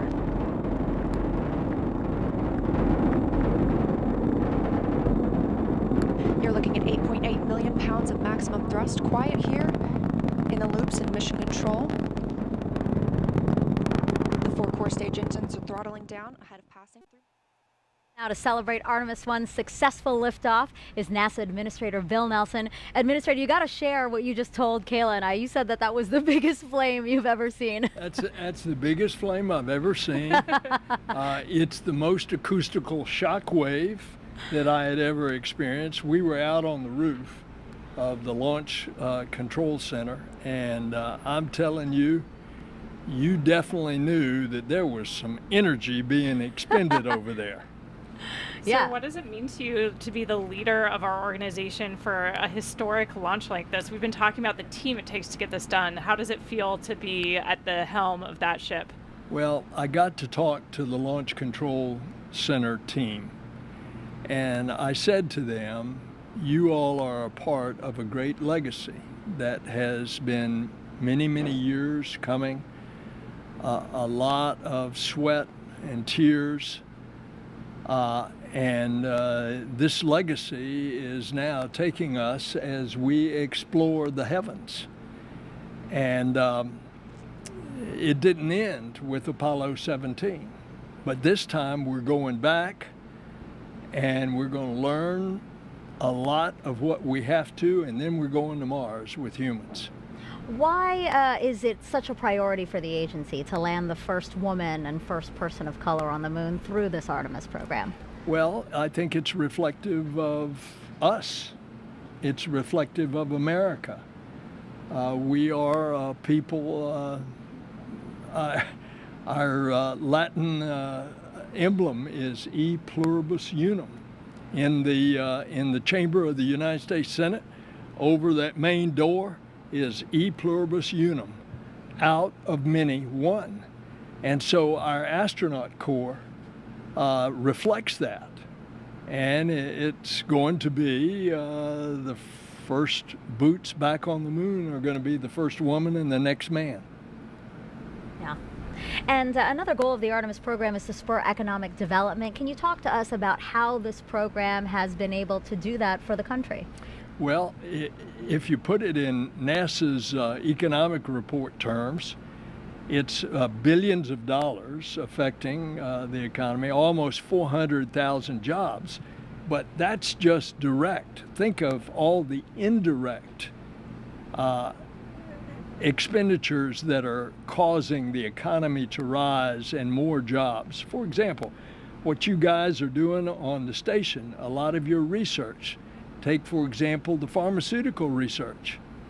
You're helping already one drug that's being manufactured on Earth better because of what you learned in space, and that drug is attacking cancer. Now, what's the value of that? That's just additional value that is added. I remind everybody, in everybody's pocket, they've got a cell phone, and that's got a camera. And that's a camera on a chip that came out of the NASA space program. That's right. Absolutely. In addition to those innovative new technologies and the economic impact, I think for me, seeing this launch today, it's so palpable, just that human desire to explore. What do you think about what we're doing to inspire the Artemis and the generations to follow us? Well, I think all you have to do is walk into a classroom of kids and look how their eyes get big when you start talking about space. And that is going to multiply itself manyfold as we go back to the moon and then on to Mars. It's also going to bring about a new generation of engineers and mathematicians and technologists and scientists, and all the benefits of that additional activity and education coming out of the Artemis generation. Look what that's going to do for our country and our economy, as well as for our international partners.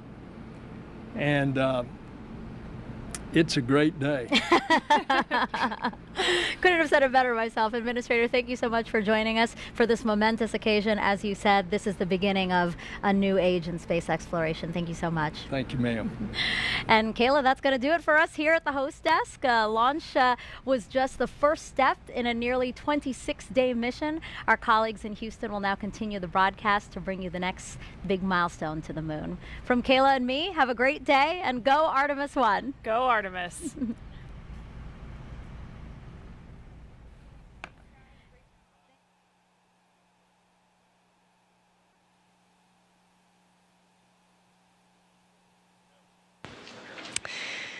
And we had a great ride to orbit today. We are now 1 hour and 2 minutes since we launched the Artemis I mission. Orion is traveling with the interim cryogenic propulsion stage, now almost 15,000 miles per hour. We recently saw the perigee raise maneuver. That's where we lifted the lowest point of Orion's orbit around the Earth, and it puts us in the perfect position to prepare us for translunar injection burn coming up in about 25 minutes.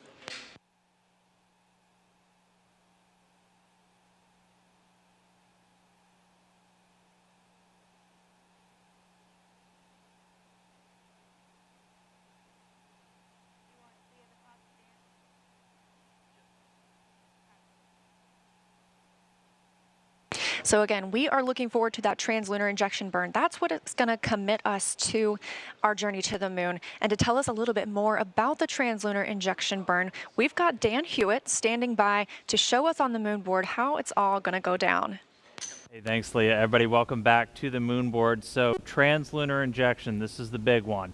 Just a refresher, we're going to be using this, the interim cryogenic propulsion stage. This is what's taken over for all of our in-space propulsion maneuvers after that core stage and those boosters have since dropped away. Modified upper stage from the Delta IV family of rockets from United Launch Alliance, hydrogen, oxygen, fueling the RL-10B-2 engine produces about 24,000 pounds of thrust in a vacuum. Now, the translunar injection is what's going to give us the energy to go from low Earth orbit all the way out here. Now, what does that mean? Here comes a really overly simplified orbital mechanics lesson. Let's say you're in orbit around a planet, say Earth, and you're in a nice circular orbit, but you want to have that orbit be even higher. Well, what you can do is fire your engine behind you, increase your speed, and that then increases the corresponding apogee, or the highest point of your orbit, on the other side, and that's how you raise it up.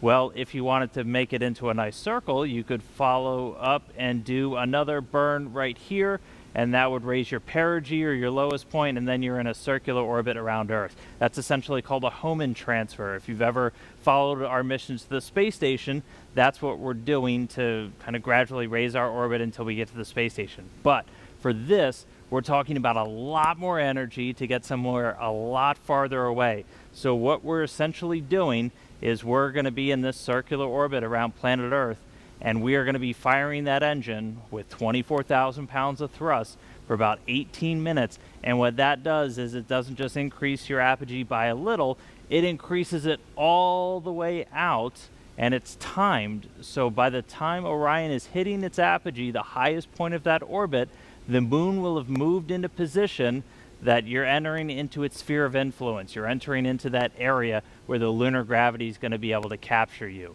And so that's why we're firing the engine for that long. We need to have that much thrust, that much time to get the energy to go out there. So that's the rough orbital mechanics of what we're doing. Now, after that TLI burn is done, the ICPS is going to separate. Its job largely done in the Artemis I mission. As we heard, it's got some secondary payloads up in this stage adapter here that it's going to deploy on its way out. The ICPS will have one more burn after TLI called a disposal burn. And what that's going to do is put it on a trajectory almost looking parallel to that of Orion, where it's going to go around the moon, slingshot away, and then go into what's called a heliocentric orbit. It's actually going to go into orbit around the sun, just like Earth. It's going to leave the Earth-Moon system completely. And then after that, all of the propulsion duties get handed over to the European Service Module.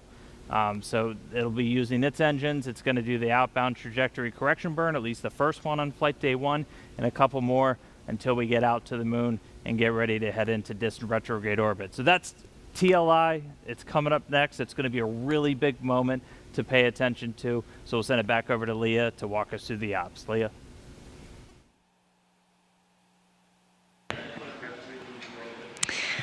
Thanks, Dan. We are 1 hour, 6 minutes, and 30 seconds into the flight of Artemis I, now traveling over 15,200 miles per hour. Again, we've recently had the perigee raise maneuver, and in less than 20 minutes now, we'll be looking for the translunar injection burn that Dan just showcased that's going to send us to the moon. But our mission started off with an epic show from the Space Launch System.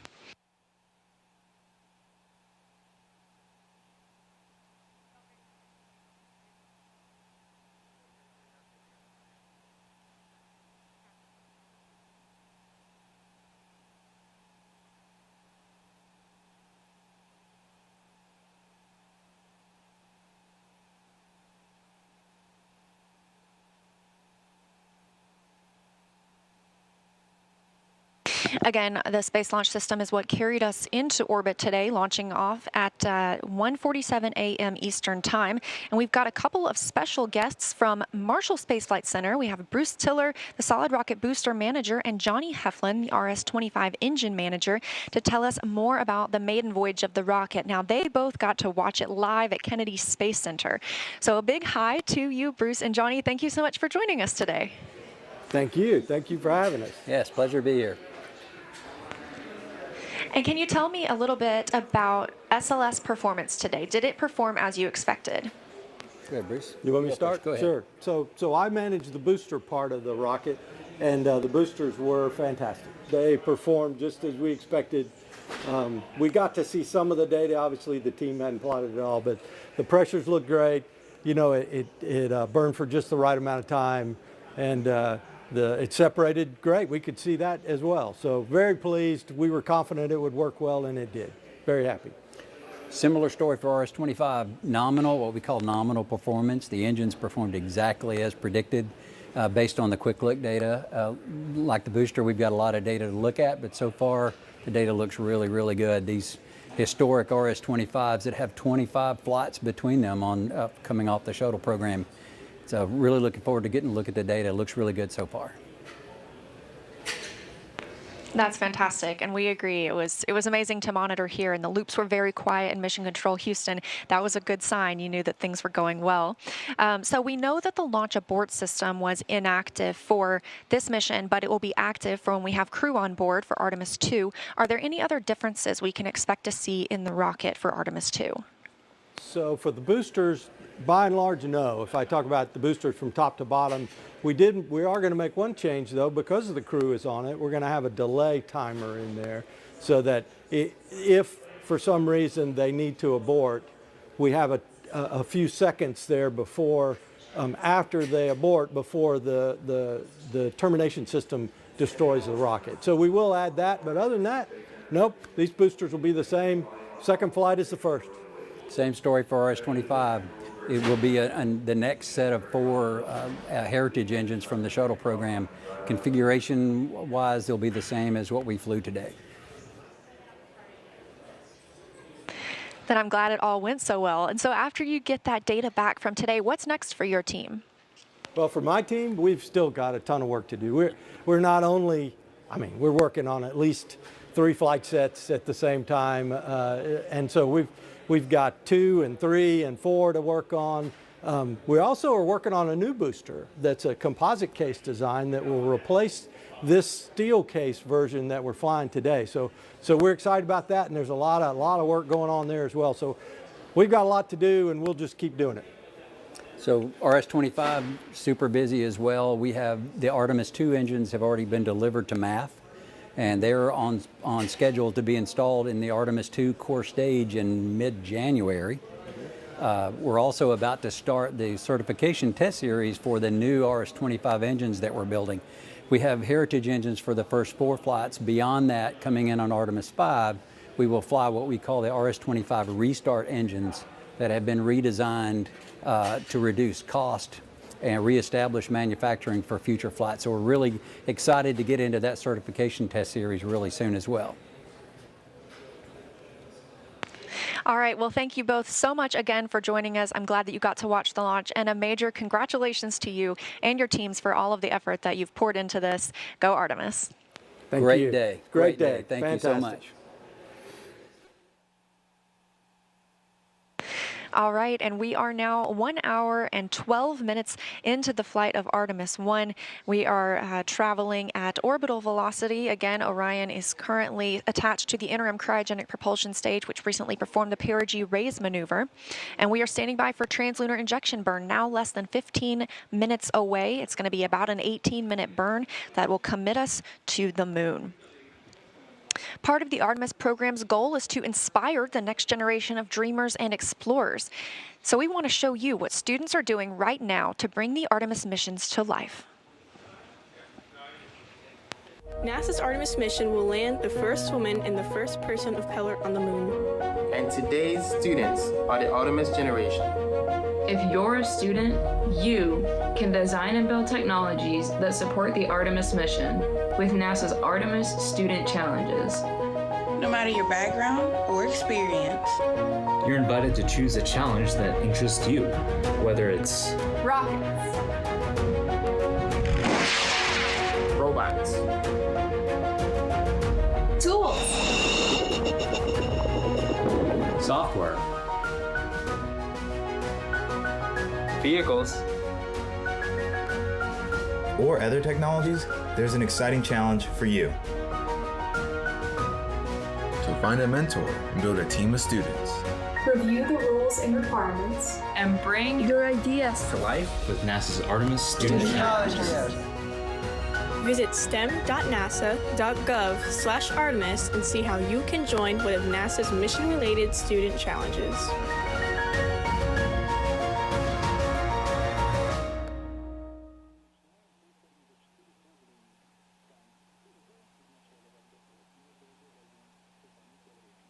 Again, 1 hour and 13 minutes, 30 seconds since liftoff today. We are looking towards translunar injection burn, now about 13 minutes away. That's going to send us to the moon. But did you know that you were invited to fly on the first Artemis mission too? Earlier this year, NASA asked the public to create a pass to virtually board Orion. Anyone who signed up got to include their name on a flash drive. I know my name is on there. And that flash drive is on Orion right now for its journey around the moon. It has more than 3.3 million names.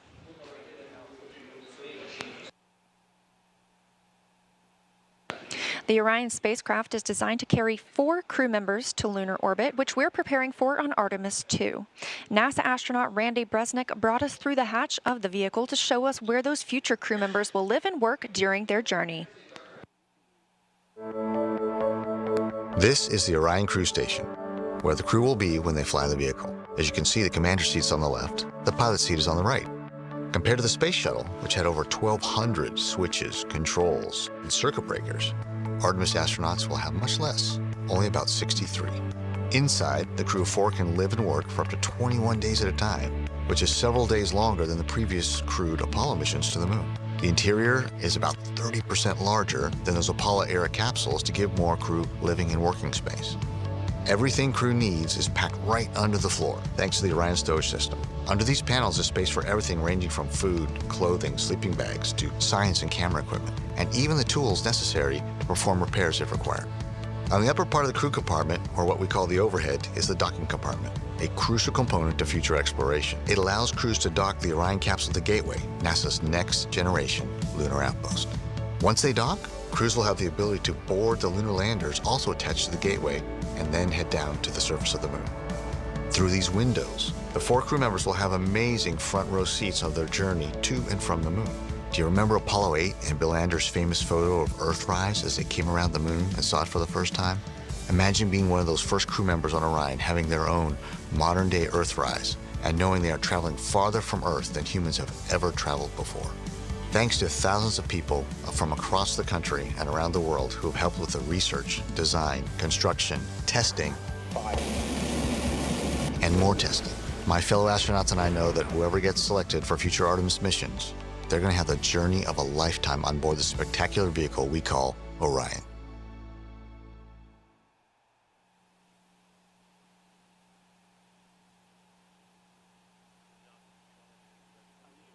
We're now coming up on 10 minutes until the translunar injection burn. Again, Orion is still attached to the interim cryogenic propulsion stage. That RL-10 engine is what's going to perform the burn for us. But to hear more about Orion, I'm going to send it back to Dan at the moon board to tell us all about our spacecraft.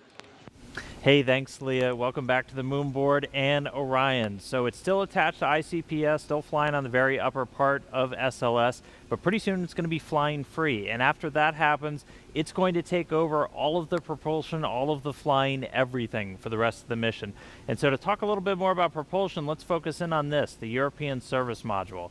So this is what's going to be doing all of our maneuvers after we're done with ICPS and that translunar injection burn. And it's going to be doing that with a mix of 3 different types of engines.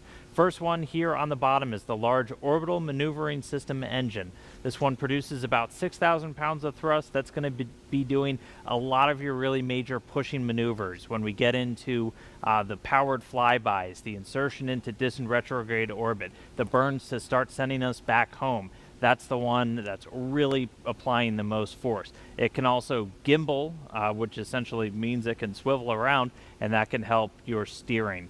It's helped out by these 8 auxiliary thrusters. They're in pairs. Those are a little bit smaller. Each one of those produces about 105 pounds of thrust each, but they add some additional push to that orbital maneuvering system engine. And then we also have 24 reaction control system thrusters, these smaller ones that you can see all around Orion.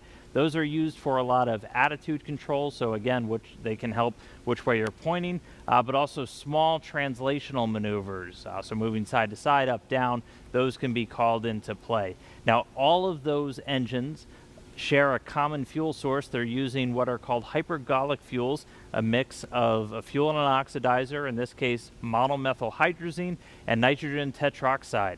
Now those are long names and they're hypergolic fuels. What does that mean? A hypergolic fuel essentially means you take your fuel and your oxidizer, you put them together, you get a reaction. You get an exothermic reaction which creates that thrust which comes out. You don't need an ignition source like we have on SLS, which is using oxygen and hydrogen. They're extremely reliable. They're very stable. You don't have to store them at cryogenic temperatures, which is really necessary for smaller spacecraft in orbit because it takes a tremendous amount of electrical energy just to keep fuels that cold.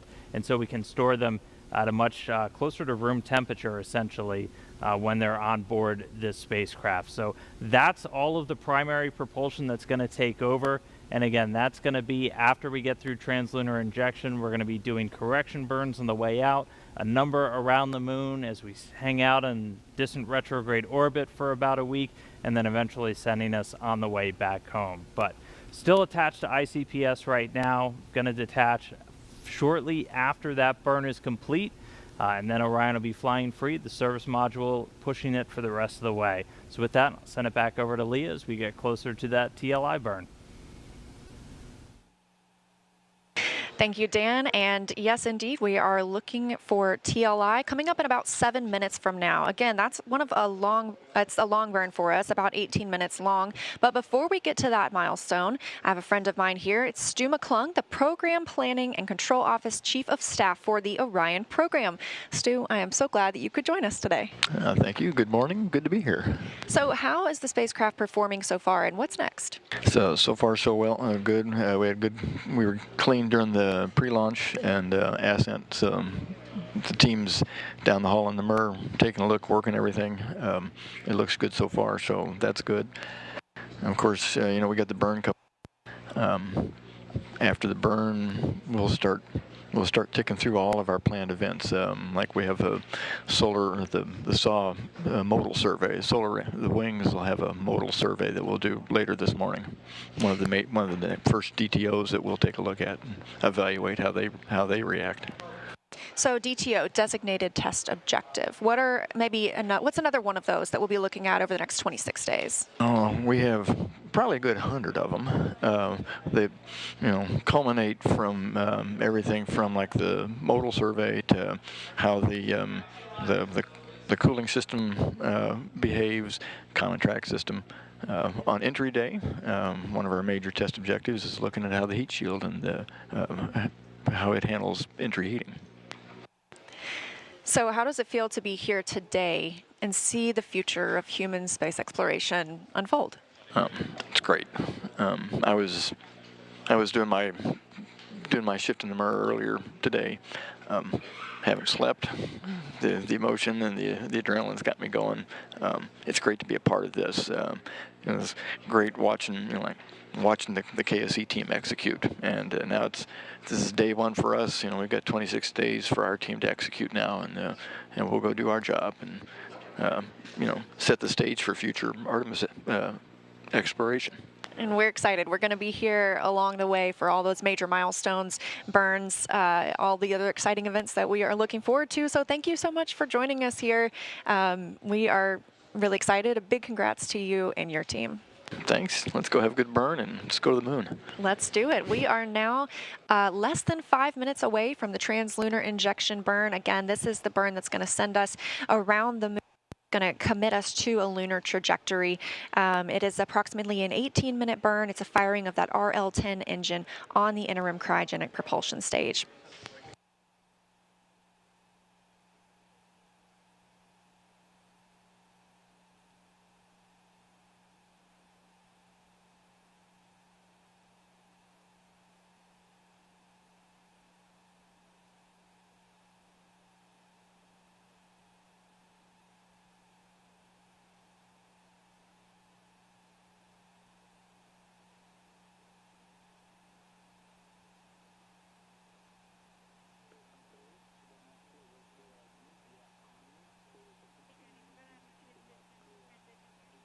You've got a view here of the White Flight Control Room in Mission Control Houston. This is where all of the teams will be monitoring the mission over the next 26 days.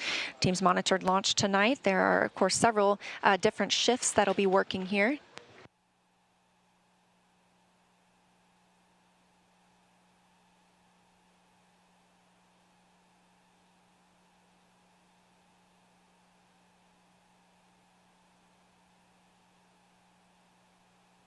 All right, we are coming up now on about 3 minutes until the translunar injection burn. Again, this is about an 18-minute long burn. Firing of the RL-10 engine on the interim cryogenic propulsion stage commits us to lunar trajectory. It helps us break free from the gravitational pull of Earth.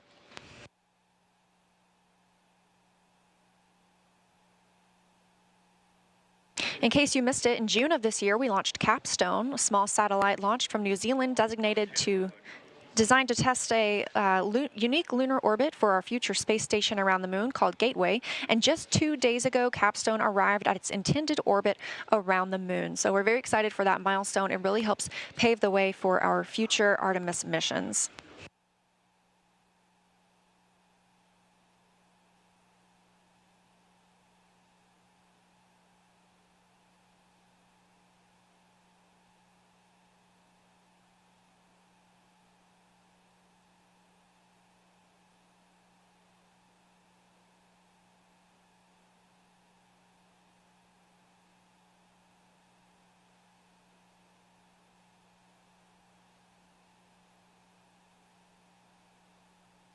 We are now 1 hour 20, coming up on 25 minutes since liftoff from Kennedy Space Center today at 1:47 a.m. Eastern Time. We had a really smooth ride to orbit. We saw solid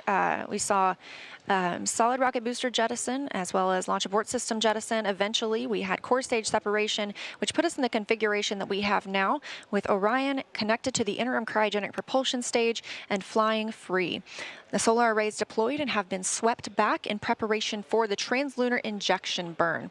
Earlier, we had the perigee raise maneuver, which lifted the lowest part of Orion's orbit around the Earth, put us in this perfect positioning ahead of translunar injection burn.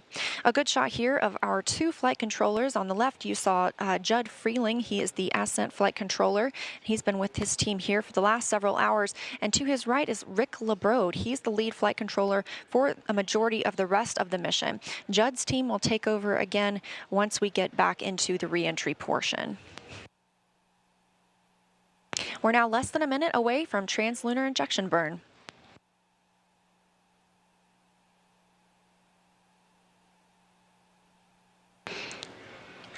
And this is a live view from the spacecraft.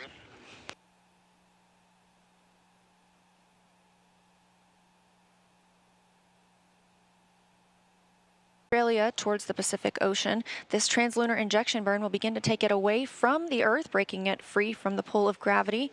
We're standing by for confirmation that the burn has started. We have confirmation from the booster officer that the translunar injection burn has begun and that we are at maximum thrust. Again, this is a long burn, about 18 minutes, 1960s, and it's a proven, reliable engine. This single engine has 25,000 pounds of thrust. We've already seen the ICPS in action today as it powered the perigee, the sunset of the Earth. This is the closest Orion will be to the Earth until it begins its return home from the moon. I'm going to keep reporting that number, and by the end of the gravity, now traveling at 17,000 sites. There are other burns that will take place throughout the mission to direct Orion exactly where we want it to. PS separates will be conducted by using the single main engine.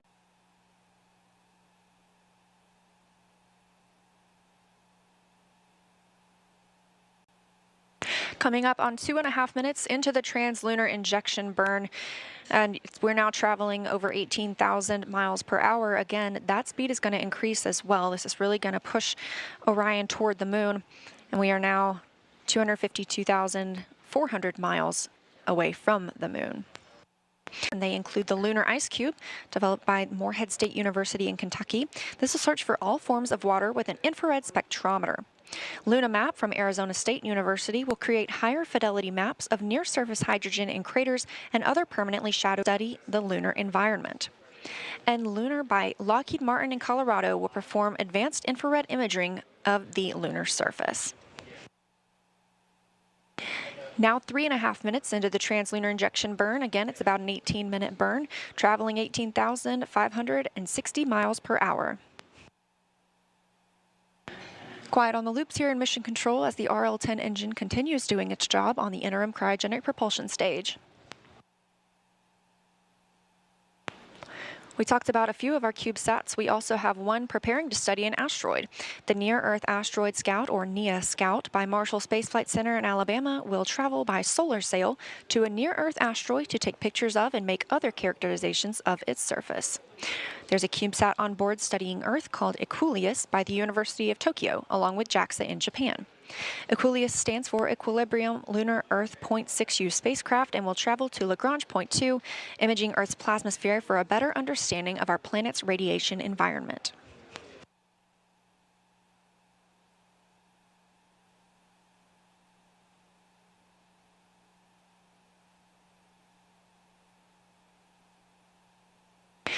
We're now coming up on 4 minutes and 45 seconds into the translunar injection burn. Orion traveling at 18,982 miles per hour. Our distance from the moon continues to decrease, now 251,900 miles away. To highlight some more of our CubeSats on board, we also have BioSentinel, developed by Ames Research Center in California, and will use a single yeast cell to detect, measure, and compare the impact of deep space radiation on living organisms over an extended period of time. Argo Moon was developed by the Italian Space Agency and Argotech in Italy. This CubeSat will observe the interim cryogenic propulsion stage, the stage that it's firing right now, with its advanced optics and software imaging system. And our last CubeSat through the Centennial Challenge is Team Miles from Florida, who developed a CubeSat that will demonstrate propulsion using plasma thrusters and will compete in NASA's Deep Space Derby. These CubeSats pack a ton of tech and science in a tiny package, so they don't all have redundant systems.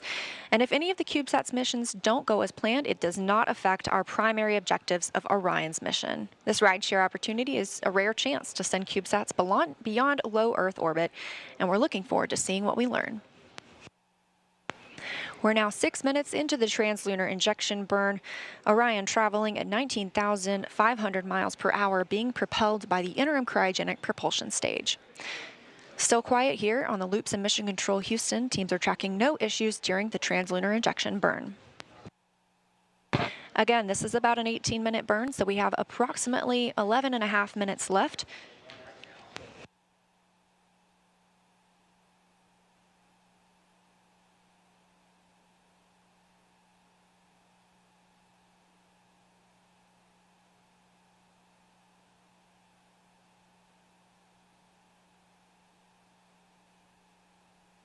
It's also been 1 hour and 33 minutes since liftoff today from Kennedy Space Center. That was a 1:47 a.m. Eastern Time launch.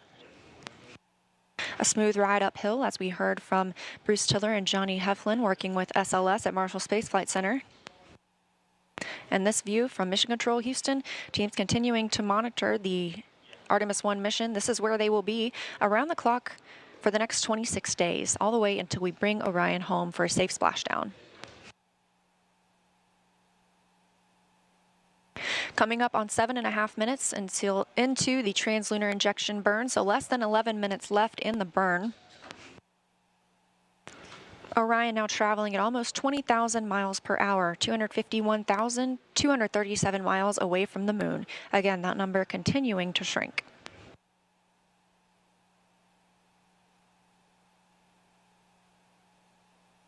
Orion itself is still over Earth. It is over the Pacific Ocean south of Hawaii.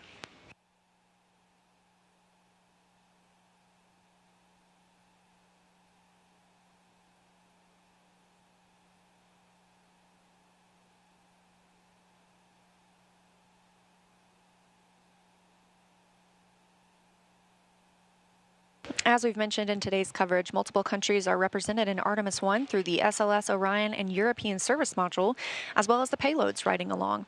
While NASA is leading the Artemis missions, international partnerships will play a key role in achieving a sustainable presence on the moon while preparing to send humans to Mars. In 2021, over a dozen countries signed the Artemis Accords, which will establish a common set of principles to govern the civil exploration and use of outer space. The Artemis Accords will create a safe, transparent environment that facilitates exploration, science, and commercial activities for all of humanity. This cooperation not only furthers space exploration, but also enhances peaceful relationships between countries on Earth.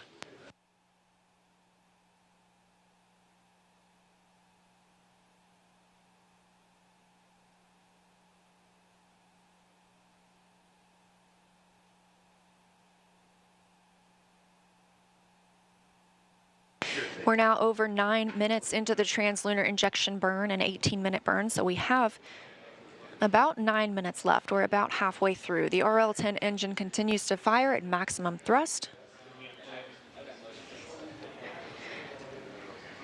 Orion traveling attached to the interim cryogenic propulsion stage, now over 20,600 miles per hour.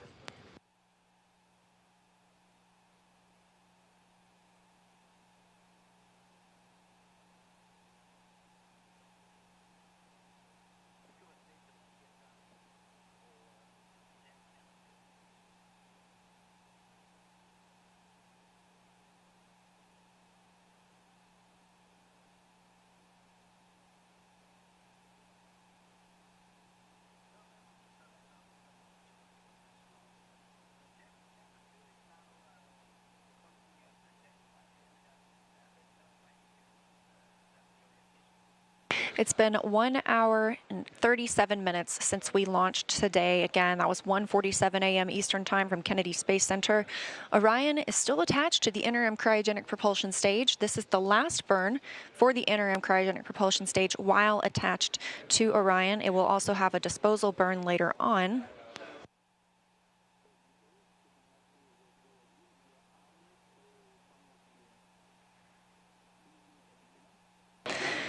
About 10 minutes after we have ICPS cut off, Orion will separate from the interim cryogenic propulsion stage itself, and the capsule will be flying free, still attached to the European service module. We've got about 7 minutes left in the translunar injection burn. Orion traveling now at over 21,000 miles per hour.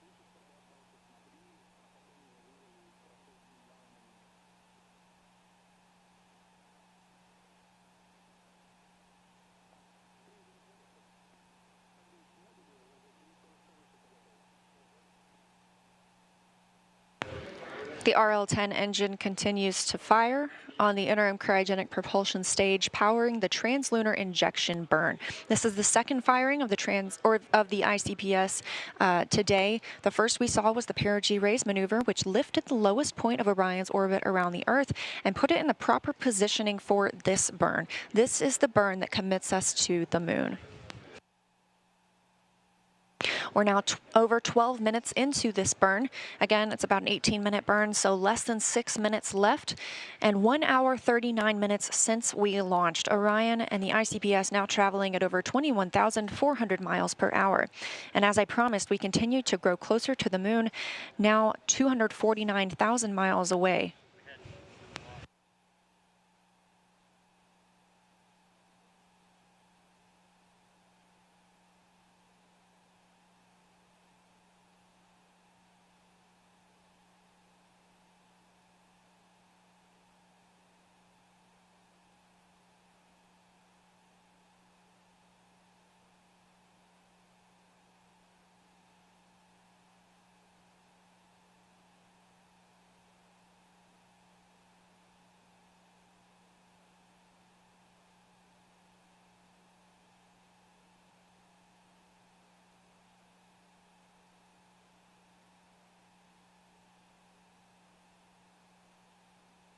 Now over 13 minutes into the translunar injection burn, putting us less than 5 minutes away from cutoff. We have had a nominal burn so far. That RL-10 engine continues to fire at maximum thrust, 25,000 pounds of thrust. We're now traveling over 21,730 miles per hour.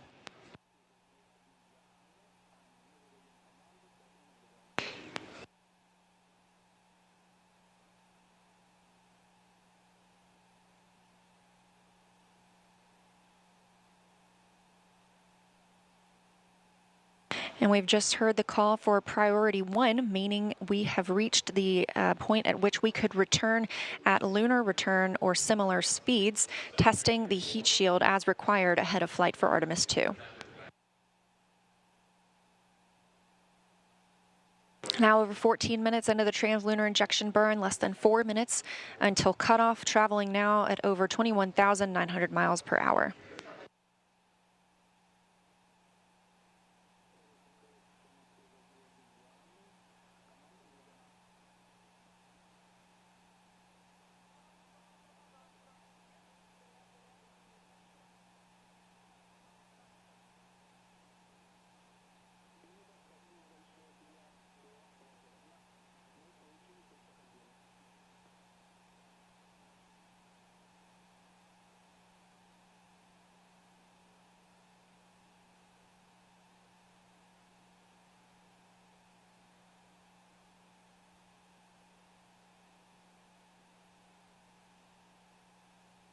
Now less than 3 minutes away from cutoff of the interim cryogenic propulsion stage, and coming up on 1 hour and 42 minutes into the Artemis I mission.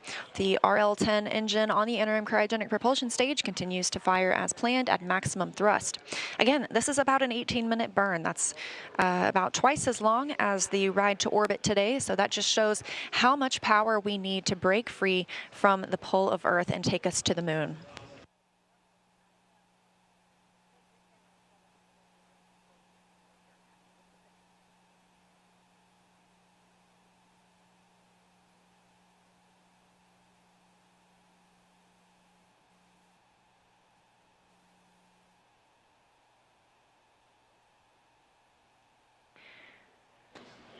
"16 minutes now into the translunar injection burn, Orion traveling at over 22,276 miles per hour.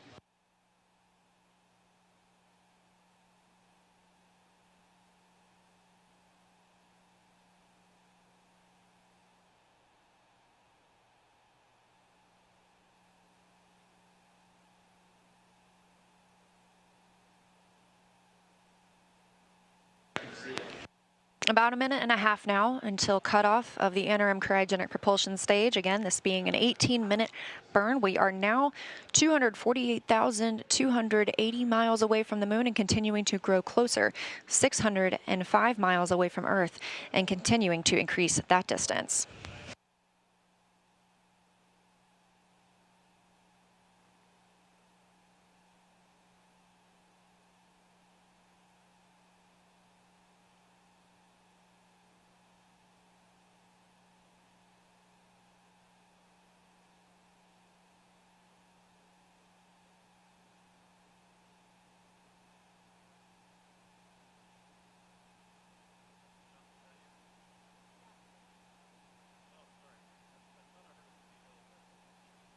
Less than a minute now until cutoff of the ICPS and the end of the translunar injection burn. We've had a good burn all the way through so far.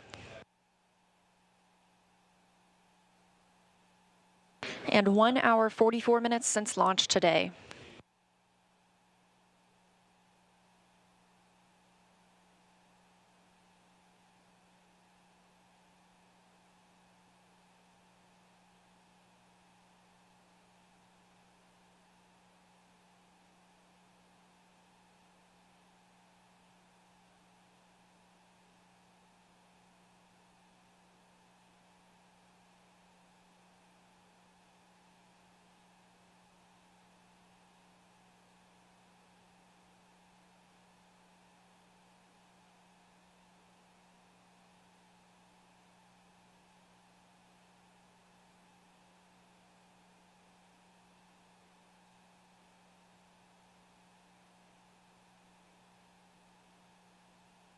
And we have cutoff of the interim cryogenic propulsion stage, which has committed Orion to the translunar conjunction. The spacecraft is moon-bound.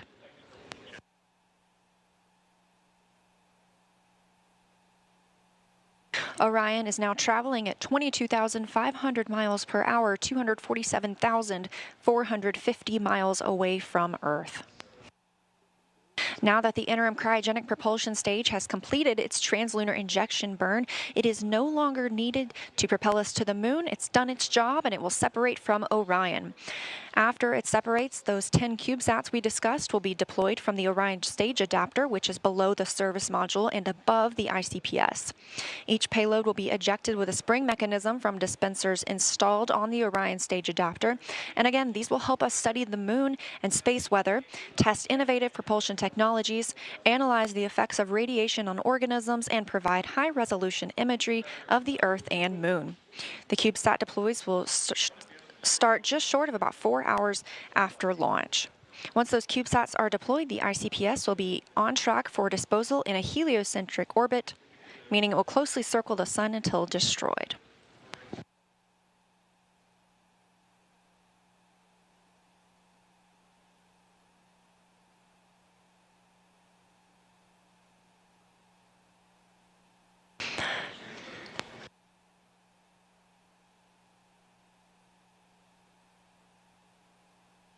The next change we'll see is for the ICPS to separate from Orion and the service module. Those will continue flying free on their journey toward the moon.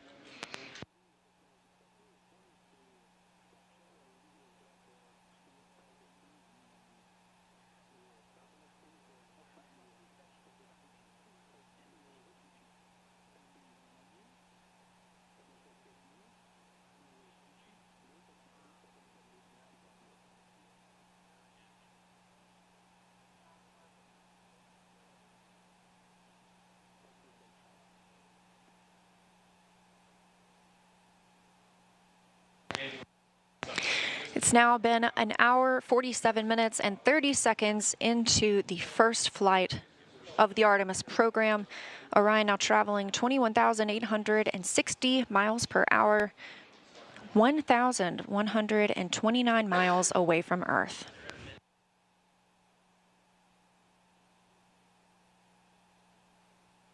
That stage separation from the interim cryogenic propulsion stage, again, should be about 10 minutes after the translunar injection burn is complete, so approximately 7 minutes from now. Shortly after ICPS separation, Orion's service module will fire its auxiliary thrusters to move the spacecraft a safe distance away from the expended stage. Orion continues on an outbound path to the moon, and the Orion stage adapter attached to the interim cryogenic propulsion stage will deliver several small payloads over several deployments.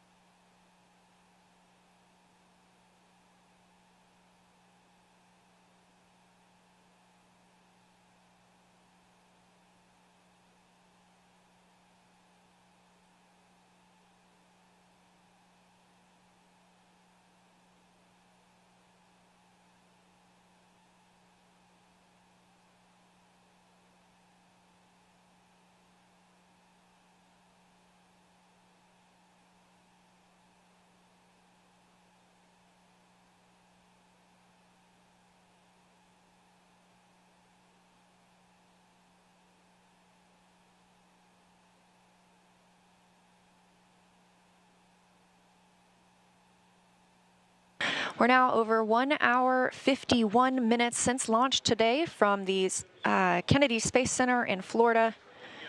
Orion is traveling attached to the interim cryogenic propulsion stage, but not for much longer. We look for that separation to happen in about 5 minutes.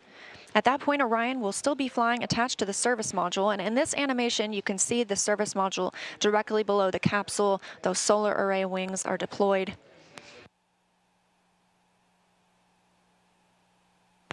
The spacecraft now traveling over 20,570 miles per hour, Continuing to increase its distance from Earth, now over 1,780 miles away. Continuing to decrease its distance from the Moon, 245,150 miles away.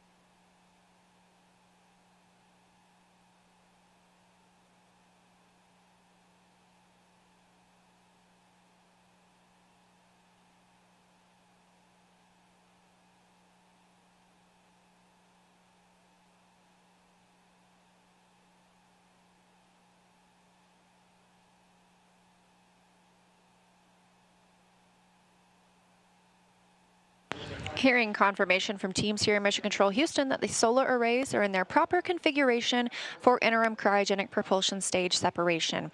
Again, we just saw the translunar injection burn, a successful approximately 18-minute burn that has helped Orion break free from the pull of Earth's gravity and sending us toward the Moon. We're now standing by for separation from that stage now that it has done its job for Orion. However, it still has a job to do. It will help eject some CubeSats that will help us study the Moon, Earth, and the space environment. Orion now traveling at 19,700 miles per hour, 2,270 miles away from Earth. We're expecting that stage separation to happen in about a minute.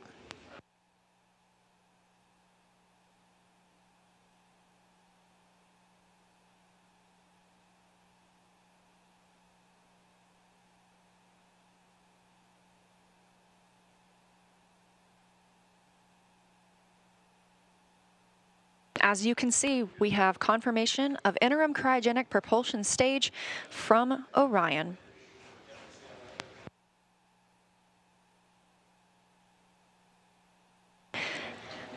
With the Earth in the background and the Moon is our destination, Artemis generation, we are going.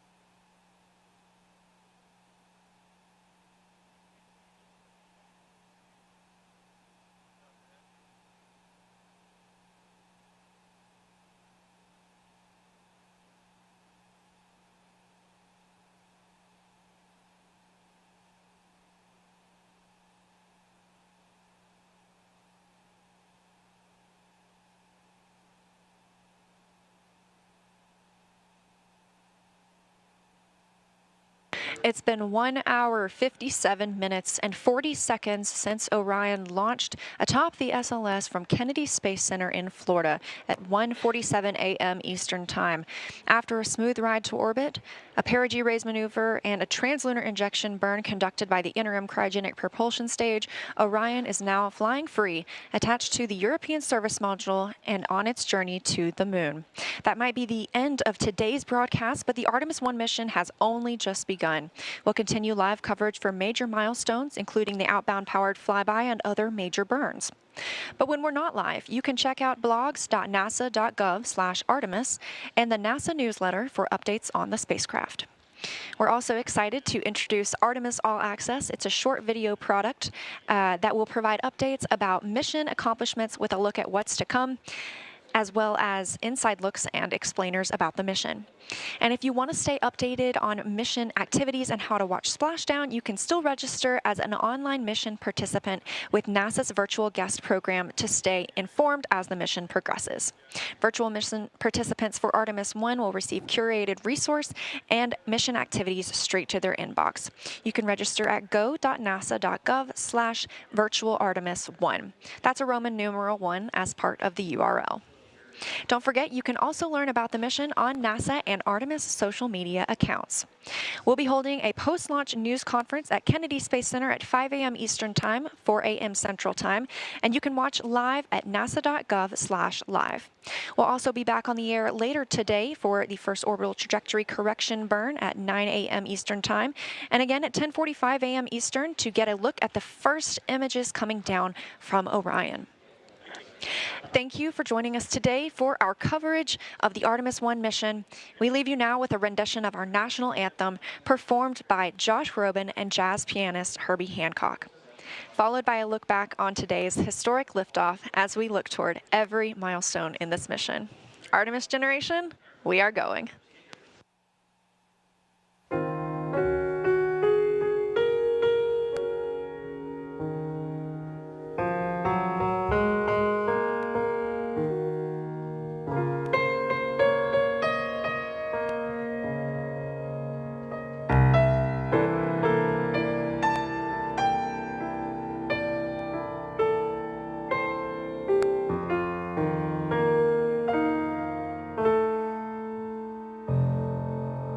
Oh, say,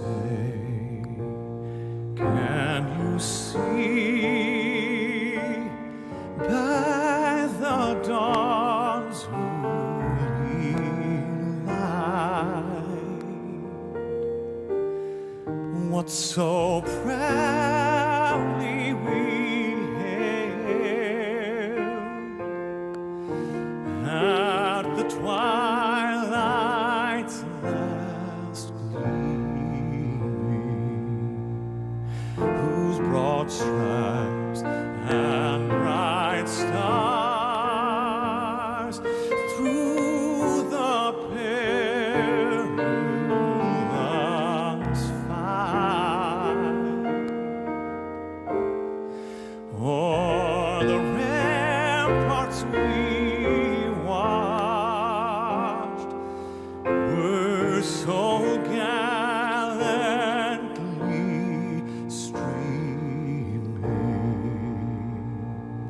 and the rocket's red glare, the bombs bursting in air, gave proof through the night that our flag was still there.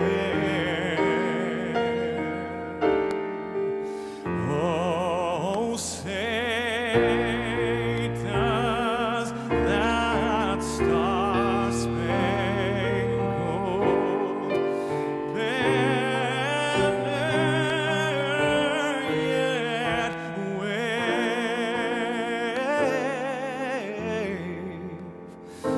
o'er the land of the free?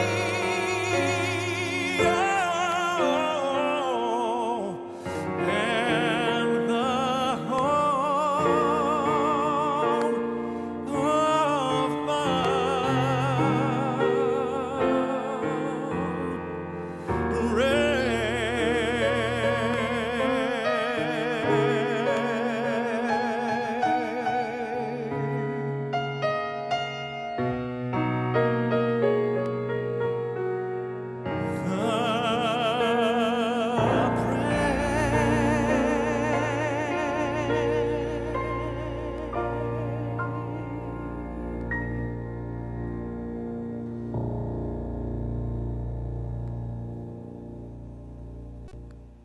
Sound suppressor water now flowing 15. under the ML. And here we go. 10. Hydrogen burn-off igniters initiated. 7, 6, 5.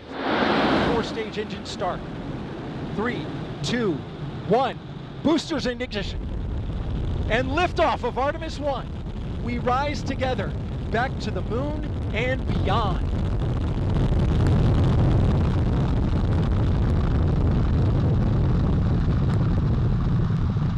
All 4 RS-25 engines on the core stage and 2 solid rocket boosters now propelling the vehicle at 128 miles per hour. Hearing good control on the roll from teams in Mission Control Houston. All good calls so far. Now 30 seconds into the flight of Artemis I. First milestone will be for the vehicle to pass through max Q at about 1 minute and 9 seconds into launch. This is the greatest period of atmospheric force on the rocket.